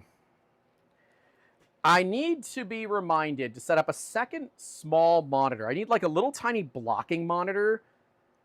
I'll wait till I get another like portable monitor on sale maybe and set it up so that I can see chat and I can see OBS, so I can always like make sure my window looks the way it needs to. So, okay. It wants us, are you guys able to see that? Okay, you are. So it wants me to loosen the tension on this. In fact, they very specifically tell you to be careful. Not let the belt escape, or you need to disassemble the whole thing. Yes, I know. 30 Musketeers, wait. Okay, wait. What? I'm waiting, I'm waiting. Read the next 3 pages before you do anything. No, Hi, Grant here. I think that's a bad idea. If I have to read ahead in the instructions to not mess something up, I fundamentally disagree with the way those instructions were done. Just to be clear. Like, if you need to read 3 pages ahead, then it should very clearly tell you that you need to read 3 pages ahead. It doesn't. It doesn't even tell me if I'm what page of the 3 pages I'm on.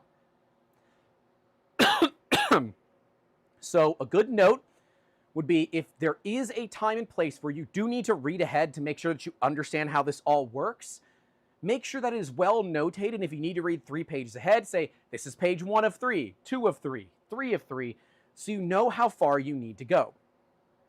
Anyways, back to the main story. I guess I need to go forward, apparently, which I'm really not a fan of, but okay. Yep, loosen both of those. Okay. Yep. Okay. Yeah, I don't really see a problem here. Like, help me out with what the issue is. I'm not entirely certain what the issue is. RC Maniac said Grant never went through the grade school assignment that said read all the instructions before doing anything. I did, but I think it's unreasonable to ask someone to read all these instructions before they do it, and I doubt that the average person will do that very often.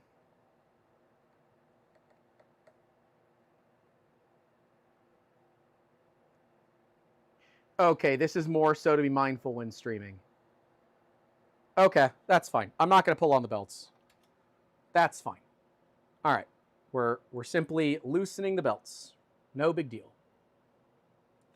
Just want it till it's flush. No problem.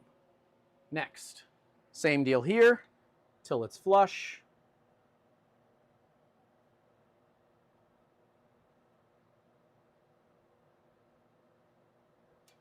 Okay. It's now flush. All right. We want to remove them from this. So we now want to take,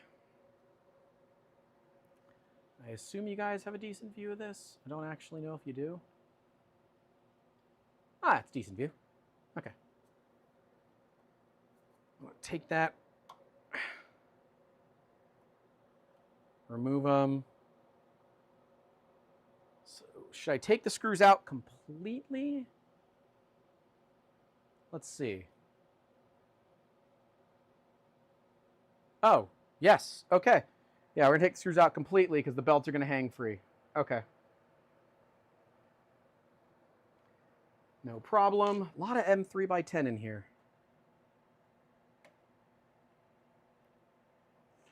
Yeah, you got to be very, very careful with the belts because you don't want to drop belts. If you do, going to have problems.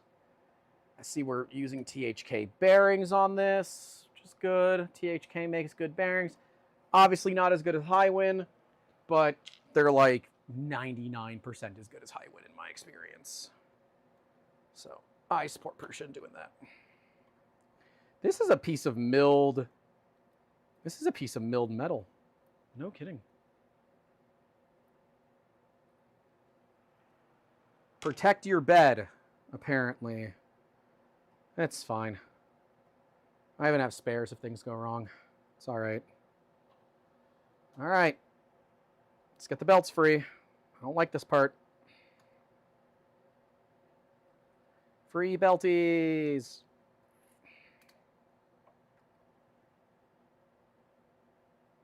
Okay. Let's look at this part together. All right. Let's just zoom in here. Look at that part, man. That is just a beautiful part. Focus. Thank you. Absolutely beautiful part. I'm pretty sure those are machined. They look like they're all machined. That's a nice part, but boy howdy, that's gonna cost a couple of pesos.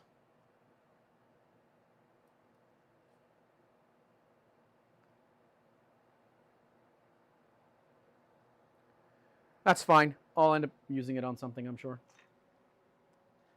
But I mean, hey, that's quality. Oh, wait, are we really actually using printed ones? Oh no, these are tools. Okay. These are tools.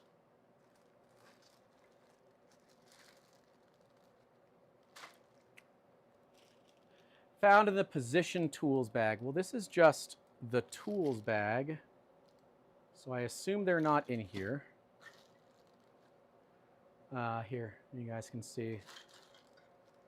Okay, position tools, index. Oh, these parts are way bigger than these parts are way bigger than I expected them to be. Not often what I'm told. They're much, okay. You look at the photo, you're like, oh, those are small. These are the parts. They're huge. Okay. All right. Fine. Fine. Skip this part. It's boring. It's not really important. That's funny. That's funny. I'm not going to slightly loosen this. Wait, can we actually skip this? I'm looking at it saying it does actually look like that you can skip this part. Because this is just...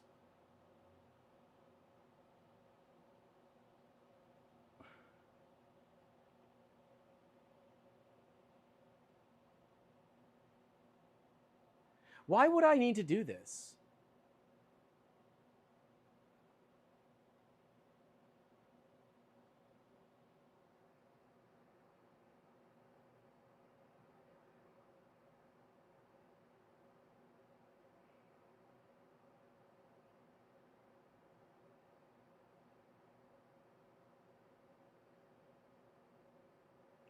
Okay, a lot of people are saying it felt unnecessary to already aligned and aligned gantry. Yeah, this is a factory assembled machine. I can totally understand if you kit built it.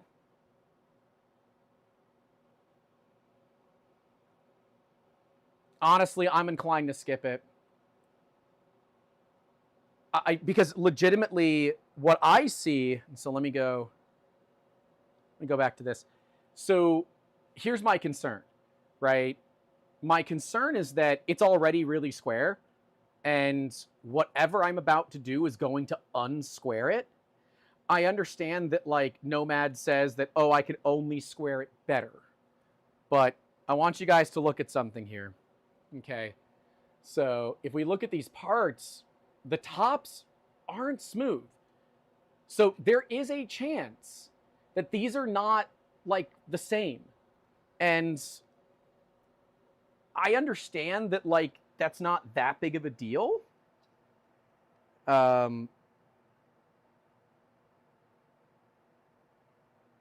Okay, so Gertlim said actually got Prusa support on their stream for this part. They were fine with skipping it. Yeah. Yep. Okay. All right. So I would agree here. If you are using an out-of-the-box machine, brand new machine, never been ran before, you can probably skip this. If you've been running your machine for a while, this isn't like your first rodeo, go ahead and redo it. If you're unsure, go ahead and redo it. I'm going to skip this part. I'm sorry. It's a brand new machine. I don't see the point in doing this. I understand that in theory it can only make the frame more square, but I'm also the average person. And that means I can make it unsquare. So there, with intolerance, the final squaring is done with proper belt tensioning. Yeah. Man's using boy math to justify skipping it. I think skipping it should be fine. Damn right. I'm using boy math. I'm fine with this. I'm going to say the same thing here, too. I'm going to make a broad-based assumption that this is fine. Like, it's literally a brand new machine. I can just skip this part. I'm going to skip this part. I'm letting you know that it feels really dirty to skip that part, but I'm doing it. All right, Toolhead bag.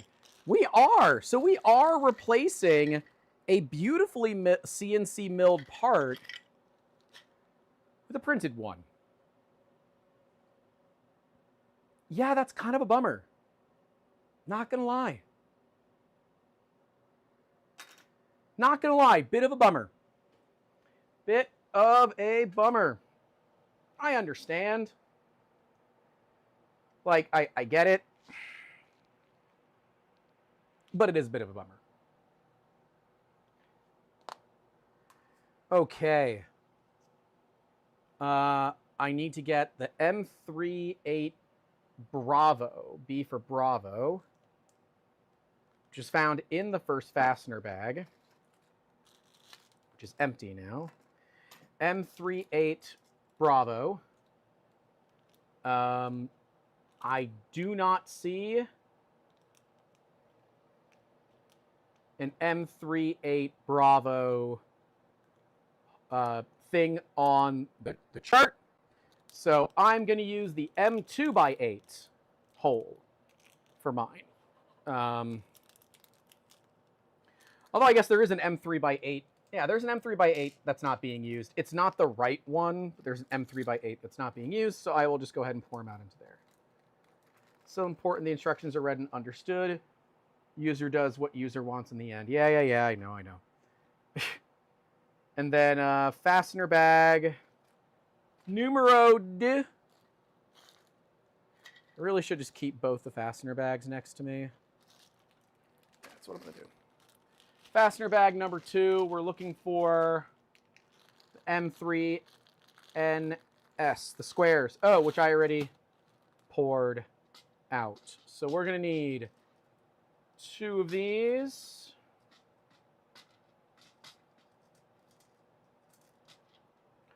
And we're going to need 4 of these. Let's just put everything down. Okay. And that printed part. Beauty. Okay, so now it's time to get the belts ran through. Oh, no. All right. This is where separates the men from the boys. Okay. All right. We're going to go to cam only for this. All right. Oh, my God. It's so weeble wobbling, but it won't fall over. Okay. Oh, I'm so worried. I'm so worried. I'm so worried. I'm so worried. All right. Hold the head mount plate in the correct orientation using the protrusion as a guide. Well, guys, come on. Telling me hold it in the correct orientation, but you don't really show it all that well. Oh, I see, because it goes backwards. Okay. Sure. Up, and it's raining. I can hear the rain. I can hear the rain. Do do do do. I can hear the rain, and I said, it's all right. Yeah, you have to like kind of flip these around. That is so odd. Yeah, and so they're having you do it this way because it doesn't make a lot of sense right now, but it will make a lot of sense once you have to flip this thing over. That's when it makes sense. I am going to do my best to just reuse the old bend marks in the belts and just say, good enough. Good enough. That's what I'm going to do. Okay, that's what I'm going to do. I'm going to say that's good enough.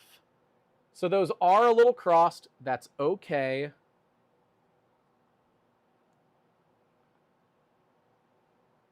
Oh, okay. So now we flip this over.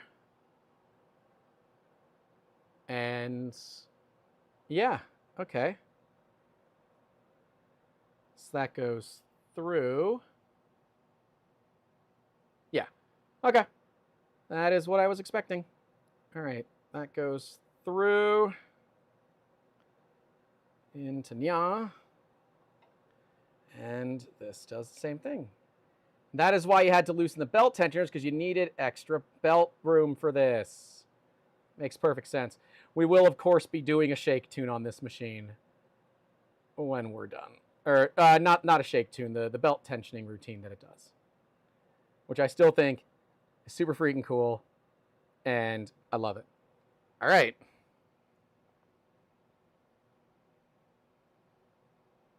Oh my God. Why didn't you tell me to do this before? Putting the square nuts in should have been something that you did before putting the belts on. I'm sorry. Doing a good note to have here. The square nuts need to be done before you put the belts on. There's no reason to wait until now to do the square nuts. Now you just have less. Now, they would have fallen out. Well, no. Then I'm going to be fair. Design the part better so they don't fall out.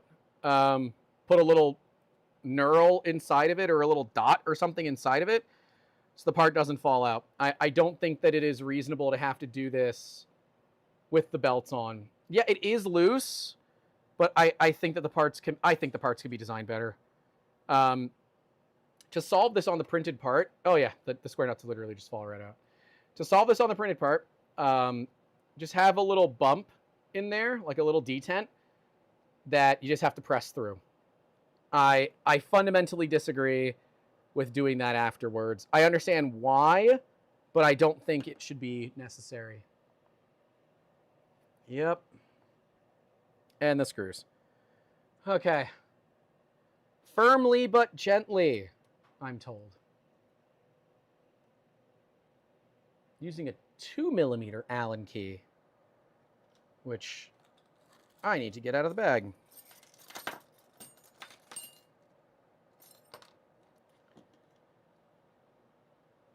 You've lost me? I'm still here. Oh no. What's going on? I'm still streaming.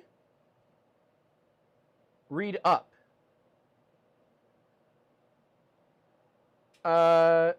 Same number of teeth per side of belt. Yes.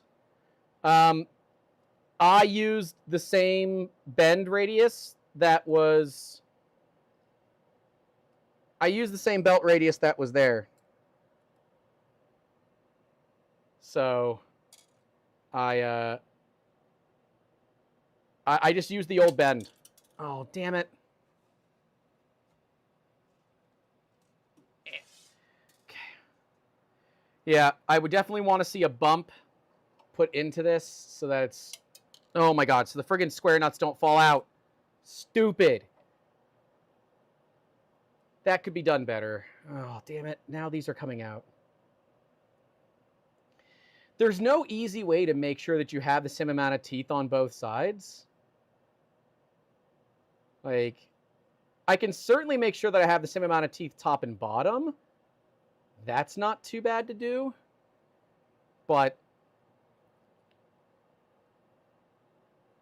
yeah, it's a little more complicated.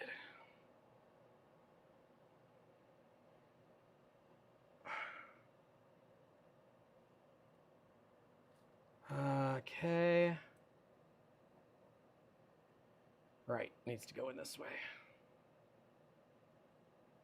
This is quite fiddly. It is unfortunately an expected fiddly thing when you're dealing with Core XY printers. I don't have to like it to kind of expect it, you know? And to be clear, I don't like it. I just expect it. All right. That is good enough for government work. I think it's the same amount of teeth. It feels like it is. It looks like it is. I'm not going to be able to know for sure.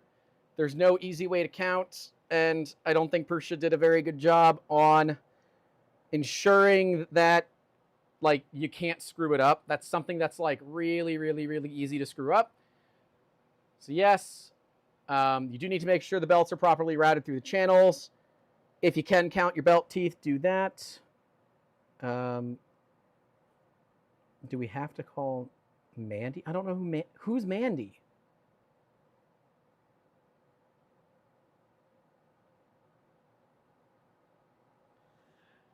Having square nuts just embossed like that is crazy if they're meant to be put in slots. Yep, they are meant to be put in slots. I would add a little emboss in there, though, to make sure they don't fall out of the slots. Number of teeth is super important. Like, I'm going to be clear, guys. It's not easily doable for me. I understand that for some of you, it is easy to do. I can't easily count all of that. I think they're the same. And I'm going to present this as an average person would do. There is no easy way to see the belts and actually count the teeth and make sure that you're correct. There just isn't an easy way. We at least made it clear that it was important. It's not like I said that you didn't make it clear. Oh, that hole is not threaded correctly, or that screw is not right. One of the two. Like, see, the issue that we come into is like they're different tightens, right? Pull the XY joint idlers. What? It has to be, will be like a super disaster and we'll have to rebuild, period. Well, then I don't think anybody should build it. I mean, that will literally be the use case.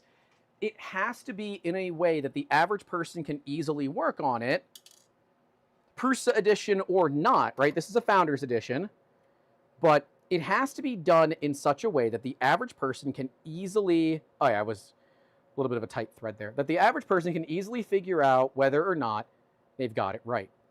I followed the exact same bend guide that the old belts had. I did my best there. But like if we look, this one might be half a tooth. Like there's no easy way to determine it. Not about tension. It's not about tension. But I understand what you're saying. You don't have to yell in the chat. The average 3D printer, it doesn't matter. The average 3D printer, there's no good vision line to determine if you have the exact same amount or not. There's just no good vision line on it. It is a very, very difficult part to see things in. This would be one of those times where a Prusa printed jig would be really valuable. If there is a way to get a printed jig for this as a note, I would absolutely recommend that. Absolutely recommend it. A note for me would be some sort of printed jig so you could ensure that the belts are aligned, because here's kind of a thing, right? A thing that we run into with this is like, how do I know the belts were cut to the same length? How do I know that was done correctly? I didn't do that.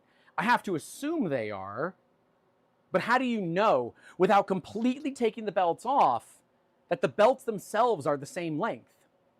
There's no easy way to know.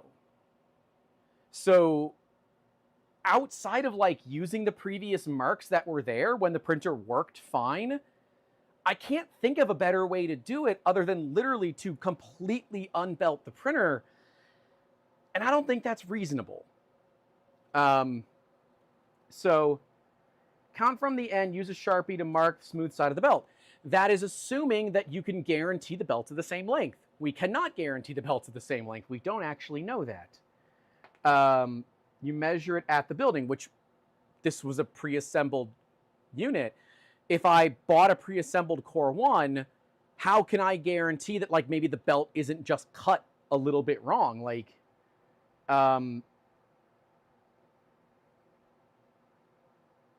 yeah. Maybe mark the belt before you remove the old carriage. That would be a good idea too, to kind of mark the belt where it was. You know what? I would say that is...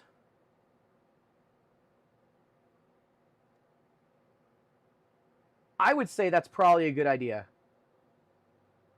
Yeah. That is... Fazical-OG said, maybe mark the belt before you remove the old carriage. Great tip, I would say then, is before you remove the old carriage, do draw lines on it with like a Sharpie or a paint pen. That would be hugely valuable to help you line everything up, because you can, in theory, assume that everything is lined up then, and as long as you can see those marks when you put everything back together and those marks are vertical the way that they were, you did it right. I think that makes sense. I think that makes sense. Gamer260 said, yes, the current belts I got on my machine, it's almost impossible to get an accurate amount of teeth with how tight the space already was, especially trying to get it looped through part. Someone that finally understands that, yeah, it's way harder than it looks. So if you're at this point and you're saying, F this, I would say Haribo break. Take that one a little early. Take the next Haribo break a little early.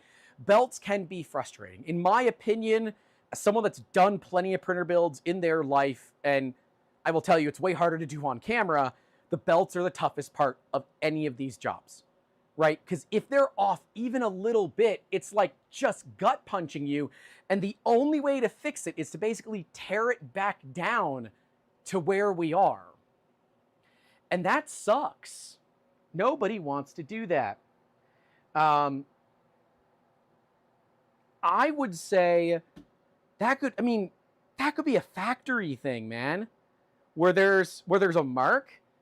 You could also include a little notch mark in the printed part itself. Here, I'm gonna turn on the webcam for you guys.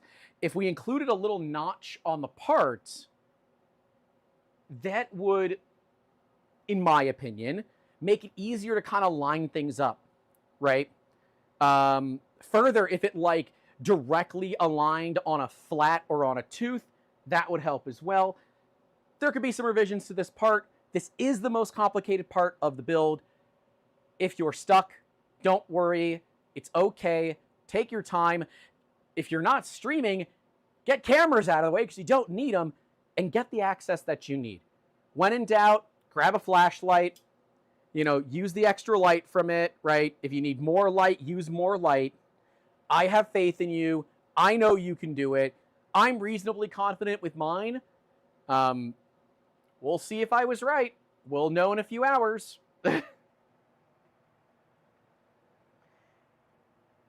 Adventure Printing says I rebuilt Vorons every 6 months. Absolutely. Rebuilt Vorons every 6 months. Absolutely not. 0 out of 10. No, absolutely not. Sip of Coffee says, I just joined, but I guess he doesn't like the belt thing. 100% agree. I like doing printers with belt clips, not the others. Yep. Yep. Zach says, clipping that for my daily affirmations. Hey, you do it, homie.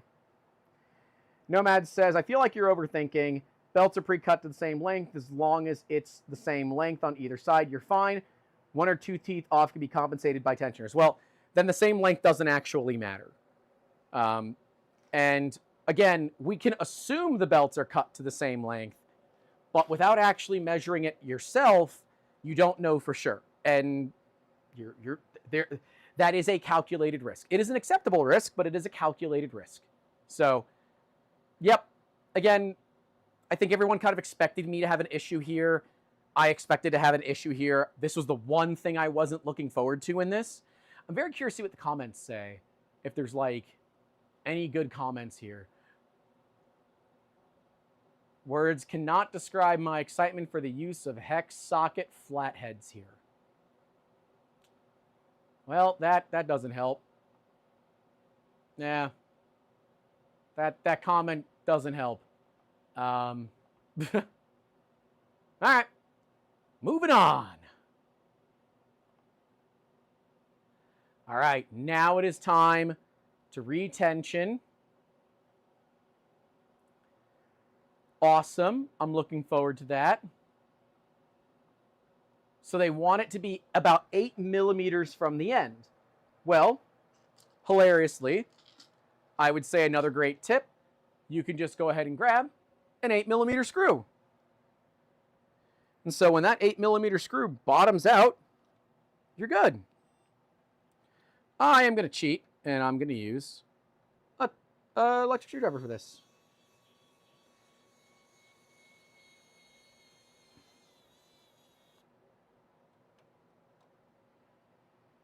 Right? Yeah, that's 8 mil.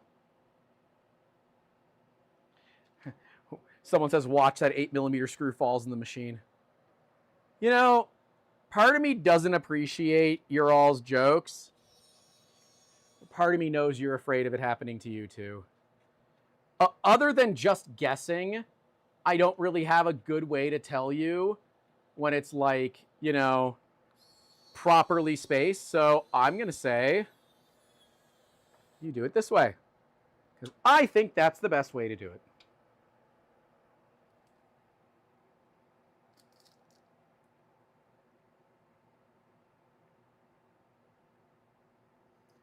Mark 8 millimeters on an Allen key. Sure.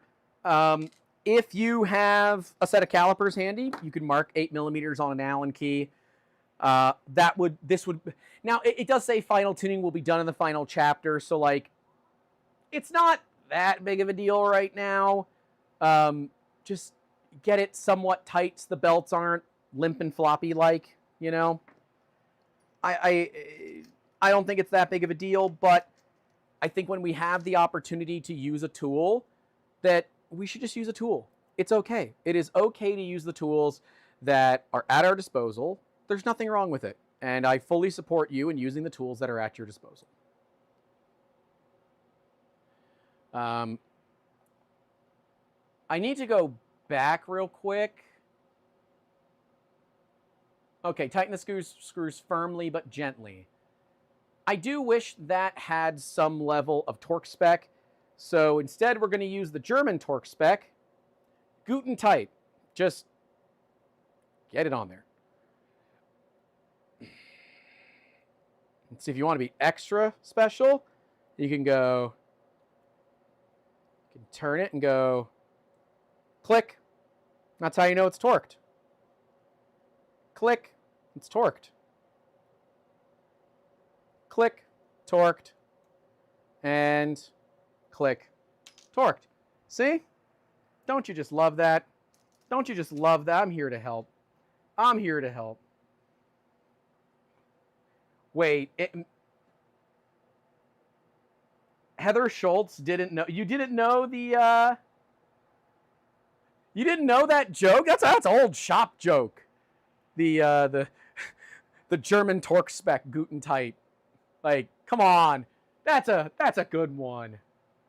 This is the most exciting part. Yeah, no kidding. Give me a second. I need to film a bit with my phone. Wait, someone with a check mark just joined. There's a check mark in here? Honestly, I had no intention to watch the INDX install. Well, you're not going to get drama in here. Also, props to see equal opportunity hate. I think many people blame you guys for hating Bamboo only. All right, let's have a talk. It's going to be simple. We call out companies when they behave badly. If one company behaves badly all the time, well, then they're going to get all the hate. Sorry. If all the other companies don't generally behave badly like one company does, then we're not going to call them out. Cool? Cool. Going back to it.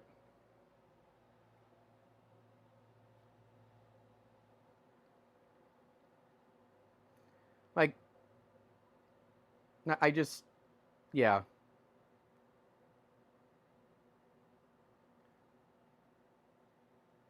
I have to X out of the stream on my phone for right now so I can film this. God, my phone camera's dirty. INDX install. It's time. It's time. It's time for the extruder. I'm excited. The belts so far, as I'm sure everybody expected, was the hardest thing for me. Not gonna lie, the belts were hard. This is fun. Here, let's here. I don't know. You balance. See if you don't. Let's see if you don't fall. Come on. Let's see if I can do this without knocking the phone off. Can I do this without knocking the phone off?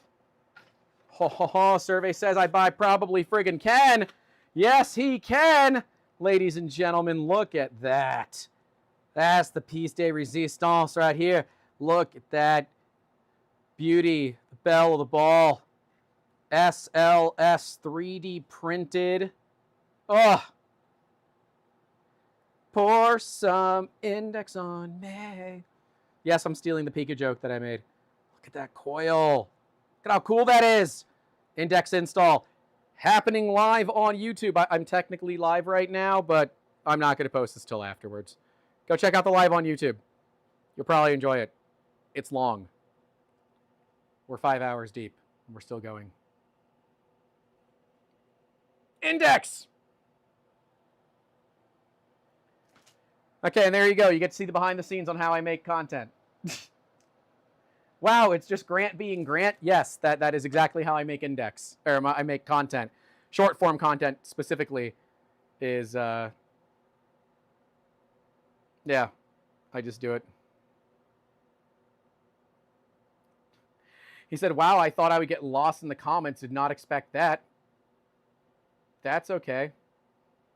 You don't have to expect it. I try to read comments, man. Important part about tightening was also ensuring straining was about the same left and right. Yeah, well, we will deal with that when we do it appropriately. Yeah, the INDX toolhead is a masterpiece. You don't make INDX, liar, whatever. The check mark means they have a pretty large channel, generally speaking. It means you're like over 100K subs. And it like specifically shows up different on my streams. It's you basically, as a creator, you get notified when there are check marks in.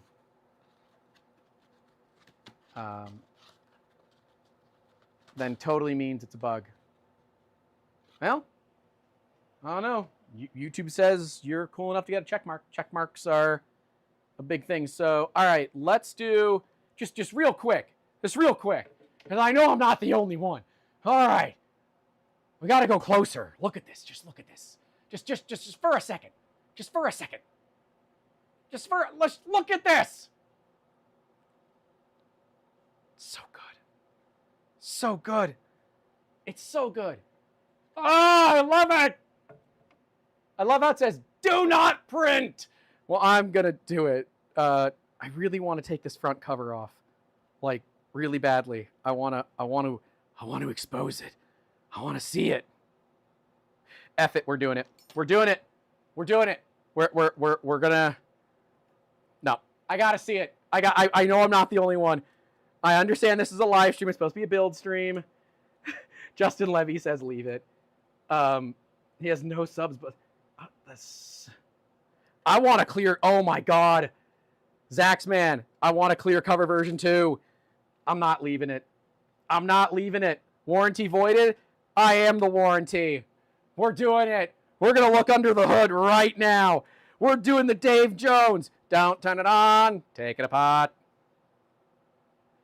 There is not a translucent SLS option, but you could resin print it in theory. Oh, yeah. Yeah. Look at that. Look at that. Just extra zoom. Oh, man. That is so good. That is so good. I'm like so focused on the for you guys that I'm not appreciating this. Oh my gosh. Oh my gosh. Oh, it's so good. It's so good. And remember, kids, it's not about the size, it's about how you use it. Just run it without the cover. Honestly, can I?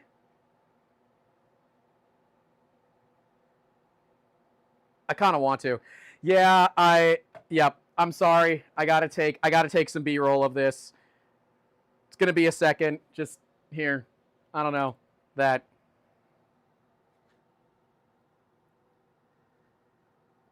Don't tell him I took the cover off. If none of us say anything, they'll never find out. Shh. But look at it. This is INDX. This is INDX Founders Edition. This is so cool. This is so freaking cool. You can see the little infrared sensing stuff there. The whole extruder assembly that's really, really complex. But it's Bondtech, so like, you know, the extruder assembly is going to be perfect because it's Bondtech. Dude. This is the kind of work that I expect to see in a clock. For those that don't know, I actually really like clocks. That is a real 400-day clock. Some people call it an annual clock. I don't have it running right now, but I service them. It's just part of what I do as a hobby. But the delays make sense. The delays make sense. The delays make sense. That's beautiful. Let me know what you guys think down below. What do you guys think in the comments? What do you guys think in the comments about this? I kind of want to just run it straight up. Just like, oh my gosh. Oh, yep. Chris Catlett says, checking in, Grant. Remember to hydrate. Thank you, sir. Thank you, sir. Gonna get that out right now. Hint, earbuds if you're watching while at work. That's fine. GP3 Design says, man's having a moment. You gosh darn right I am.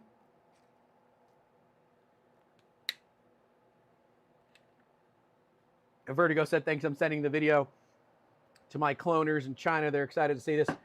Dude, someone extracted the cat already. Like, and there's patents, so have fun. Have fun. If you want to be a jerk, be a jerk. Whatever, man. If you've already decided that you were going to do it, me saying anything wasn't going to stop you. That is, hold on here. Let me do that. There's a freaking alignment pin. That is so cool. There's a light pipe. That's resin printed. That light pipe is resin printed. How much printed stuff is in here? I can see an FDM printed part, SLS. I see a lot of stamped sheet metal. But like this white part is FDM. I can tell that's FDM. I think the light pipe here is resin. It goes to the light pipe that goes to the outside of the machine. I think that's resin. I'm not going to go any deeper than this because like I'll probably break it. But oh my God, that's so cool. Yeah. Totally take yours apart. You should. I think it's important to kind of know your tools, but if it is not required to keep the sides on, I don't think I'm going to keep the sides on. I think it'll look way cooler with the sides off. Quite frankly, I'm going to reach out to Bondtech and see if they can do a custom clear one, or I don't know, see if I can resin print the parts in clear, because I'm just saying this in clear so you could see the whole index thing. Dude, that'd be fire. Just so cool. So friggin' cool. Yes, I do hope that we see some aftermarket stuff for this. It would be really, really cool to have some aftermarket like parts and all that. Cable strain relief. In the cable strain relief bag, there's a dedicated bag for cable strain relief. How much cable strain relief do we need? I gotta find the right tools. Gotta find the right tools. There is not a cable strain relief bag. You just have to find the part with the cable strain relief in it. This is what the bag had. It is not labeled. Hopefully that gets fixed at some point. Am I using the right one? Yes. Okay, I am. I also need to learn that I need to be like off to this side. I can't be in the middle because the like right up here is where the instructions are that I'm following. It's the right part, just missing a sticker. Yep, that's fine. I assume that this was a part that was forgotten because the screw also comes with it. So this was something that was likely adjusted at some point, and it's a secondary thing. Oh, okay, we do actually get to tear it down further.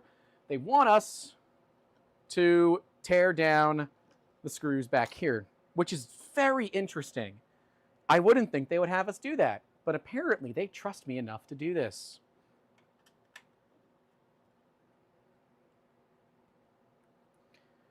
Oh, maybe this was like one of those like extra revision things that Bondtech had to do, and that's why it's like separated. Although it's PCCF, so it's likely Prusa printed.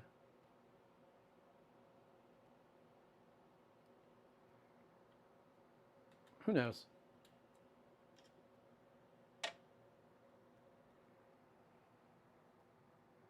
Whoa, whoa, whoa, whoa, whoa, whoa, whoa, whoa, whoa, whoa. Hold the phone. Check this out. Do you see that? That is a flex PCB in the middle of a hard PCB. What?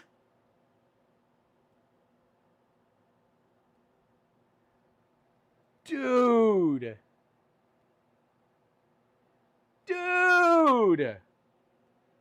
This is a flex board that's connecting this board to this board, but it's built in. It's sandwiched in the middle there.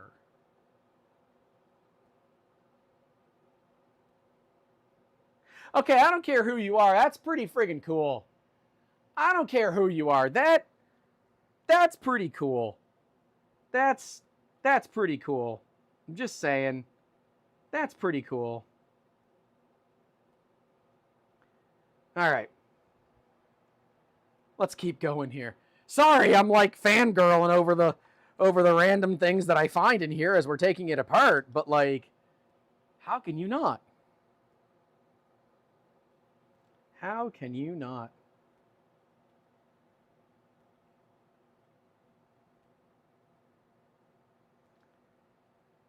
There are trade-offs, but it is neat. Yeah, I know. That's okay. Means if one board is damaged, both get replaced. That's fair.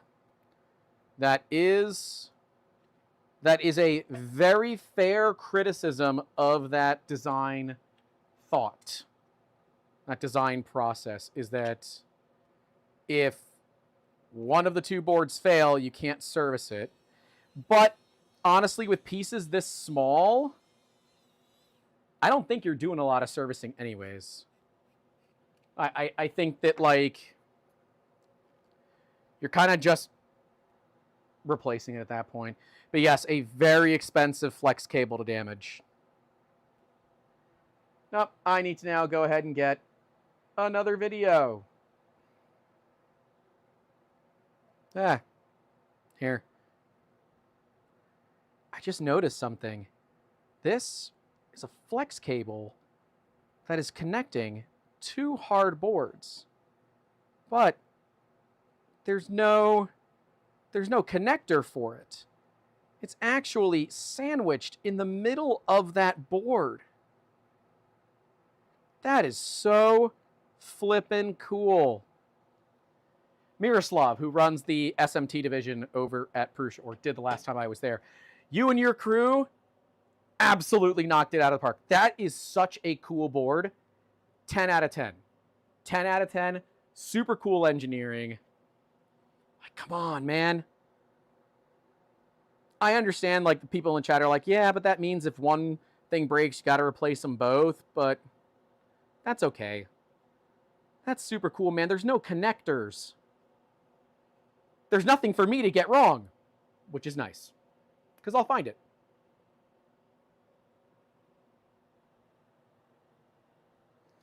Okay.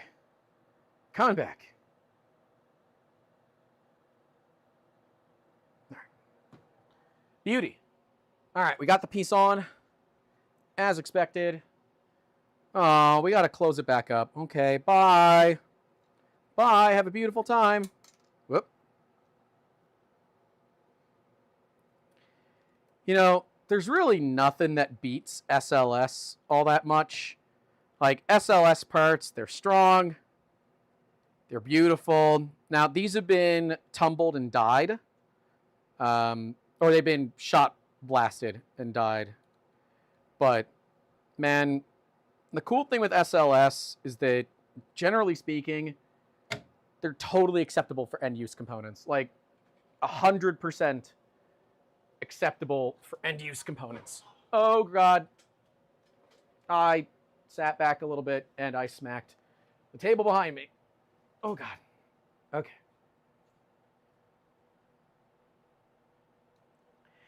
Now I feel less bad. Took me about 4.5 hours to reach this point with camera on, and I felt kind of slow.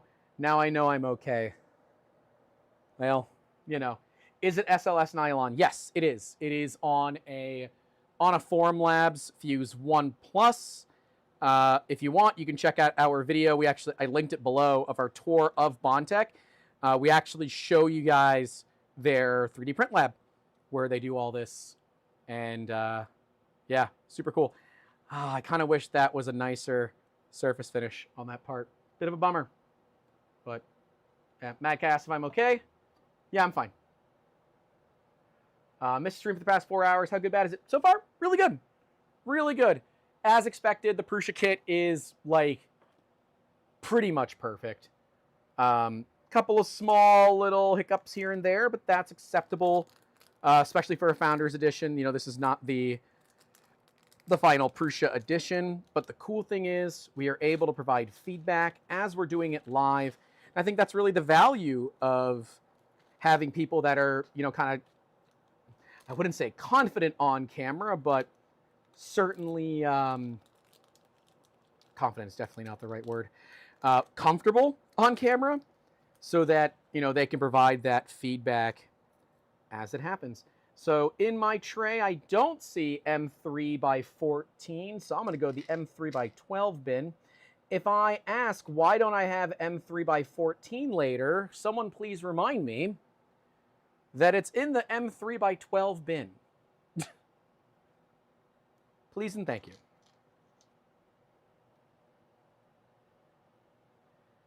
Build so far has been great.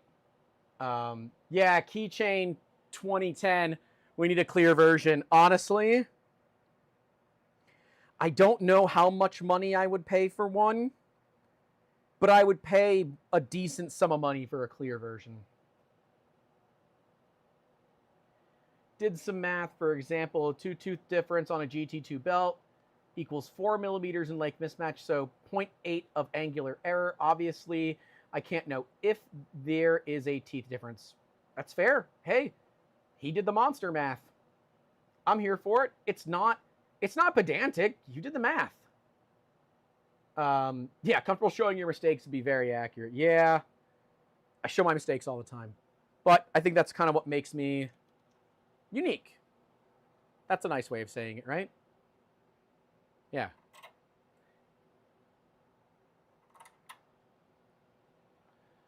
Okay.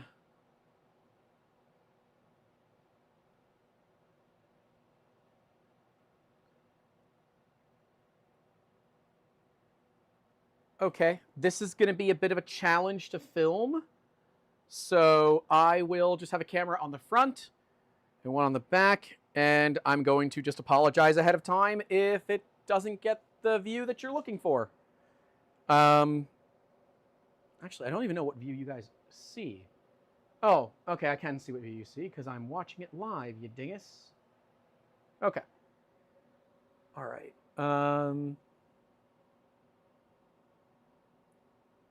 Okay, so we want to make sure that we don't contact this front LED holder. That's okay. Yeah, that's fine. That is fine.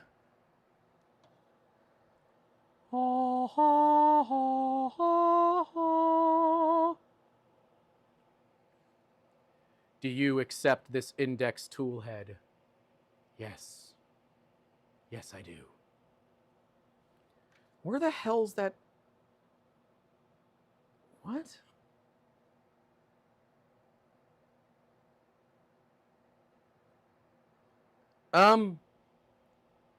Wait a minute. Something's not, I don't think something, let me go back a bit.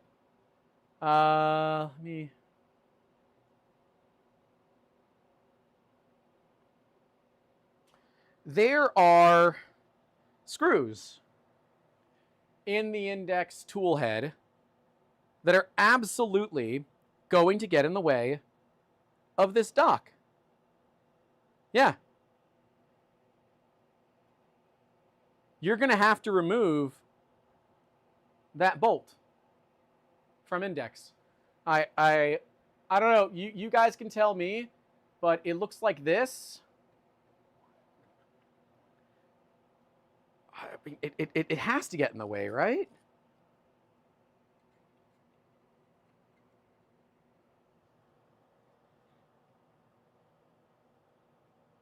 Yeah, it does. It completely gets in the way. Yes, I think that is something that appears to be missing in the instructions. So good note here. There are 2 screws on the back of index. These 2 will need to come out from what we can see. Ooh, I just noticed this. This part has been post-machined. There's an opening back here, so you can see that the die doesn't go all the way through the SLS. Huh. But yes, a good note will be that you will need to remove, there are 2 screws on the back of INDX on the lower part of the tool head. Those will need to come out to enable your ability to install it. I don't know if the intention is to reuse them. I do not intend to do so. The reason is that these are Torx, and I don't want to use Torx. Straight up. Simply not having mismatched bolts, because I'm not a criminal. I also don't drink plain milk, because that would also make me a criminal. Like Millie. That doesn't make any sense to anybody other than Zach and Brooke, because their dog is a criminal. She's adorable and we love her. She's also a criminal.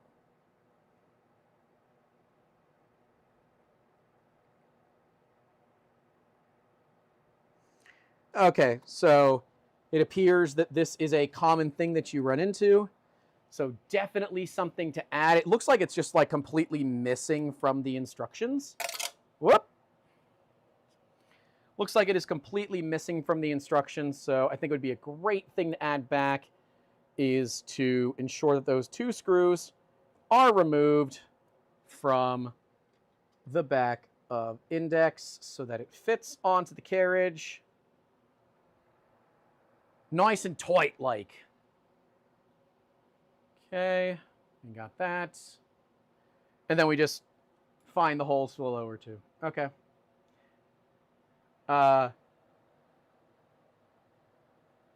Zanatum said I will not stand for the Torx slander.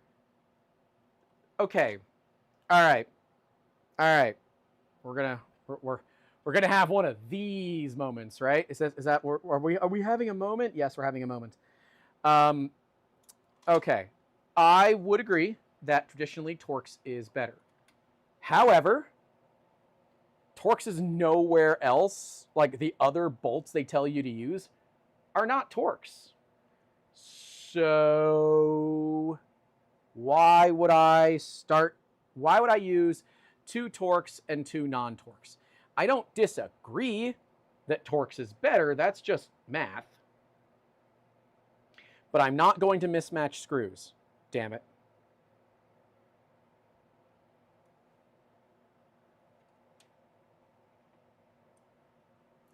Seems like something the Swedes would put in there. I'm going to directly blame Olaf for that.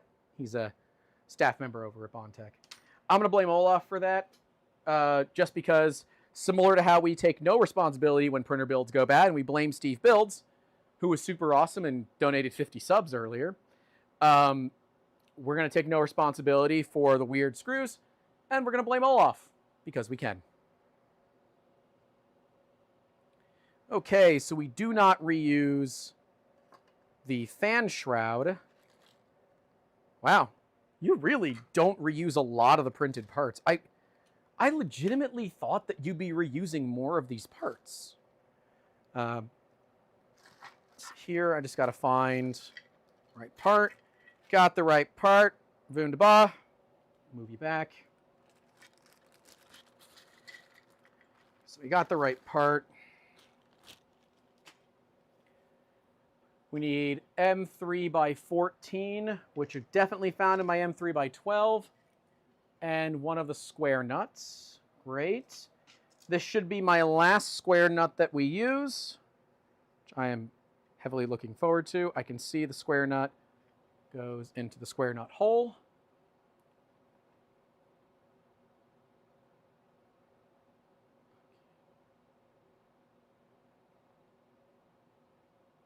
I'm doing the square nut now. I understand that it probably wants me to wait a little bit. I'm not waiting. I'm doing it now. Because otherwise, my dumbass won't be able to fit it all in there. Okay.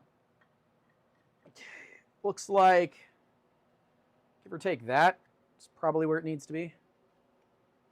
Yeah. Secure the fan shroud with an M314 from the right side. Okay. Sure. Sure. What the heck? Hello?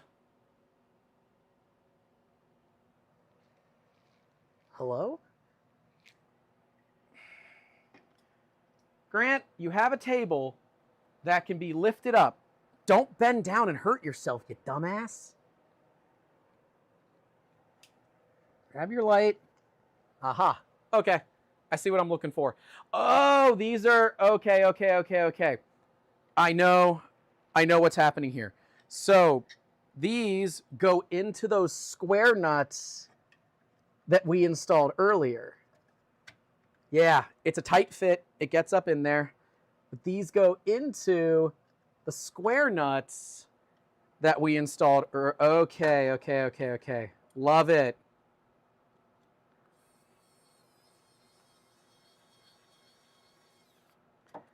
Okay, one side.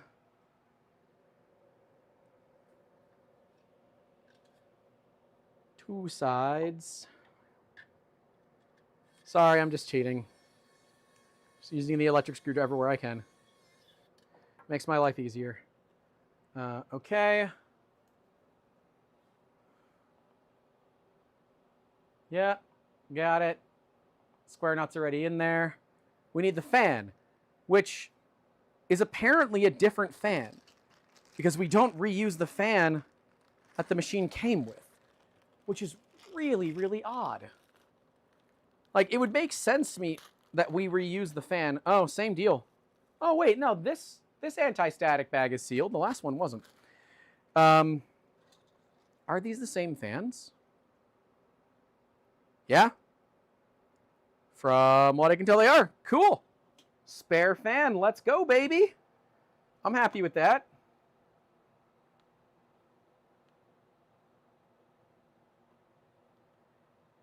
Extra fan is for the tool dock. Okay.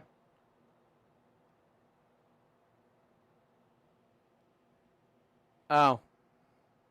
It's the same fan. It says I can remove the one from earlier. Literally the same fan. Read the instructions. Yeah. You wouldn't even know if I used the wrong one. And then we need an M3 by 25, 5-piece.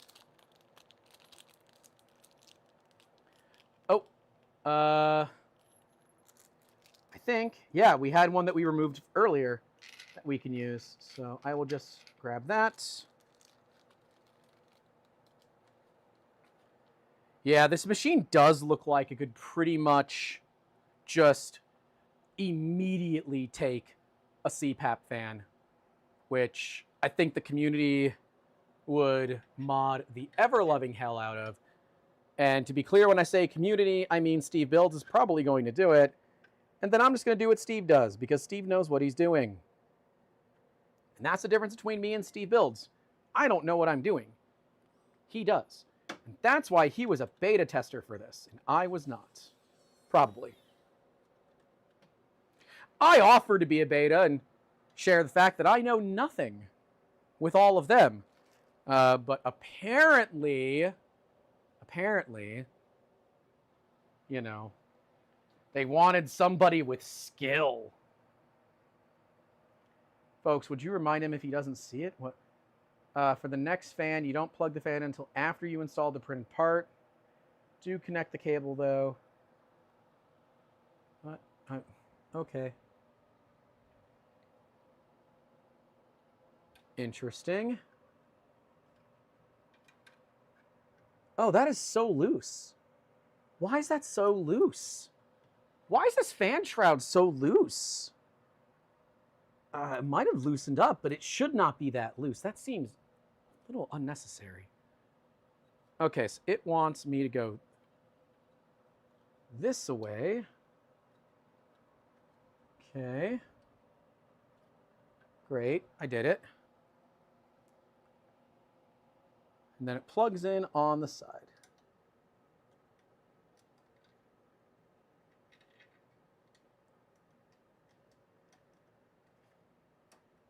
Just flip it around until it works.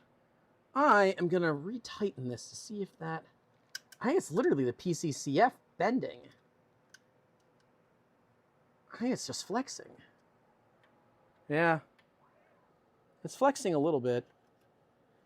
I mean, I guess you kind of want it to flex to some extent. You don't want it to just shatter.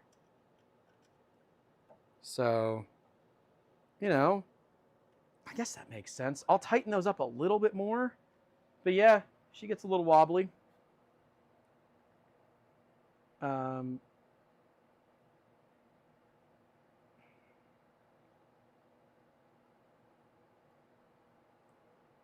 Gertrulem's going to sleep. Thank you very much. PC is such a cool filament. Shame it's not so widespread. Well, now I know why none of us can get PCCF at the Prusa shop anymore. It's because they're using them in all the friggin' indexes. This whole machine's PCCF. Don't get me wrong, it's great material. I have some here. Amazing material. But, ow. I don't know if you heard that. That was my knee. That didn't feel great. I'm also a little worried about these belts whacking the fan thing, but that's okay.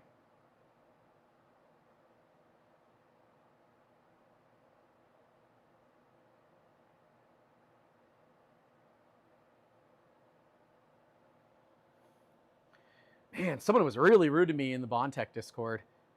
Let's,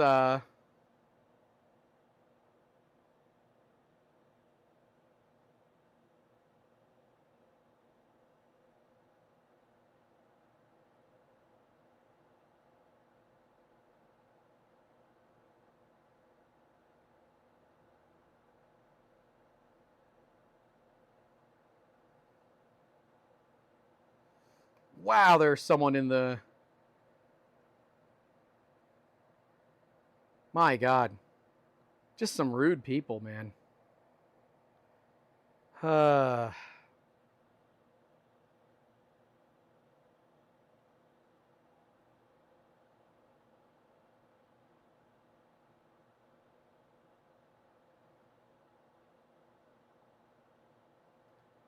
My gosh. All right, let me get back to this. Sorry, I saw a message from my major my major messaging apps where people know to reach me, and yeah, just had to be clear. All right, coolio. Ignore them. It's harder than you think. I understand that people like say, oh, just ignore the mean comments. It's harder than you think, man. Like, it really is. It is much harder than you think to ignore people. Because, like, especially when they're mean to you, like, it feels very personal. Even if it, even if it's, like, not, it still feels that way. And it's, I guess I might as well go to this. It's not something that's, like, so easily described unless you, like, go through it yourself and you kind of, like, see and feel how it is. Toolhead bag, so I need both clips. But, yeah, it hurts in ways that it shouldn't. I'm sure there's advice that I could tell myself, but, yeah. There's a self-tapping screw in the cable strain relief bag. That was the one that wasn't, yeah, so the M38RT self-tapping screw was not a self-tapping screw. It's just a regular screw. So that is another error in the manual that will need to be fixed for the Founders Edition. Glad we got that. But yeah, it's I don't know. Mean comments are much more of a challenge than people think, is the nice way for me to put it. It is very, very difficult to ignore them because they get under your skin.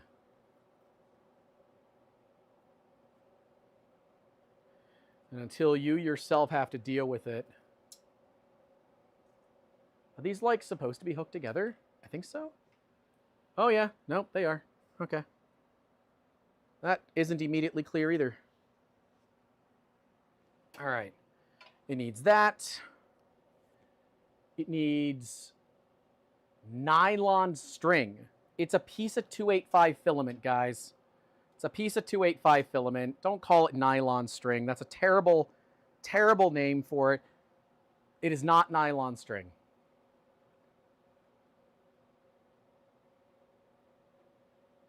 Yeah, don't call it that. Fazgol said, don't take it to heart. We think you're an amazing creator. Love your honesty and integrity. Yeah. Yeah.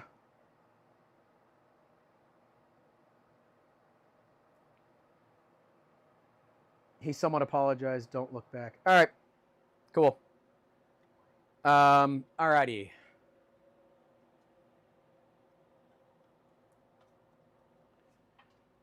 So we need two of these. Yeah, it's like you have there's like a bully that you can't face them. Like you can't do anything about it. They can say whatever you want. And anytime that you reply, you're the bad guy. No matter what you do, if you reply at all, you're the bad guy. And I don't like that. I don't like that. I don't know. Doesn't feel right to me. All right, I'm gonna get this one through. I think this is the one that needs to go, but yeah, I mean, like, dude, I tried posting our Friday video to the Prusa subreddit, and like, dude, they are so mean in there. Like, I figured it was like, look, I love Prusa too, guys. Like, just, oh, damn it. Friggin' grommet just popped off. All right, this, yeah, this grommet slid right into the printer. So, okay. There's got to be a better way to do this. I don't know what that way is, but there's got to be a better way to do this. Here, let's just go to the main. You guys will actually probably be able to see this better like this. Go to the main.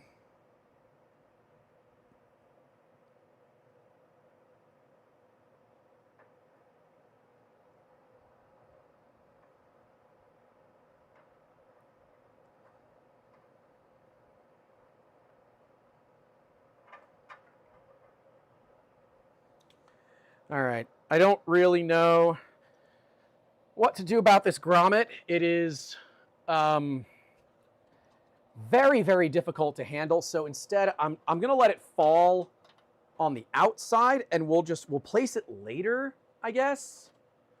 I don't know if that's the right move. I'm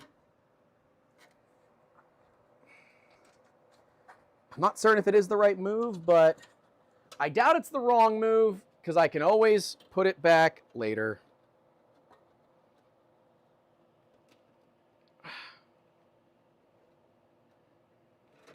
Okay.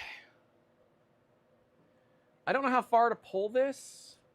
Insert most of the braided cable. The exact length will be adjusted later. Okay. Cool. All right, done. I'm not going to worry about the grommet for right now. We'll install it at the end. Oh. Okay.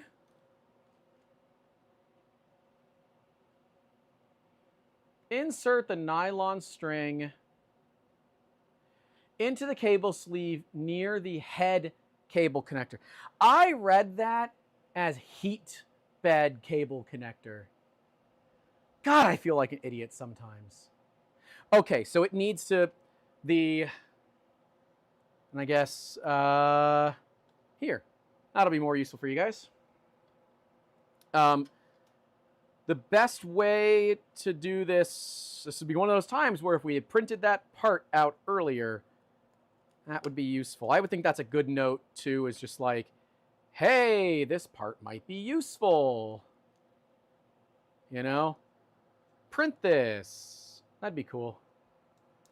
Oh, it's almost chilly in here because the sun is starting to go down because of the rain. That's awesome. I might turn the air conditioner up.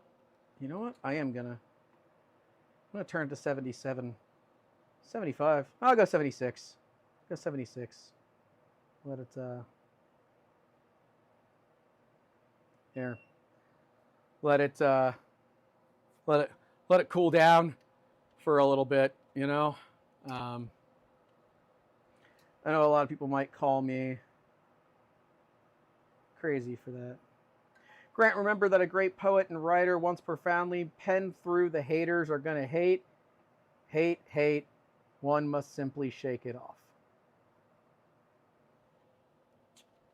Okay. I think you're trying to make a Taylor Swift joke there. Not 100% certain.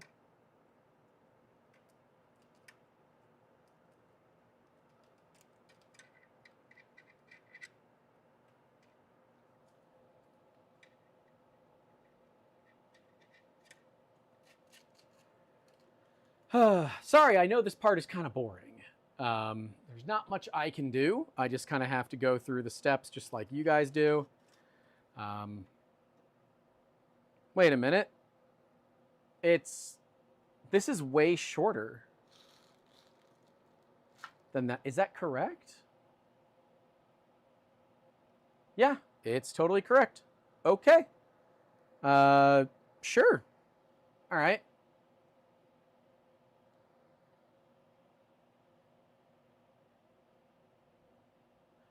Oh, okay. So one of them. All right. So we're going to plug. This one's going to be a little tough. I'm sorry. You're not going to be able to see very well, I don't think.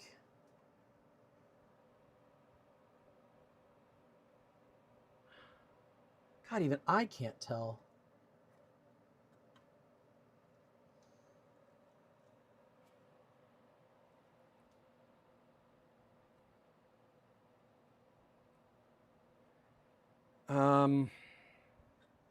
Sorry, I'm quiet because I'm thinking.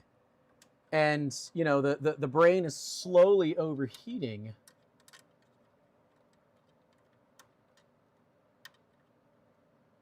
Like that? That's not... Well, that didn't help at all. Okay. I'm not exactly certain. Oh, okay, there's a hole? I guess? Yeah? Sure. There's a hole that it goes into.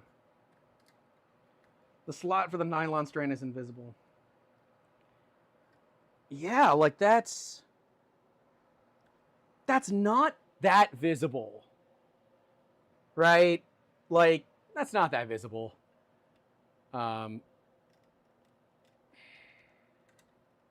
I am going to give myself a little bit of slack here. You always want a little bit of cable slack where you can get it. It can be very valuable if you ever have to do other maintenance work and stuff like that later on. And so, given what we saw, I guess this goes into here.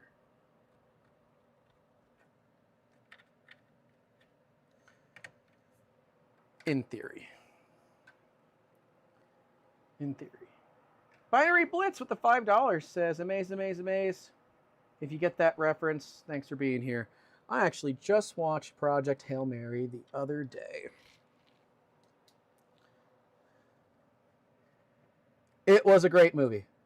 If you haven't watched it, I'd recommend it. I never read the book, but the movie was fantastic. They used a lot of 3D printing in it. Oh no, crap. Aha, slightly magnetic. Great. They used a lot of 3D printing in it, and I think it could be said that Rocky was, you know, big 3D printing guy.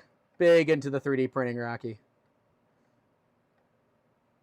Right? His name was Rocky, I think. Yeah, because the planet was Adrian. Right. Adrian! Yeah, I remember that. Okay. Yep. Read the book.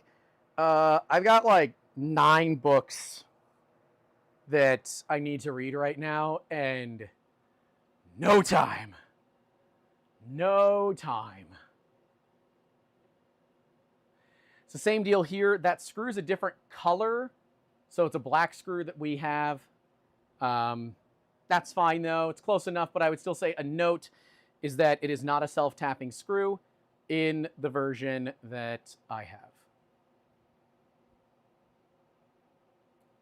Gently open up the swing arm clip. Swing arm clip.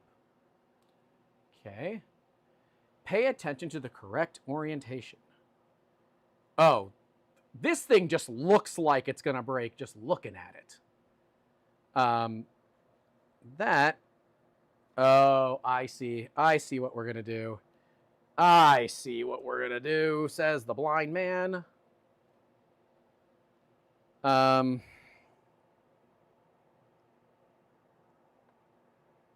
Yep. Okay, I figured that's what it was going to do. Let me go back to the top down, although you guys can't really see that. So let me pull it forward a bit.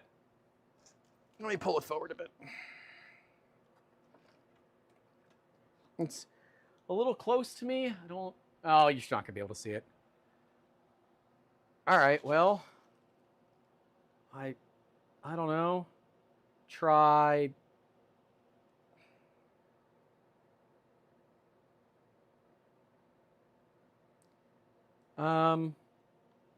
that. We'll try that.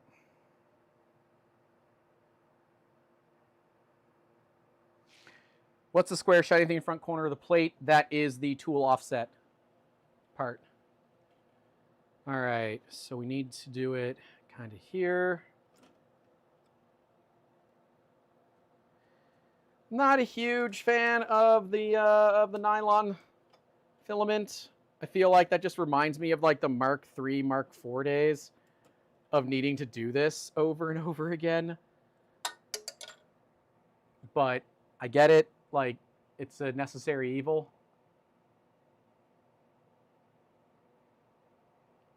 Which side of the swing arm do you need to be on? It doesn't tell me. Okay, I'm on the wrong side of the swing arm. Yeah. So you have to make sure that you're on the correct side of the swing arm, or you're going to find yourself in a really bad time. So don't do that.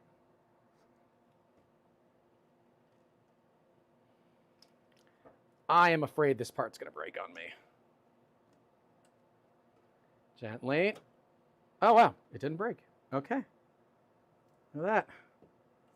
Look at that. I guess the Prusa engineers know something after all. No, that's too mean. They're good. They're good people. I like the Prusa staff. Most of them. Okay. Yeah. Yep. I mean, not my favorite way of doing this. But it works, I guess. I guess it works. Let me see what else people are saying here. Do you like the nylon is they tend to soften back in a couple of days, if not weeks. Oh, I see. It doesn't use a pressure sensor anymore for calibration. It does. That's for the tool offset. That's for where the tools are in the cyberspace. All right. Now we need to use a what? M3 by 8 RT. Okay.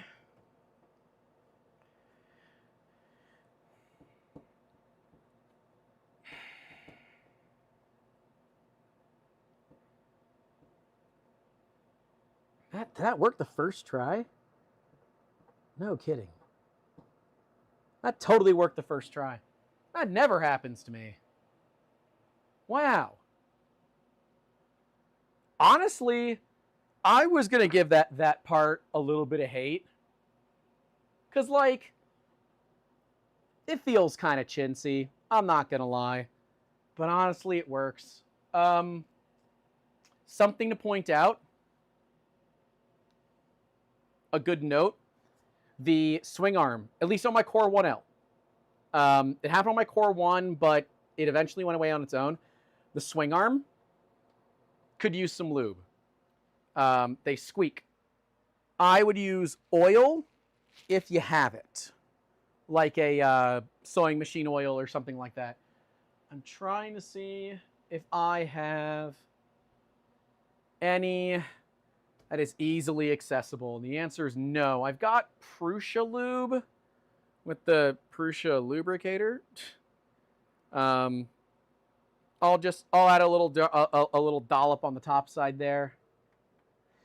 Is it necessary? No, it's not. However, I think it helps out quite a bit. Oop, that was more than a dollop, but that's okay. It's got a little cup there to accept it anyways.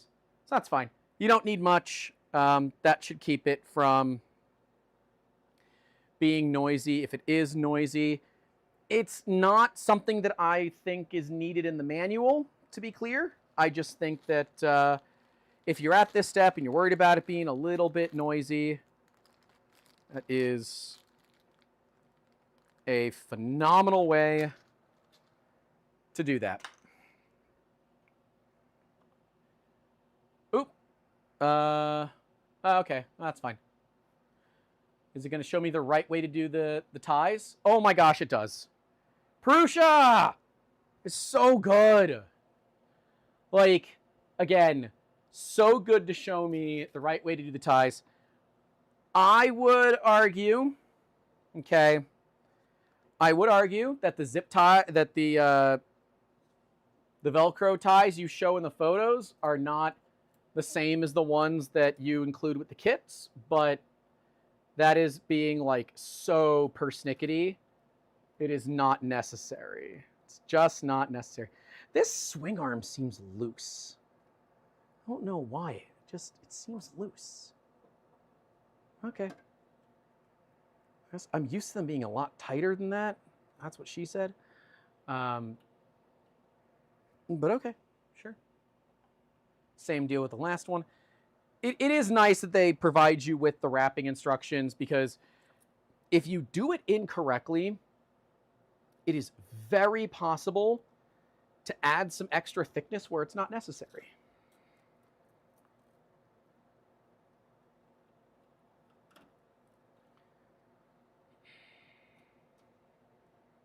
All right. Beauty. Beauty, beauty. Okay, so now we need to get... I honestly fundamentally disagree with needing that, with needing this thing, but I mean, they say you need it, so I guess I'm going to do it. It would have been good to tell people to install this before you did everything here, but that's okay. That didn't happen.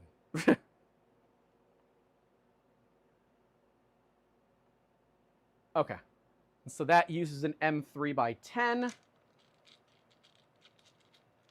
Did I wrap the last one backwards? I totally did. You're totally right. You're totally right. I was going... It's funny how I'm talking about needing to do it right, and I did it wrong. That's hilarious. Hey. That is part and parcel of doing this stuff live. Sometimes you make mistakes. And I am not afraid to make mistakes. I don't think it matters all that much, but if you can verify that you're following the directions, it is always better to do that when you can. Thank you for pointing that out. Real upgrade, I hate the Velcro. You know, it doesn't bother me. It doesn't bother me. I don't really have anything against the Velcro. It works. It's effective.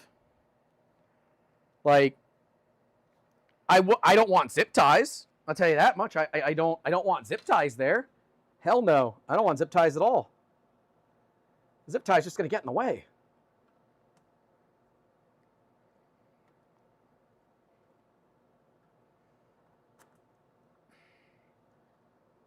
Come on. Get in there. All right, maybe I do have to screw it together. I don't necessarily want to do that, but... Oh, yeah. Okay. Need to be screwed in. Look at the link.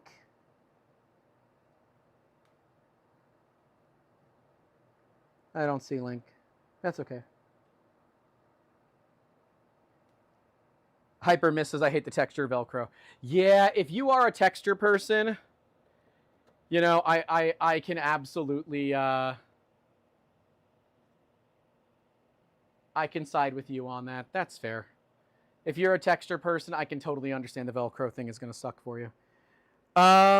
This one, I'm going to move myself. You guys are not going to have a good view of it. But I'm going to move myself. I don't think there's going to be a good way to see this. So I'm just going to do it. And this, honestly, the little bit of movement is good for me as it keeps me mobile.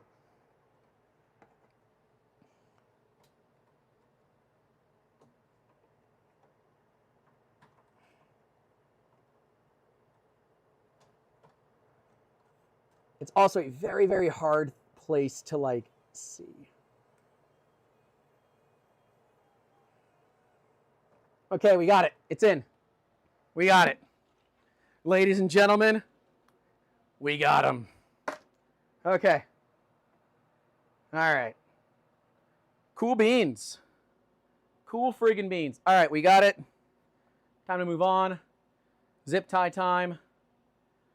All right, now we're doing zip ties on the back side.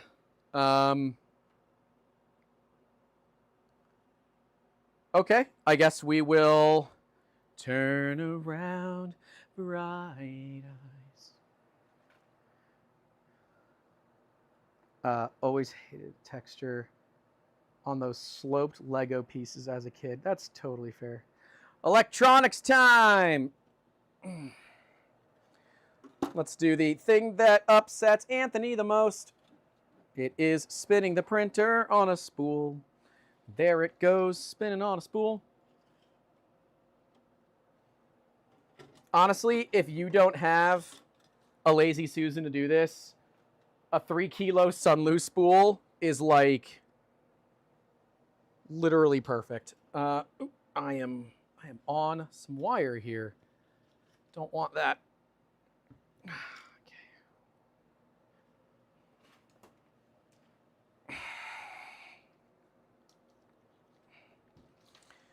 Alrighty.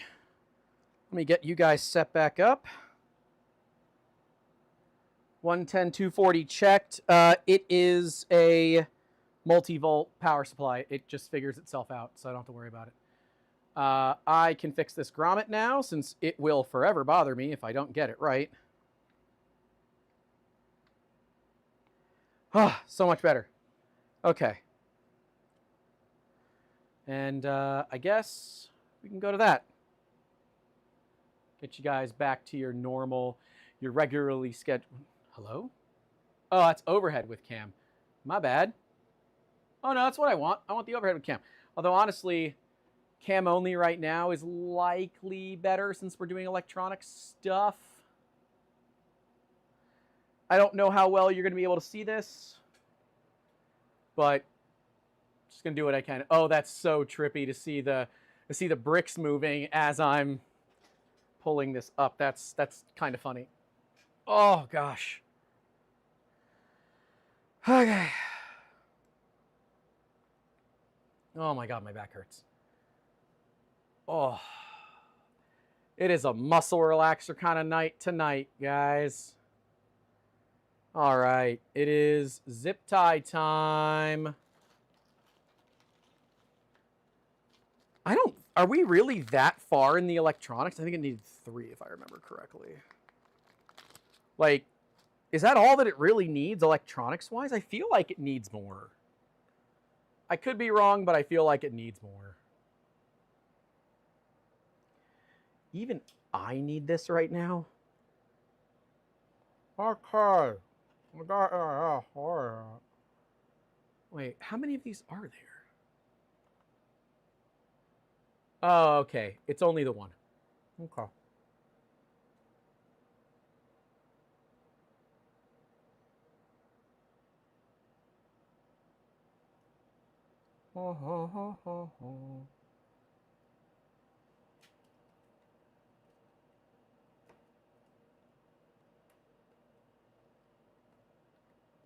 Okay. Ow. Got the one. I should have brought a headlamp. I wasn't thinking. I've got... Honestly, I don't even care about the cable management. It's really not that big of a deal. Like, there's not that many cables to manage. I'm just saying. Like, it's fine. It's fine.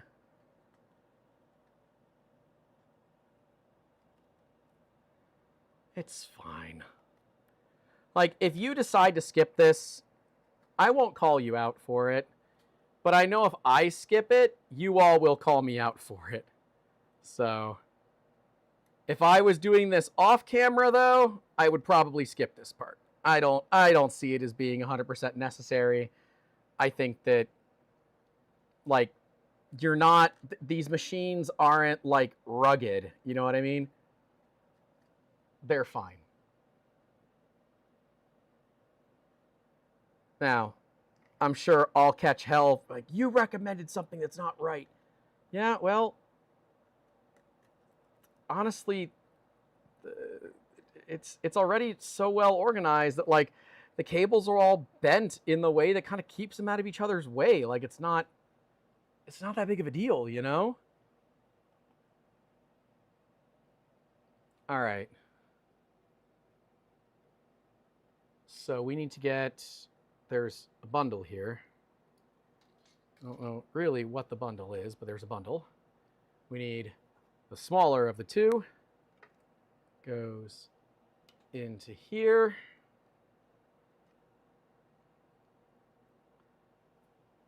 It appears that... Oh no, yeah, this has to go through too. All right, yeah, you gotta put them both through. Yep. Okay, they both have to go through. Beautiful.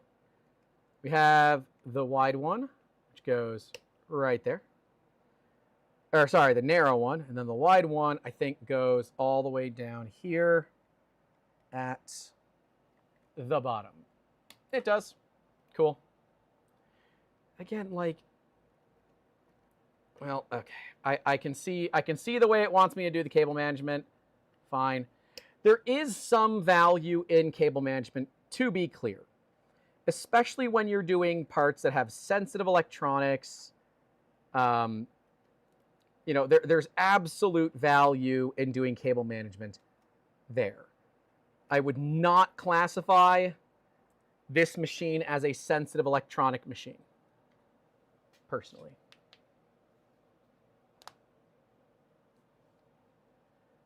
Don't forget the grommet. I already fixed the grommet, so we're good. I already put that grommet back into place, so we're good. Okay, got that done. Yep. Okay. Tighten the zip ties. Yep. And it looks like I cut one that I wasn't supposed to, because there was a 4th zip tie that I definitely didn't cut. Maybe I could see it being useful here. But I understand why Prusa wants you to do it. Like, I don't disagree with the reasoning for it. It's just, yeah, it's fine. It's fine. Some of those signals are sensitive. Well, if they were so sensitive, they'd be in shielded cable. That is my rebuttal to that. If they were sensitive, they'd be in shielded cables.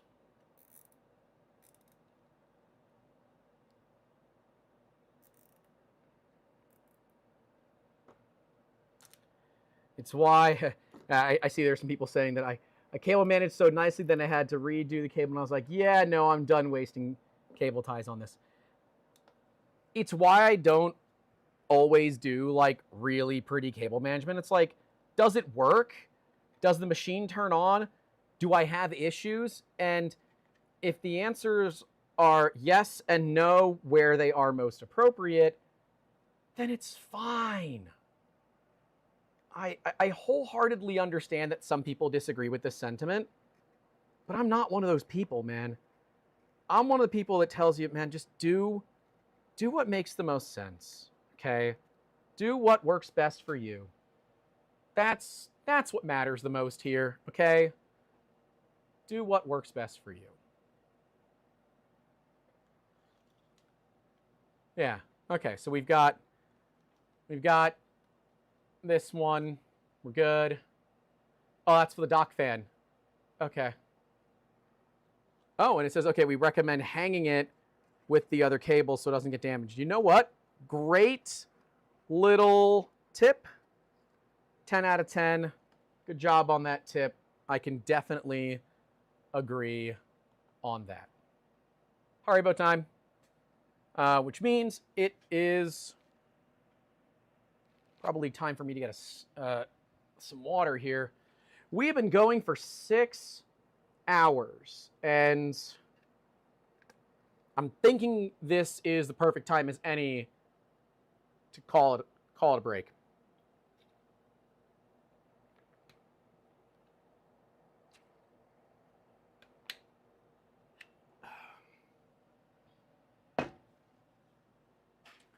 And so I want to know from y'all, if we keep going, it's already 6. I don't actually know how far we are in all of this. Yeah,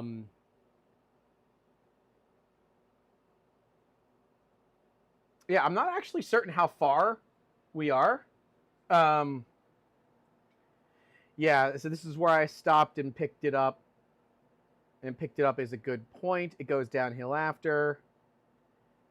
Pick it up. Yeah, I'm getting a lot of pick it up tomorrows.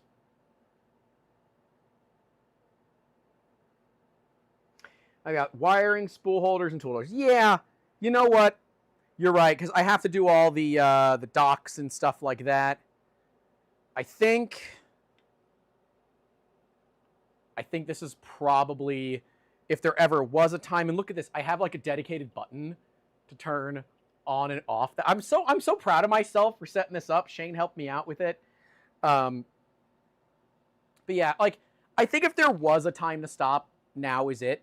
And if we don't take this opportunity to stop, we're going to put ourselves in like a bad situation.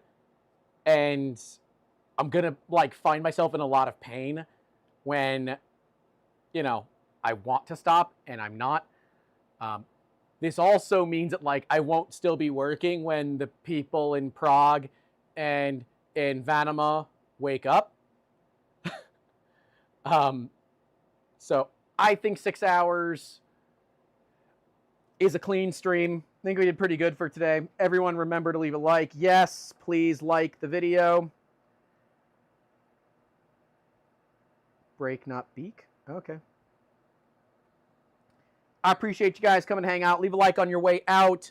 Stay safe out there. Don't forget to call your 11s. We will be back tomorrow. Same place, same time, same Grant, and I'll probably wear the same shirt so that I don't have any issues with continuity.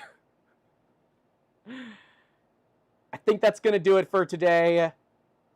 If you haven't taken a break, go take a break. Go get some water. Don't forget to call your loved ones. Leave a like, get subscribed, and as always, keep making awesome. Have a good one. I've enjoyed this build so far. The belts are just a little fiddly, but I've enjoyed this build so far. I would classify this as like a proper Prusa build, which is good. That's what we want. See you guys later.